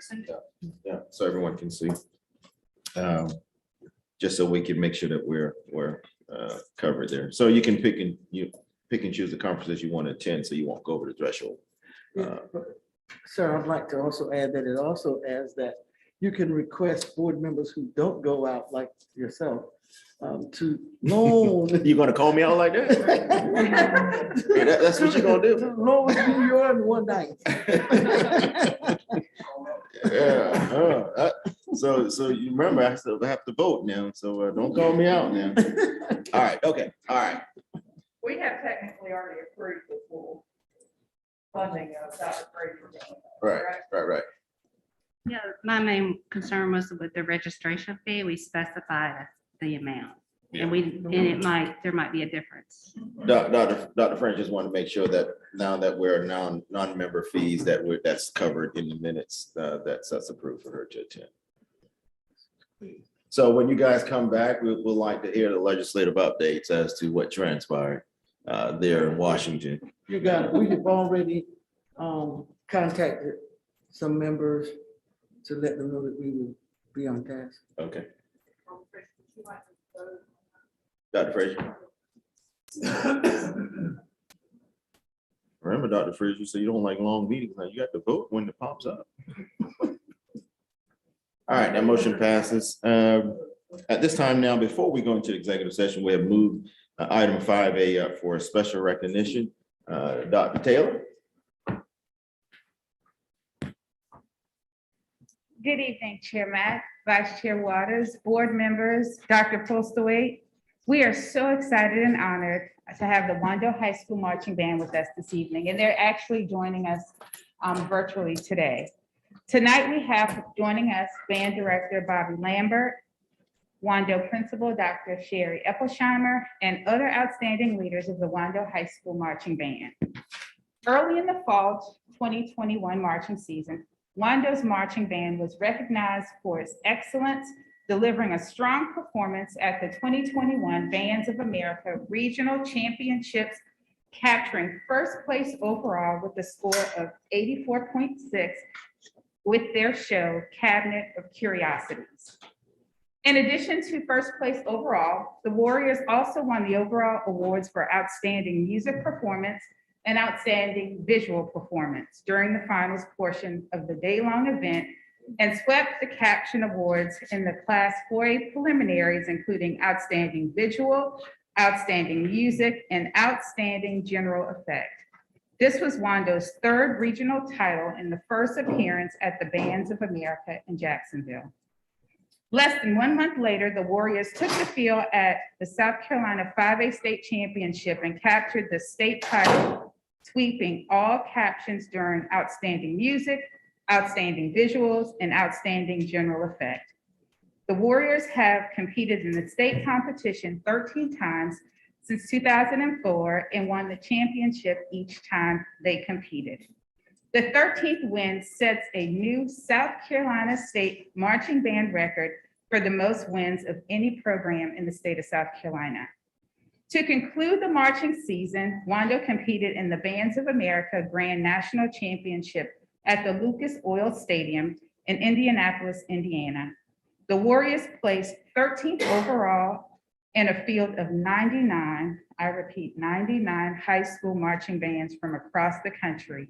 They only missed the finals by 0.5 of a point. This was Wando's 5th trip to Grand Nationals and their 5th appearance in the semifinals. Please join me in congratulating the Wando High School Marching Band for all that they've done.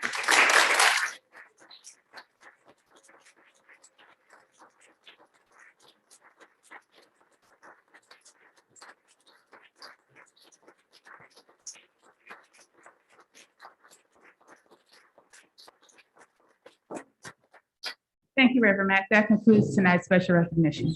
Okay.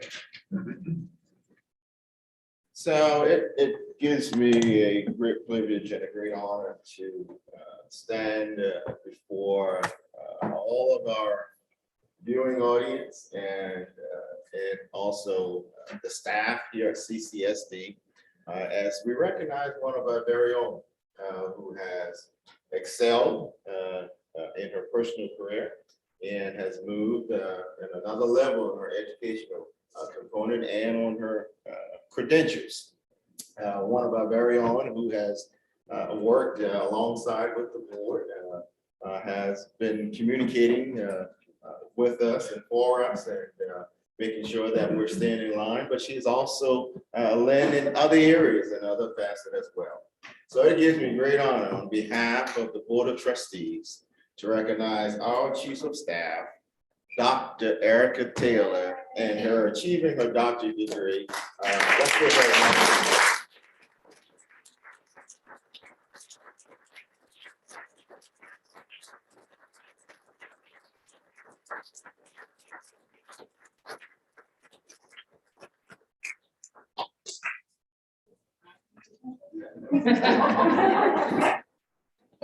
Thank you.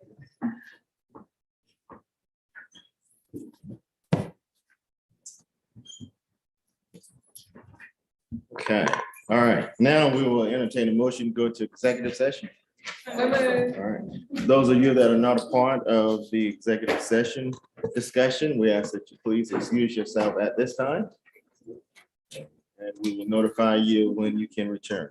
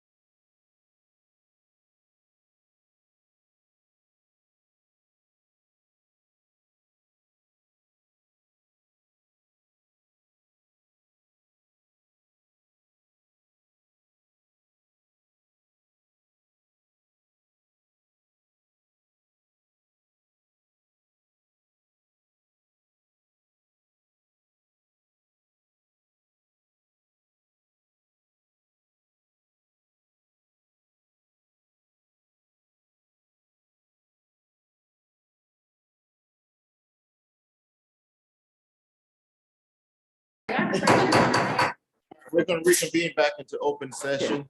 Yes, sir. Entertain a moment of silence.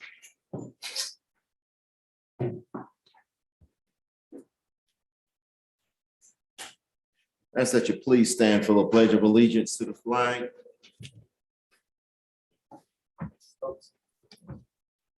I pledge allegiance to the flag of the United States of America and to the republic for which it stands, one nation, under God, indivisible, with liberty and justice for all. Board members and members of the audience, I sadly must announce the passing of two individuals this month. The first was one of our retired employees, Ms. Sharon Bankin Thompson. Ms. Thompson was a longtime CCSD employee who retired at the end of 2017-2018 school year after having served 39 years in CCSD. Her most recent role in the district before retirement was an administrative assistant supporting the secondary and middle school learning community.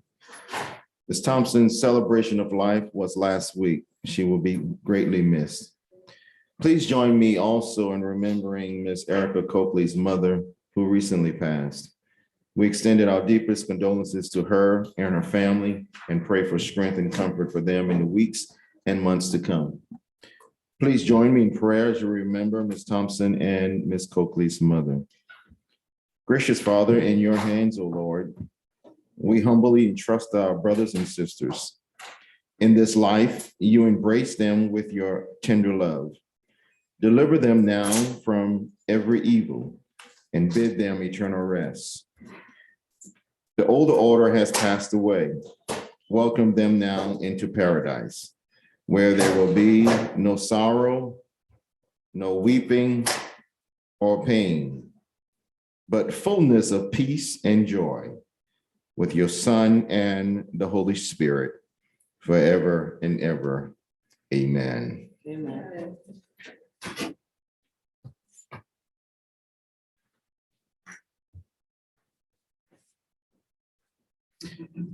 We entertain a motion now on item 4A. I move to approve the forwarding of 3 formal complaints to the South Carolina Department of Education related to the attached contract teacher. Is there moved by Ms. Darby? Who seconded? Ms. Hedrick? Are there any questions? Hearing none, we ask that you please cast your vote.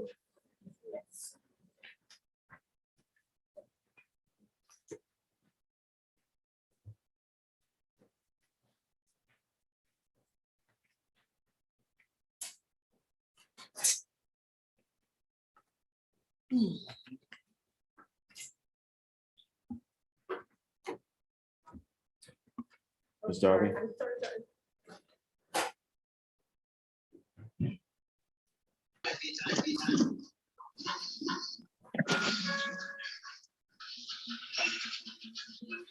All right, that motion passes. Item 4B. I move to approve the appointment of Joseph Bennett to the D4 constituent board. Second. Probably moved by Ms. Darby, second by Ms. Coates and Ms. Dr. French. Are there any questions? Hearing none, we ask that you please cast your vote. Is someone on Zoom that's not muted, Maggie? Yes, sir. Okay.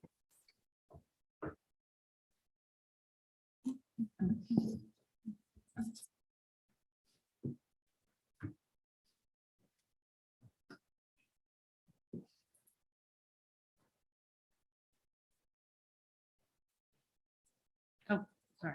That was me.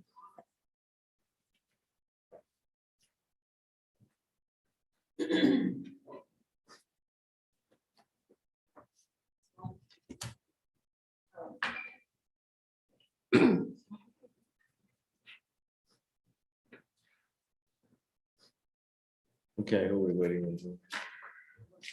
Okay, all right, that item passes. Item 4C. I move to approve Ms. Edwina Peterson to fill the vacant seat on Constituent District Board Area 2. Second. Edwina Peterson. Okay, moved by Dr. French, second by Ms. Waters and Ms. Darby. Any questions? Hearing none. I ask that you please cast your vote.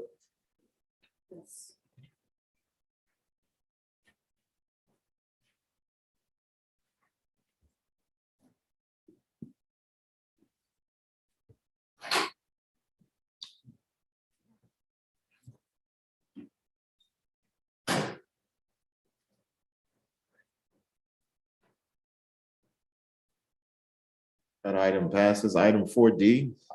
I move to return the student to school January 4th with continuing strict board probation and continuing the ADAPT program until completion. Second. Moved by Ms. Darby, second by Ms. Colt and Dr. French. Are there any questions? Hearing none, we ask that you please cast your vote.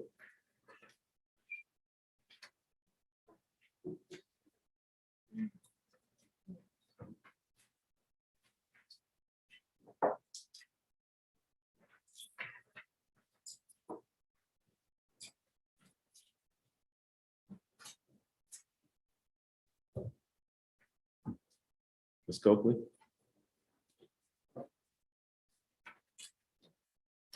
Okay, that motion passes. Item 4E. I move to uphold the constituent board's decision. Is there a second? Moved by Ms. Darby, second by Ms. Green. Are there any questions? Hearing none, we ask that you please cast your vote.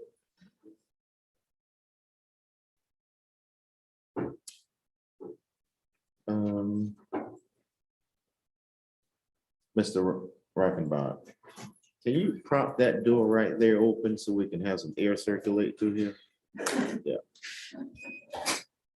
Anybody's side, I've got. then we're probably gonna try to prop that door right there. You mind putting a chair right there for me? Yeah, we're gonna see if we can get some circulation going. All right. Suspicious that Mr. Grove's not here. It Yeah. is. That's what it is. Is All he right. messing with us? Item 4F. I move to reinstate policy ADD from January 3rd through 14th with possible reconsideration on January 10th at the special call meeting, board meeting. I'm sorry. I will bring it to you. Yeah, can you just read it again? I will read it again and then deliver it to Julie. Motion to reinstate policy ADD from January 3rd through 14th with possible reconsideration on January 10th at the special called board meeting. All right. Is there a second to that motion? I could support it if it added the language, if we are showing the calculated.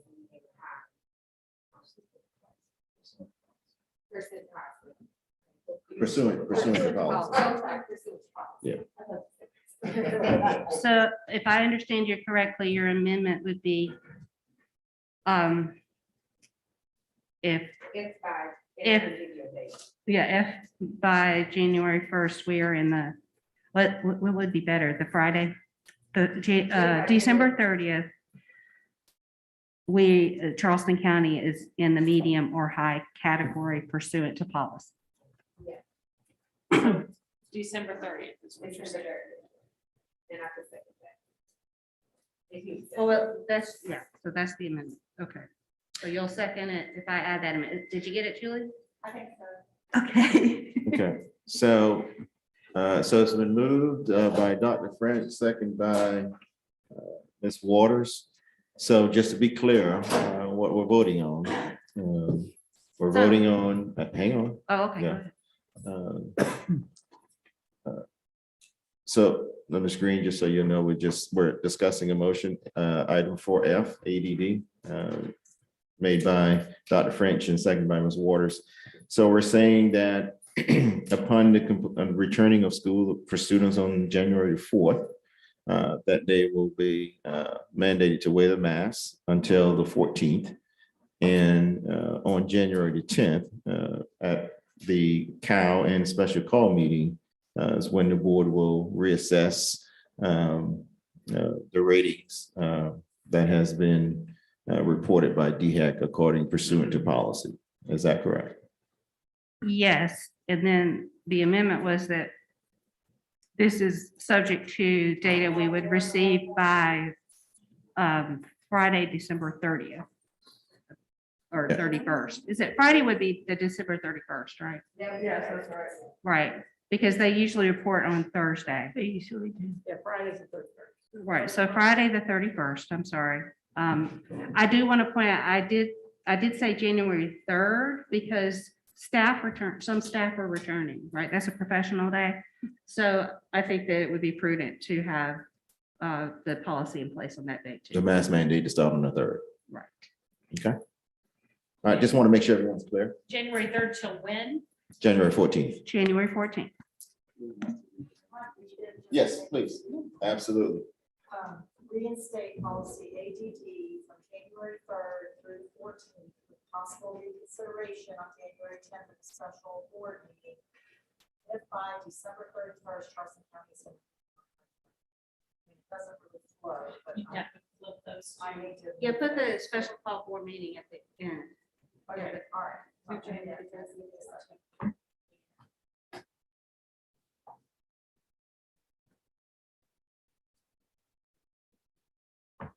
First, when you have to insert the amendment. They're just- Yep, just copy and paste. Start off with if by December 31st, Charleston. Oh, yeah, and then we have pursuant to policy. This is policy. All right, you want to just read it aloud again so everyone can hear it? If by December 31st, Charleston County is board, reinstate policy ADD from January 3rd through 14th, possible reconsideration. Special board. Yeah. Or at the end pursuant. If you think that you need to go. You could just put it in the beginning. Policy. And pursuant policy.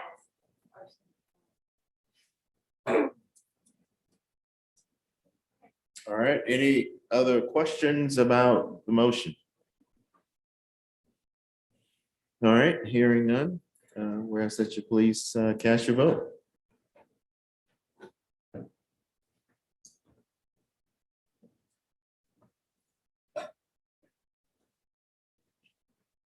Turn around, look at this one.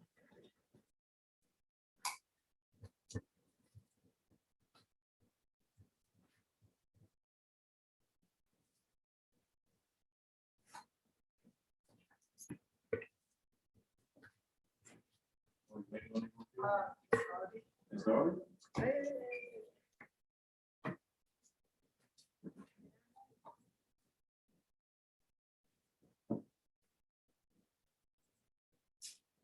Okay, motion passed. All right, item 4G was just for information that was shared. No action on that item. I believe we have already covered special recognition earlier. Ms. Waters, we're now down to 6A. Is there any public comments? Yes, there are. Okay. We'll go to the in-person. We'll go to the in-person public comments first. Is Ingrid Centurion in the room?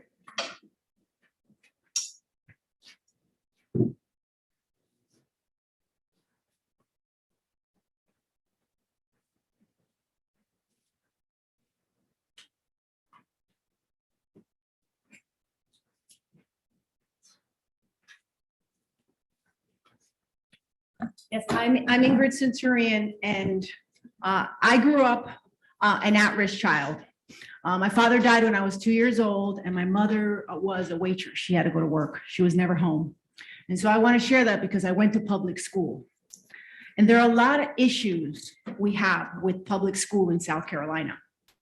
Poor quality instruction in fundamental subjects like literature, science, mathematics, critical race theory, and the lack of robust telling of the heroes of American history: sex education, vaccine, and mask mandates. All of these issues have one common denominator, and it's control. Right now, the federal government, the state, and the county school boards have full control over all of these issues. And that's the heart of the problem. Control needs to be returned to the parents. All of these issues are personal and must be made by parents, not by bureaucrats in faraway cities. I'm running for US Congress to defeat Nancy Mace.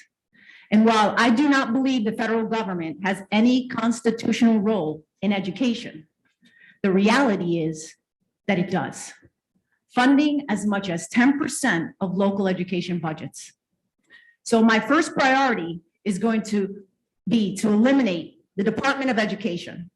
And if that's not possible, I'm going to fight to require that any state that accepts federal funding must allow parents to take their share of school funding and choose whatever school they want for their child, be it public, charter, private, or religious. I believe education works best when the money follows the student, not the bureaucrat. I also believe that the government must do nothing to impede the choice of those who homeschool. And I support giving homeschool families civil rights protections against discrimination in employment and housing. Nobody should suffer Centurion, because your of their time is up. choice for homeschooling their children. Mr. Reidenbach, can you And- get her to her seat, please? I'm Ingrid Centurion, Lieutenant Colonel, U.S. Army retired. I've been here for 4 hours and I'm running for Congress. And I want you all to know that this is important. Education is important. Thank you. Next, we have Tony Daniel. Okay. Next, we have Joy Brown.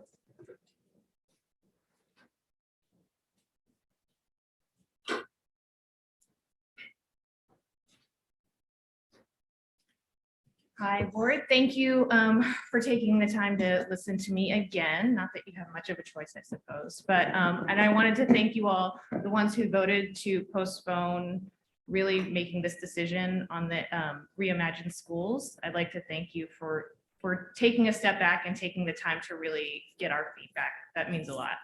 The Reimagine school, I know you're not going to talk about it today, but I still want to take a minute. It looks to bring private third-party management into 23 schools from what the proposal looks like across districts 4, 9, 20, and 23. I attended the ESSER town halls for both D4 and D23. And in those communities, they were asking for very specific things with the ESSER funds. They were asking for mental health counseling, wraparound services. D23, we're asking for simple things we take for granted, like internet connection and devices, one-to-one devices for their students. I ask you, what could we do with that almost $32 million of ESSER funds if they were to go straight directly to the students, to the schools, to the educators in those districts, instead of spending $5 million on change management? Mr. Goss said that we aren't doing anything, that this is nothing new. The proposal is nothing new. I want to know, if it's nothing new, then why do we need to invest $32 million through them? He said that we learn in public. I have issue with the fact that this bill, while a couple of you may have known about it, nobody else knew about it. There was a lot of us that worked together and we've never heard anything about it. And so it's not in the public. I'm about to run out of time. So thank you for your time. Thank you. The next person we have is Elizabeth Poole. Next is Casey Thaler. Next is Mr. Francis Baylock. I'd also like to thank you for pumping the brakes on moving forward with this proposal. I look forward to learning a lot more about it. As I said before, I think it lacks a lot of important details that would warrant moving forward that level of expenditure and change. Nonetheless, I agree with most folks that there's a drastic need for change in the schools that are listed here. What I want to ask you to think about tonight, and forgive me because my experience with committees and work groups created by CCSD has been not good.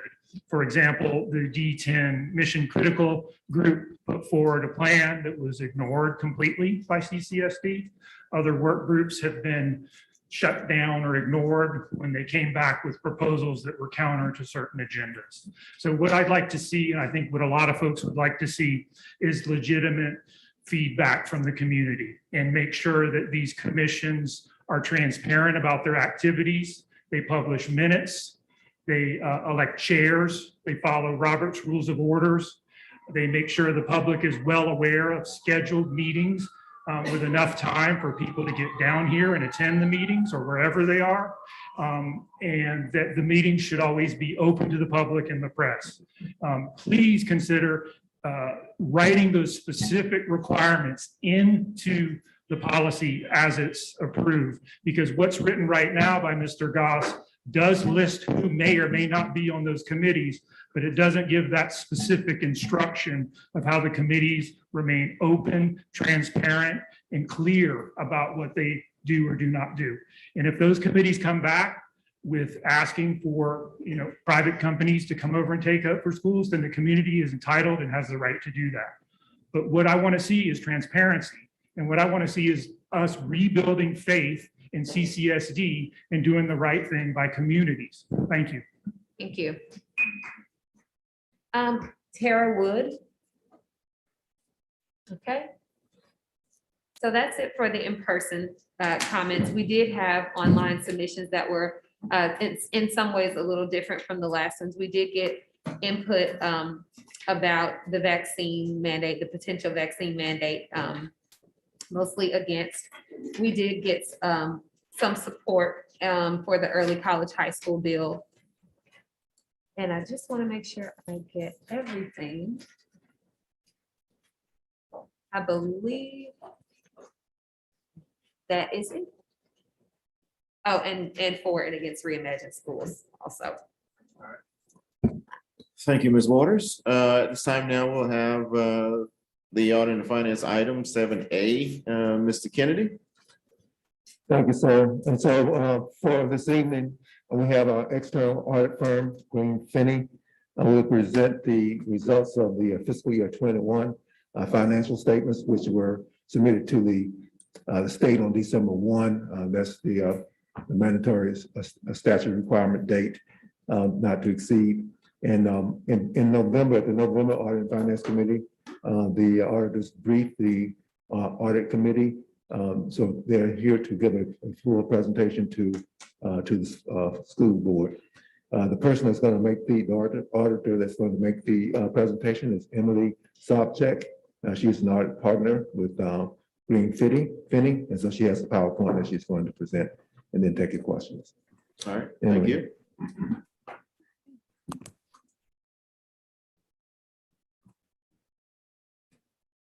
All right, good evening. Again, I'm Emily Sobchak. I'm with Green Finney, and I was the partner that oversaw the financial statement audit for the year ended June 30th, 2021. And so I am here to present the results of that audit. Before we get into the financial results, it's important to understand the district's responsibility when it comes to the financial statements. The district is responsible for all of the values in the financial statements as well as the disclosures. And in order to be preparing reliable, complete, and accurate financial information, not only at year end for audit purposes, but also throughout the year, it's important that the district maintains effective internal controls and that you are assessing your policies and procedures on a regular basis to ensure that they are best mitigating the risks that the district is facing.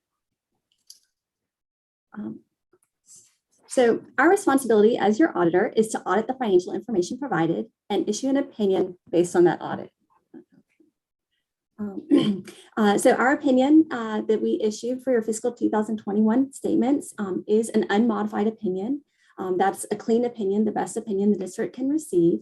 And that opinion provides reasonable assurance that the financial statements are materially correct. So very important to remember that in a financial statement audit, we are not reviewing every single transaction that occurred during the year. Rather, we're using some professional judgment in determining the procedures that we need to perform to achieve that reasonable assurance. So let's look at your general fund results. General fund balance was consistent with the prior year, with just a slight increase, bringing total fund balance to 145.3 million as of June 30th. Included in that 145 million is non-spendable fund balance of 6.4 million. And it's classified as non-spendable because it relates to things like inventory and prepaid expenses. And so those funds actually have already been spent, but they're for future years' expenditures. You also have committed fund balance of 67.8 million. As you'll recall,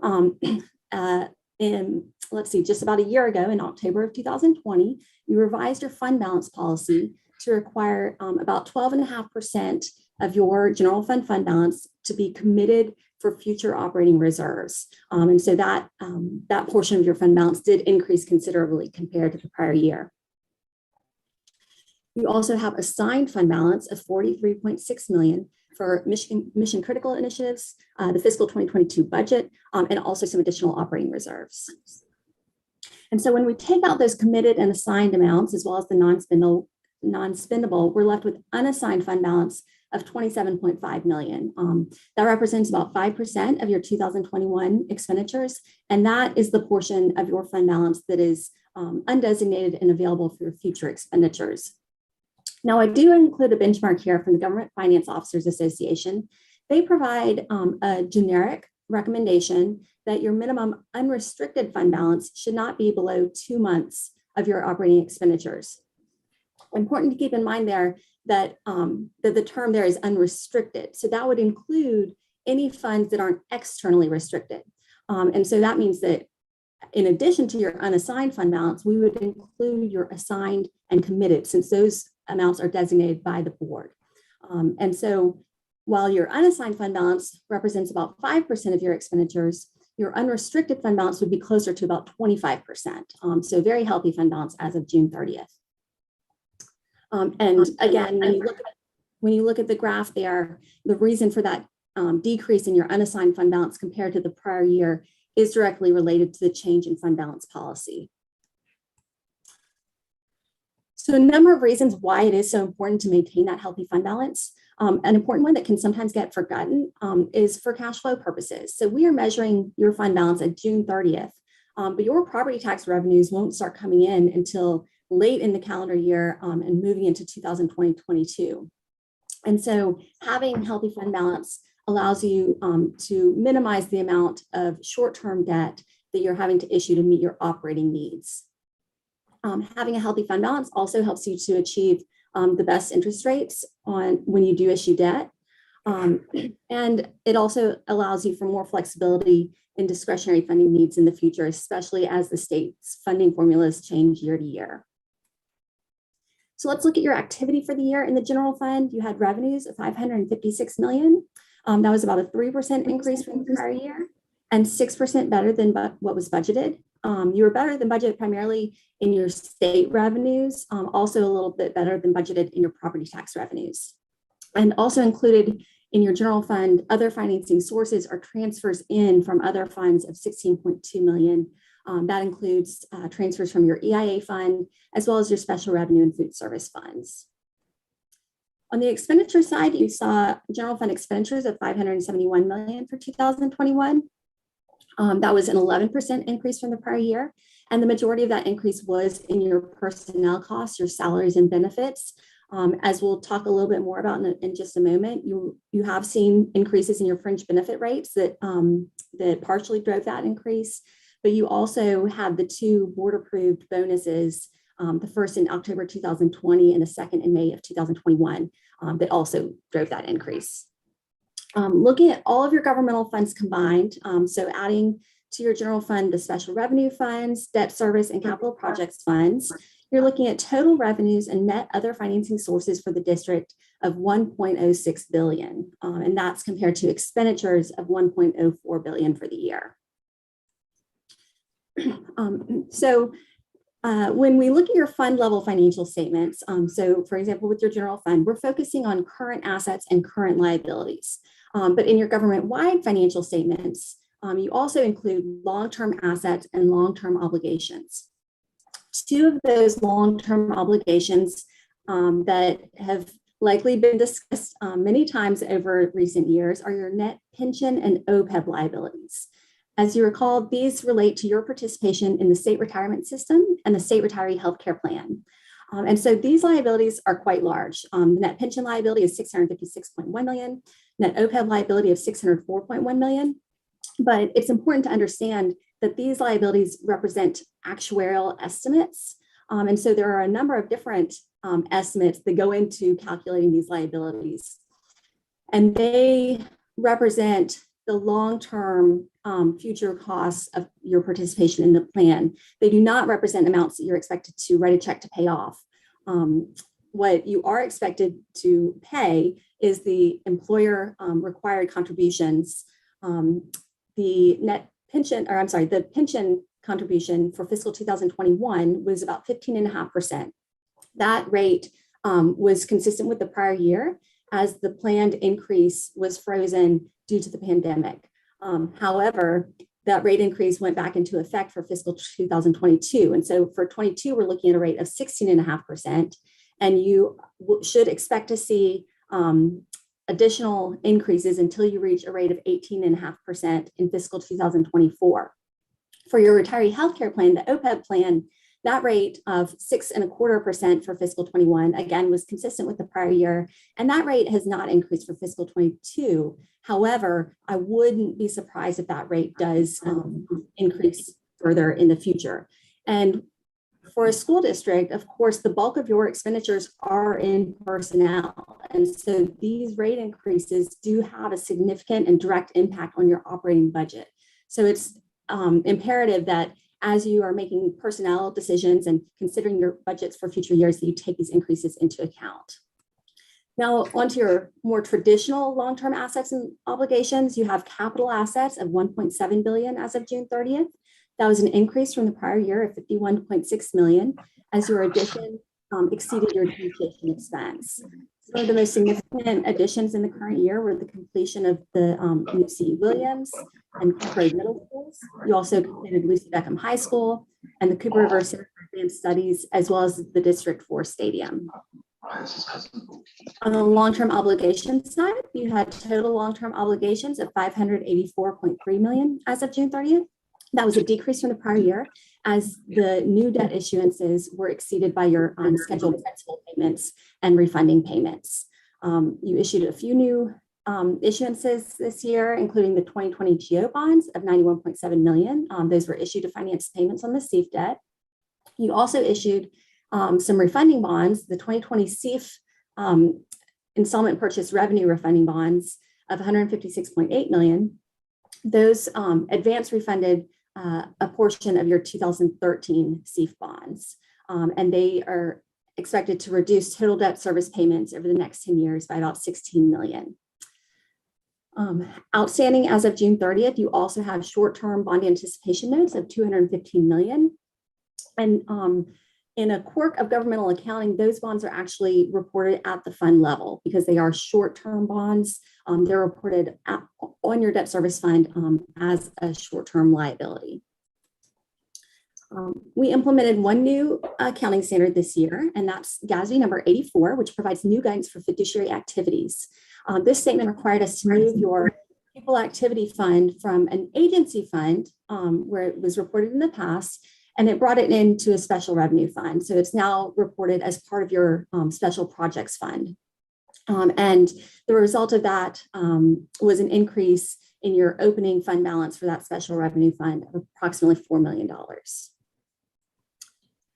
Next year, we'll be implementing another new standard. It's GASB number 87. This standard provides new guidance on leases. And again, the district will need to implement for fiscal 22, and the district is in the process of gathering the information to be ready to do so. So moving on to the compliance part of the audit. We did perform a single audit this year. That's required for the district every year, and it's required for all entities that have federal expenditures in excess of $750,000. This year, we looked at 3 different programs. We looked at the IDEA program, the ESSER program, and the Commodity Supplemental Food Program. For IDEA and ESSER, we did identify significant deficiencies related to a lack of documentation for time and effort. This was partially due to an employee being out on medical leave, and the district has implemented a plan to ensure that this isn't an issue going forward. And that plan is detailed in the corrective action plan, which is at the very back of the compliance report, if you'd like to learn more information about that. We also issued a management letter, as we do every year. It includes required communications from us as your auditor to management and to the board. And this is where, from time to time, we'll include some additional recommendations that don't rise to the level of needing to be reported as a finding in your compliance report, but that we think are important enough that we want to communicate them to you in writing. And so we have one comment this year related to people activity funds and the inherent risk related to those funds, as they do involve disaggregated cash receipts. So in conclusion, strong financial condition at June 30th, unmodified opinion on the financial statements, and really focus on those future increases to your fringe benefit rates as you're budgeting for the future. I'm happy to take any questions that y'all have now. Okay, is there any question for the auditor? I have a question. Okay, go ahead. Yes, in this report, I noticed that there was 43 million still allocated to the mission critical program. Am I correct? That we are still committing 43 million to mission critical? Mr. Kennedy, about to. Mr. Kennedy. Mr. Kennedy. Yeah, so so the report is as of June 30, 2021. So it's not as of today's date. So the $43 million, or any number that's cited in the report is for last fiscal year, not the current fiscal year. And then I'd like to make another statement. There are 2 things that we are charged with this board. And one is the evaluation of the superintendent, and the other is oversight of the financial condition of the district. I'd like to see a report of this nature done in a different manner so that it is not reported to the board at a late hour when everyone else is almost brain dead and trying to figure out what's going on. So in the future, I'm going to ask this administration to give us a document so that we can follow. It was very difficult for me to understand what was being said, and I don't know why the document was not given to us prior to the meeting. But I also like to ask you, when it comes to the financial information, could we move that up on the agenda if we're going to have meetings of this nature that last for a very long period of time? Thank you. Well, in response, Dr. Frazier. I didn't ask for any response now, Ray. No, I got the good. I just made a comment. Presentation is in our board. Yeah, I was gonna say, I was gonna add that. I mean, the presentation is listed there, but however, I did ask for that same reason if we wanted to maybe delay this so that we could have a more thorough opportunity to dive into it. But I believe it was you that said, no, let's continue because you had some questions. So we have it here tonight. So is there any further question for the auditor? Hearing none, thank you so much for your presentation. At this time now, we'll have the superintendent's report. Thank you. And having heard feedback from the board, I will go through my slides quickly. The first one shows the latest DHEC metrics, the activity rate across the state. As you see, most of the districts in the state are in medium. The dark blue are high spread rate. If we go on to the next slide, we see the DHEC metrics for Charleston County over the last period of time. So for the last, 4 weeks, we have been overall in the medium category. The 2 graphs at the bottom actually show you the fluctuation that created the differences in the ratings in Charleston County. The 2-week incident rate has gone from 164.1 to 196.2 in the last 2 weeks. And then the percent positive rate went from 3.3 to 3.7% positive. The next slide shows us what the cases look like within Charleston County schools. So we're down a bit from the number of cases that were reported last week. Actually, 0.1% is the positivity rate inside of Charleston County schools. So just a few COVID-19 operational updates. Then the first couple of bullets assure the board that we will continue contact tracing through December 19th, which is Saturday. And then the after hours COVID contact team will continue tracing through January 1st. Then our team will pick back up again to make sure that as of Monday, January 3rd, we have caught all the cases that have been reported to us and completed contact tracing. The next couple of bullets assure you that testing will continue over the break, and that Binax Now kits have been distributed to all of the schools so that they can do the rapid test when school reconvenes. And then the final bullet notifies you that we have vaccinated approximately 1,000 students whose parents have brought them to Charleston County school locations for their vaccinations. The next slide in the COVID operational updates explains that for D1 students who are having to travel to Pinckney to get their vaccinations, a special vaccination arrangement has been made with Sweetgrass Pharmacy so that that can be done up in their neighborhood at St. James Santee. The next one has to do with just DHEC continuing the regular flu shots for us. And then the final couple of bullets there give you some information about when and how boosters have or will be administered. And then finally, you'll recall last meeting hearing about the Vision to Learn program that was piloted at Sanders Clyde, and the actual public launch and public relations launch is at Stone Oak Park on January 10th. I wanted in this season to take a moment to just express gratitude to all of the employees who work for Charleston County School and of course for the board.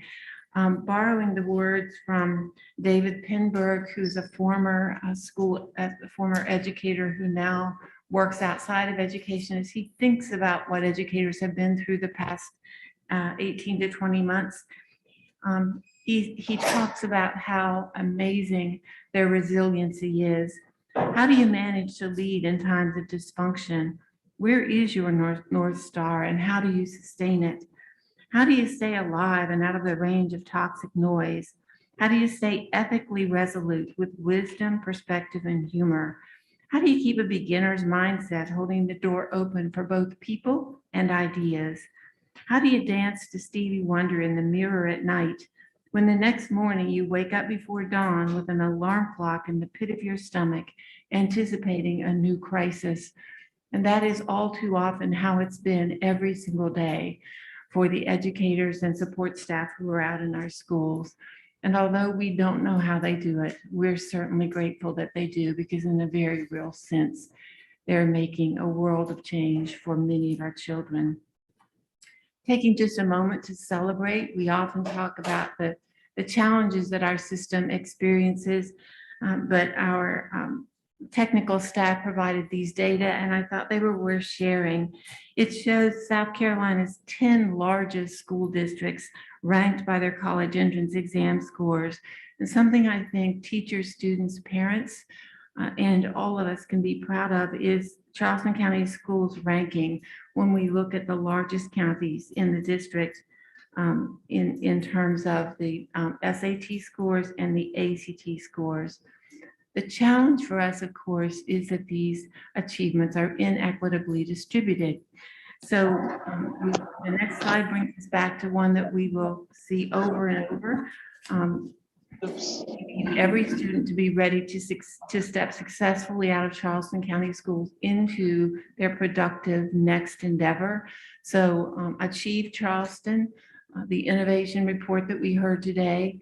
And some of the investments of ESSER funding should come together to help us create a much more streamlined and intentional purpose and opportunity and response to students who need the most effective public schools we can possibly provide. It's really difficult to sustain and implement with fidelity any sort of innovation. We think that we can use ESSER 3 funds to help us get that started, along with the Achieve Charleston and the innovation opportunities that were discussed today. So Steve Hamer is going to give you just a brief overview of where we are with ESSER 3, and then in January, you will get a lot of information about both ESSER 2 and ESSER 3. The next slide you've seen before, it's the Model T version of where we're trying to get with our a much better statement of our main strategies. What we want to do this year is show a matrixed chart of all of the investments. The board usually sees the general operating funds. There are many, many sources of funds that we get, and we haven't been clear on how those funds work together, whether they're comprehensive school improvement funds or Title IV, Title II, there are other entitlement funds or even the grants we get. So we're trying to get this all together. And although Mr. Hamer will talk about it in terms of ESSER investments, Carolyn Belcher is leading learning services and others in a discussion about how to pull all the pieces together. So Mr. Hamer? Yes, thank you, Dr. Boltzwig. Mr. Chairman and Vice Chairman, just a couple of talking points about how we're putting together some of the next steps for developing our ESSER 3 program. So before we have our break, in fact, tomorrow Dr. Boltzwig and her leadership will be in an offsite. And we'll use that as an opportunity to really refine and to get really good alignment on the pathways that we want to take using the ESSER funds and in fact, many other funding sources, and make sure that we have good alignment and good focus on what we want to achieve with that program over the next 3 years. The Wallace Foundation is helping us with support on how we kind of develop a way forward on this. As you know, the Wallace Foundation provides support, and they're a nonprofit that helps school districts with major programs that they're doing. So we're looking forward for an opportunity, as I said, to really line up behind some key strategies and key pathways that the ESSER program will be resourced from. And I believe that so far as we kind of put together our picture, most of the things are lining up behind the things that we've already talked about this evening. More extending learning opportunities, curriculum implementation, and teacher and principal professional learning, and of course, mental wellness programs. And so some more clarity, as I've said before, will be provided when I give a more comprehensive brief next month. One of the things I know that a lot of you have asked about and came up a few times this evening are the community-based proposals that have come in. Since we really had a more detailed outreach in late September, about 66 organizations have reached out to the school district in some manner with a proposal for the ESSER 3 program. If you total up all of the funding requested from those organizations, it's almost $60 million, which if you think about that, our ESSER program has some allotment that will go to charter schools, and we've already targeted some that you've already approved for some indoor air quality work. That $60 million is nearly half of the money. So, it's been a really important process for us to really look at those and determine which ones will have some impact for us. And so with a staff vetting group, as well as members of the advisory team appointed with this board, I've had them review these proposals, and there was no decision made on specific service agreements, and I wouldn't even consider it pre-decisional. But what it was an opportunity for them to look at what the community-based organizations have put forward and add some priority of ones that, as I said, would be most impactful. I think there's several steps between now and when we would actually have some type of service agreement with it, but it was really important before the end of the year to make sure we had some objective process to vet these, and as I said, determine which ones we believe will be most impactful for us. Steps beyond this, as once we identify those pathways, and get consensus about which ones we want to pursue, then we can match them to some of these community-based organizations. But as I said, I think we're a couple of steps away from that. Well, a couple of key points about that is I don't believe all of the community-based organizations that have reached out to us necessarily need to be part of our ESSER 3 program. A lot of them, the proposals were part of programs that already exist that are being funded by Title I and other money. So, you know, even though I think there's going to be utility in some of the outreach that's come to us, I don't think all of those funding requests need to necessarily come from our ESSER 3 plan. And again, you know, the community-based organizations, those are going to be tools for us to use to execute our strategy. Those proposals aren't the strategy themselves, but just tools that we can use. So I really want to maybe just use this as a way to maybe wrap up, as I said, a lot of what we've already talked about this evening, and working really closely with Learning Services and Mrs. Belcher and her leaders. I think that this really depicts how we should think about the ESSER program or the ARP program going forward. And we have, as you heard this evening, really successful programs, and that really needs to inform decisions going forward on what new programs or new strategies that we put in. But we have these strategies, we mentioned the community input, and then you have these detailed programs, as I said, of which community-based organizations can be used as a tool to. What's important to understand, and I think, you know, as part of a little bit of the complexity is how we develop these programs, is, you know, ESSER 3 is a huge, a big part of this, but not the only funding source that we're going to have at our disposal to execute these programs. And so part of the work that we have to do is to determine the right resources, the right mechanism, the right funding sources to execute these things. But it all takes us back to the slide that we'll call it the bingo card that Dr. Postlewaite put forth, which is really the foundation. When we think about what this program and other programs need to accomplish, it needs to go back to this touchstone of how we describe what those key things are for accomplishing for the school district. Subject to your questions, that's all I have. Is there any questions for Mr. Heyman?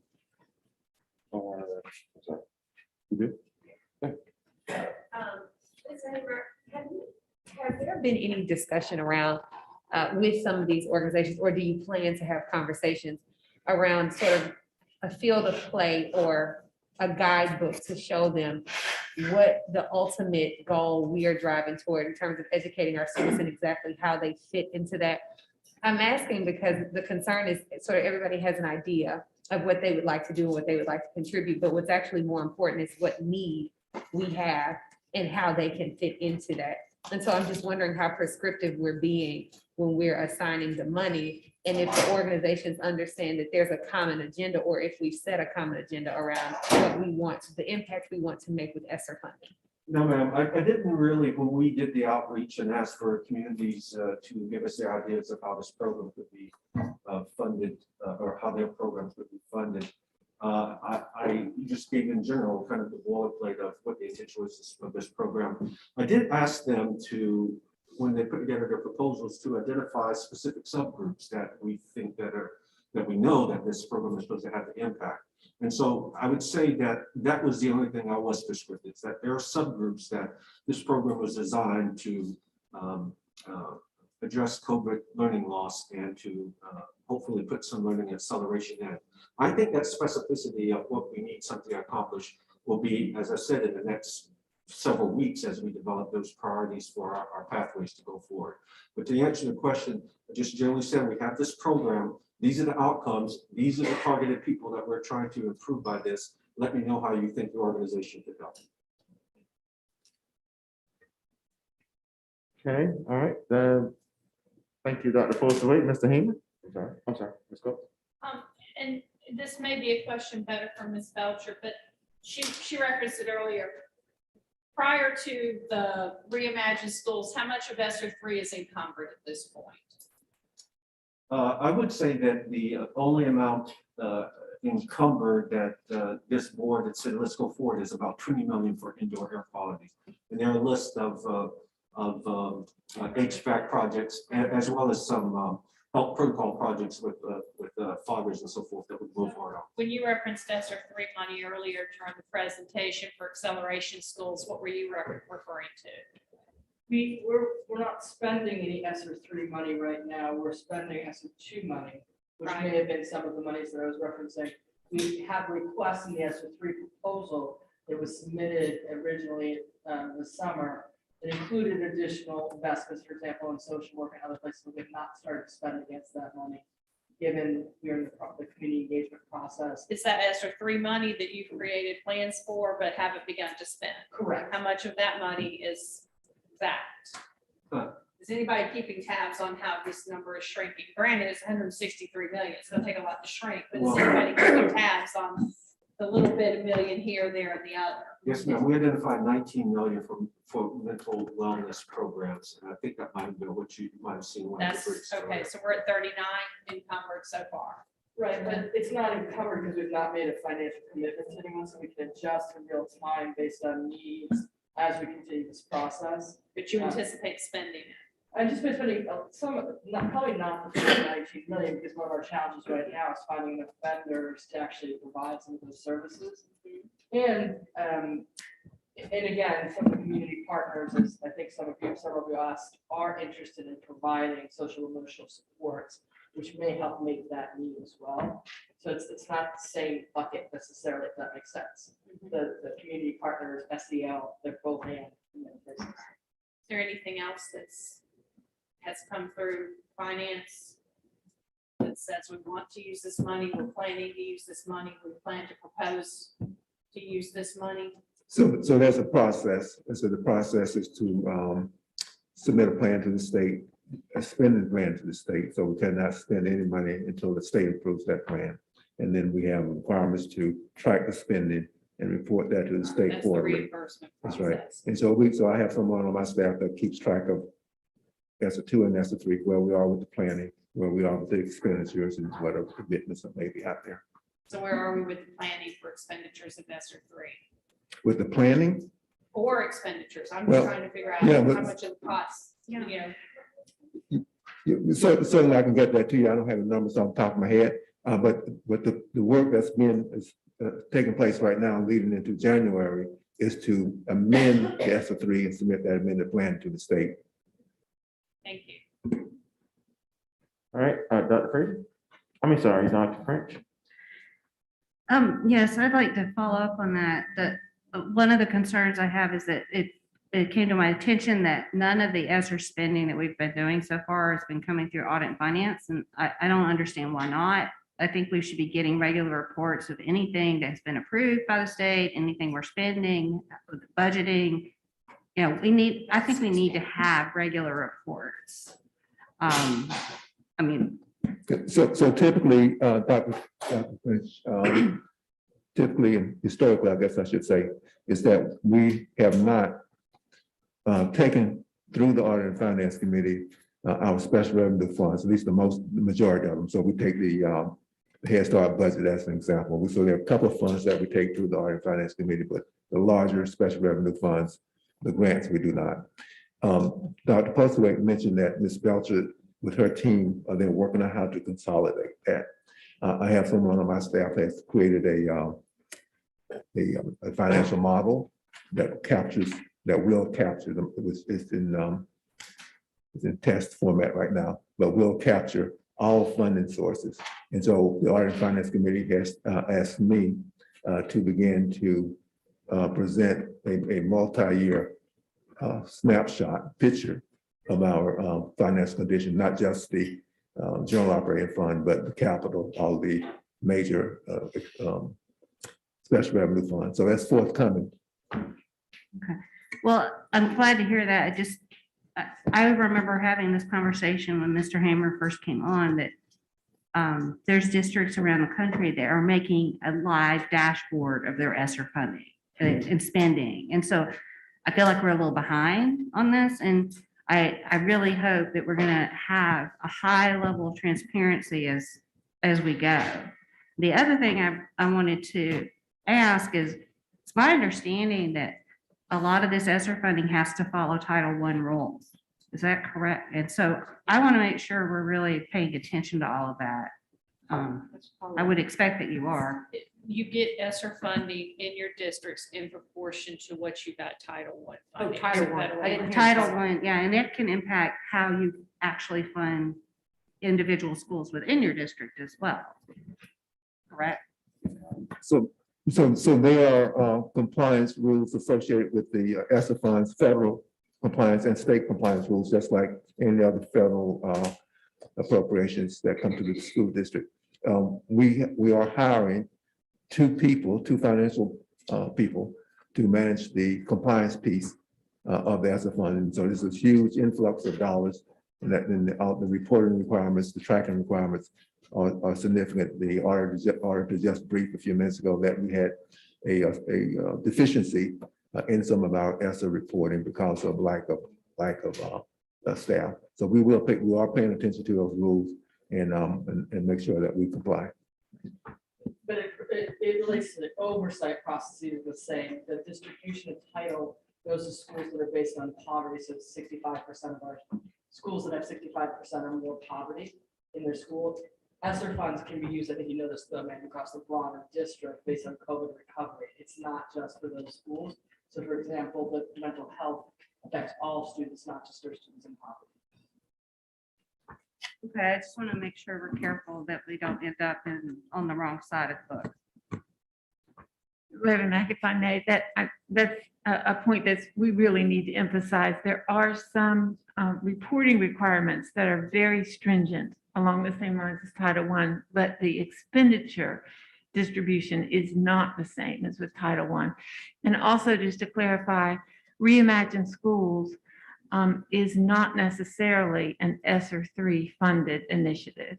It may or may not be, but you saw the amount that was reserved, say, last year for mission critical out of reserve. So we need the opportunity, even though if the board approves this, even though CSF has a CCS, Coastal Community Foundation has agreed to help raise funds to sustain.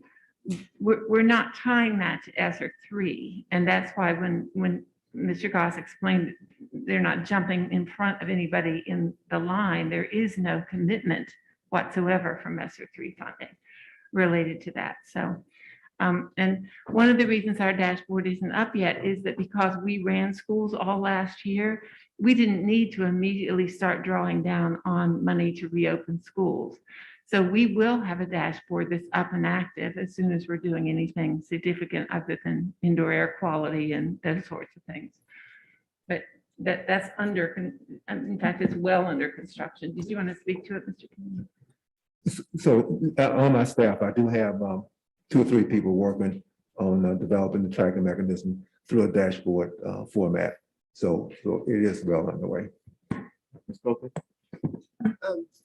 You said typically decisions like this don't go through audit and finance, like typically. So if they don't go through audit and finance, then how do they get made before they come to us? Well, for instance, the Coastal Community Foundation proposal that was presented to the board this afternoon did not come through the Audit and Finance Committee. It came directly to the full board. If you're talking about something like Title I, the schools, it's essentially regulated and governed by the federal government and the state, those monies. So each school has to write a plan in response to the categories of Title I, has to be submitted and approved by the state. And then along the way, we have to submit reimbursements to the state that show that the school's plan is aligned to how we spent it. So the governance responsibility in a way for the title monies tends to sit with the federal government and the state government. And there's a lot of oversight to ensure we're spending that money appropriately for poor children. How often are you having to submit these reports to the state? Well, it depends on the particular grant. With the ESSER, with, great. yes, so with ESSER, again, we submit the spending plan, get that approved, and then we, as a district, begin spending. Then once a quarter, we submit a reimbursement claim to the state. So that's each quarter, yes. Are those reimbursement claims accessible for the board? It's not something I don't think we just we have historically published, but we can certainly get those. Yeah. I'd like to see them. Mhm. I think you've had 2 by now. I think so. Yeah, that'd be great. And with what comes through the audit and finance committee, generally speaking, is financials associated with the general operating fund, because there's no oversight by the state, nor by the federal government on those funds. It's through the board. Okay, item 9A. Paper and pencil assessment waiver. Second. Properly moved by Ms. Coates, second by Ms. Darby. Are there any questions? Hearing none, we ask that you please. I'm sorry. I have one quick question. Are there ways that we can leverage the ESSER funding, like ESSER 1 and 2 on this, to make sure that we have more better broadband access, than we do now? But also, one of our public comments mentioned that one of the asks from D23 was just to have one-on-one computers. Why aren't they getting the same access to computing equipment that other schools are? Part of ESSER 1 has already been spent down, and part of that money was around Wi-Fi access and Wi-Fi devices. And when we were in the crisis of COVID, ESSER 2, I don't remember, I don't know, Joe, if you could speak to, I think we are a one-to-one device district, so I don't know if part of the challenge was, except for pre-K. The Baptist Hills devices were not well running, but do you have any understanding that Baptist Hills now have devices? No. They should, right? Yeah. It was something that came up in District 4, and we were there to listen, so we did not correct the misconception. Okay, Does so have one device. so they do have one-to-one devices, and they do have adequate internet access. They have one-to-one devices in the same there's a distribution formula for the entire district, and every single school in that district is part of that distribution. The broadband internet access is beyond anything Charleston County schools can do. So But what are we doing to leverage what we've got to pressure internet providers to a step up? It is beyond internet provision. So we're working with the federal legislators who represent our area to try to address that problem. As we talked about in the break, that's the part that Mr. Naraki and Mr. Barrow have been working to do some of the hardwiring that actually needs to happen in broadband. And that's ongoing now. That's right. All right, Ms. Coates. So I just think, just to be clear, when we talk about what's said and what's written and how that can create a lack of transparency, the request that's published for the pen and pencil waiver, which this, I'm okay with where we're at, but just know that the words on this piece of paper say we will continue working to supply schools with the technology devices they need to support the successful testing of their students online. An average person reading that thinks that the technology device for successful online testing means an iPad or a computer, and the fact that you're working to continue to supply it sort of means you have not already. Right. So it can create some confusion in what you're saying versus what someone's going to see. I apologize. And I said this to Dr. Trench too on the break. It's 11 schools that have requested the pencil and pen waivers. Ms. Roberts gave that information. And it's less that they don't have internet access, but when all the kids are signed on to the same site, attaching of data slows things down. And these schools ask for the paper and pencil, so that doesn't limit the test taking ability. It's not a district-wide thing, and I may not have made that clear in our earlier presentation. I'm sorry about that. Okay. All right, would ask everyone to please cast their vote.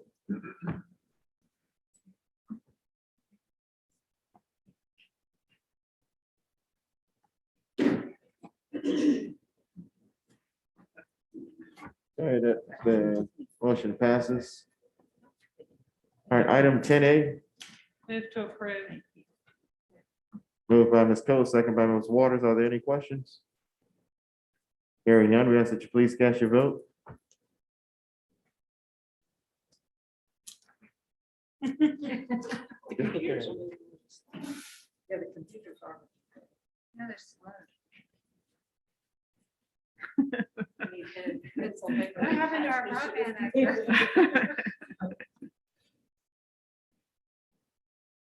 All right, motion passes. Item 10B, Move to approve.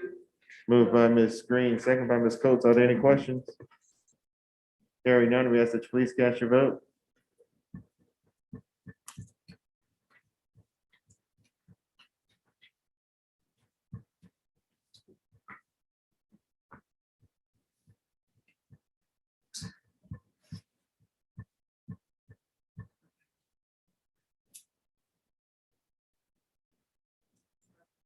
Ms. Copeland?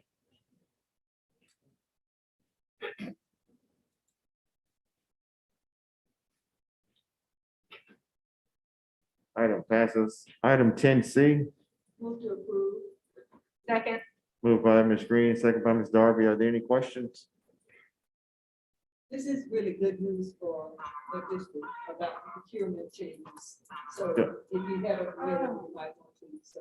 Right, this is based on the school boards, South Carolina School Board Association recommendation, isn't it? That, based on the new law. I'm not sure about that. I think that schools, and I think schools of our size have to closely follow the state procurement code. This isn't anything to do with state school boards associations, state government. Right, I just, okay. So that is correct. So this is, this procurement code that's before you follows the state's new code. The state just approved the code statewide in September. And so we have to be substantially the same. All right, item passes. Item 10D, Move to approve. Second. moved by Ms. Coe, second by Ms. Darby. Are there any questions? Hearing none, we ask that you please cast your vote.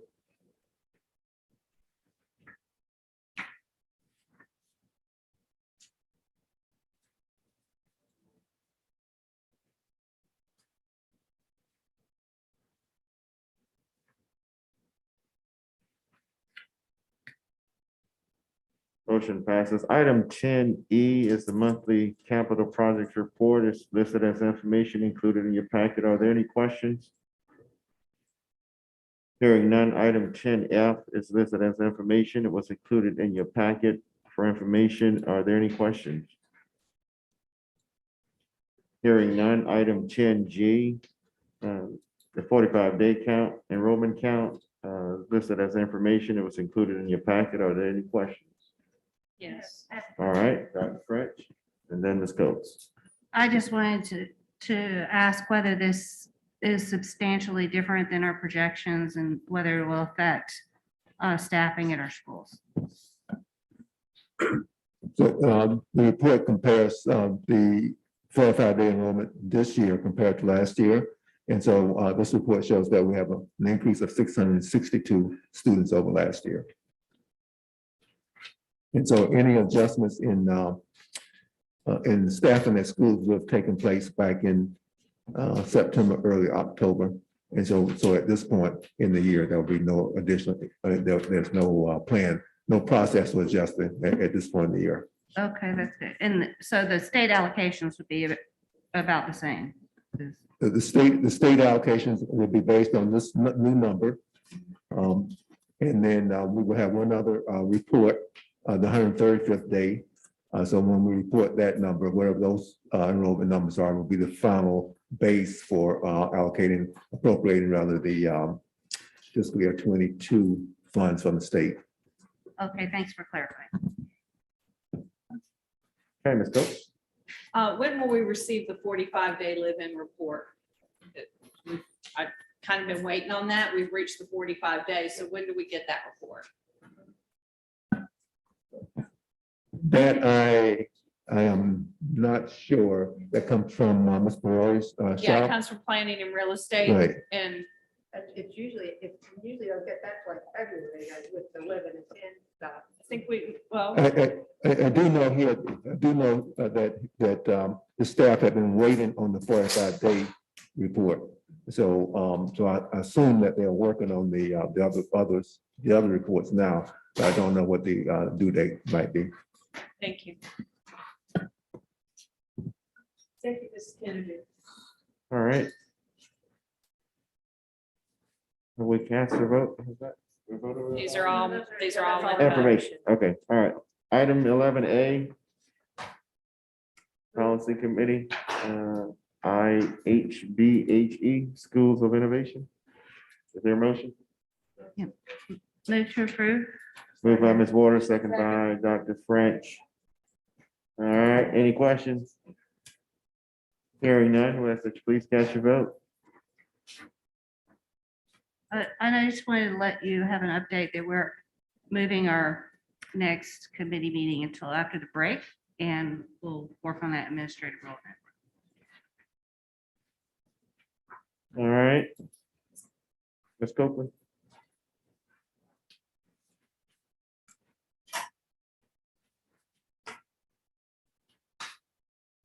Got an item passes. Next meeting is scheduled for January the 10th, 2022. That will be the committee of the whole meeting and the special call board meeting, followed by January 24th, the regular board meeting. Entertain a motion for adjournment. So moved. This meeting is officially adjourned.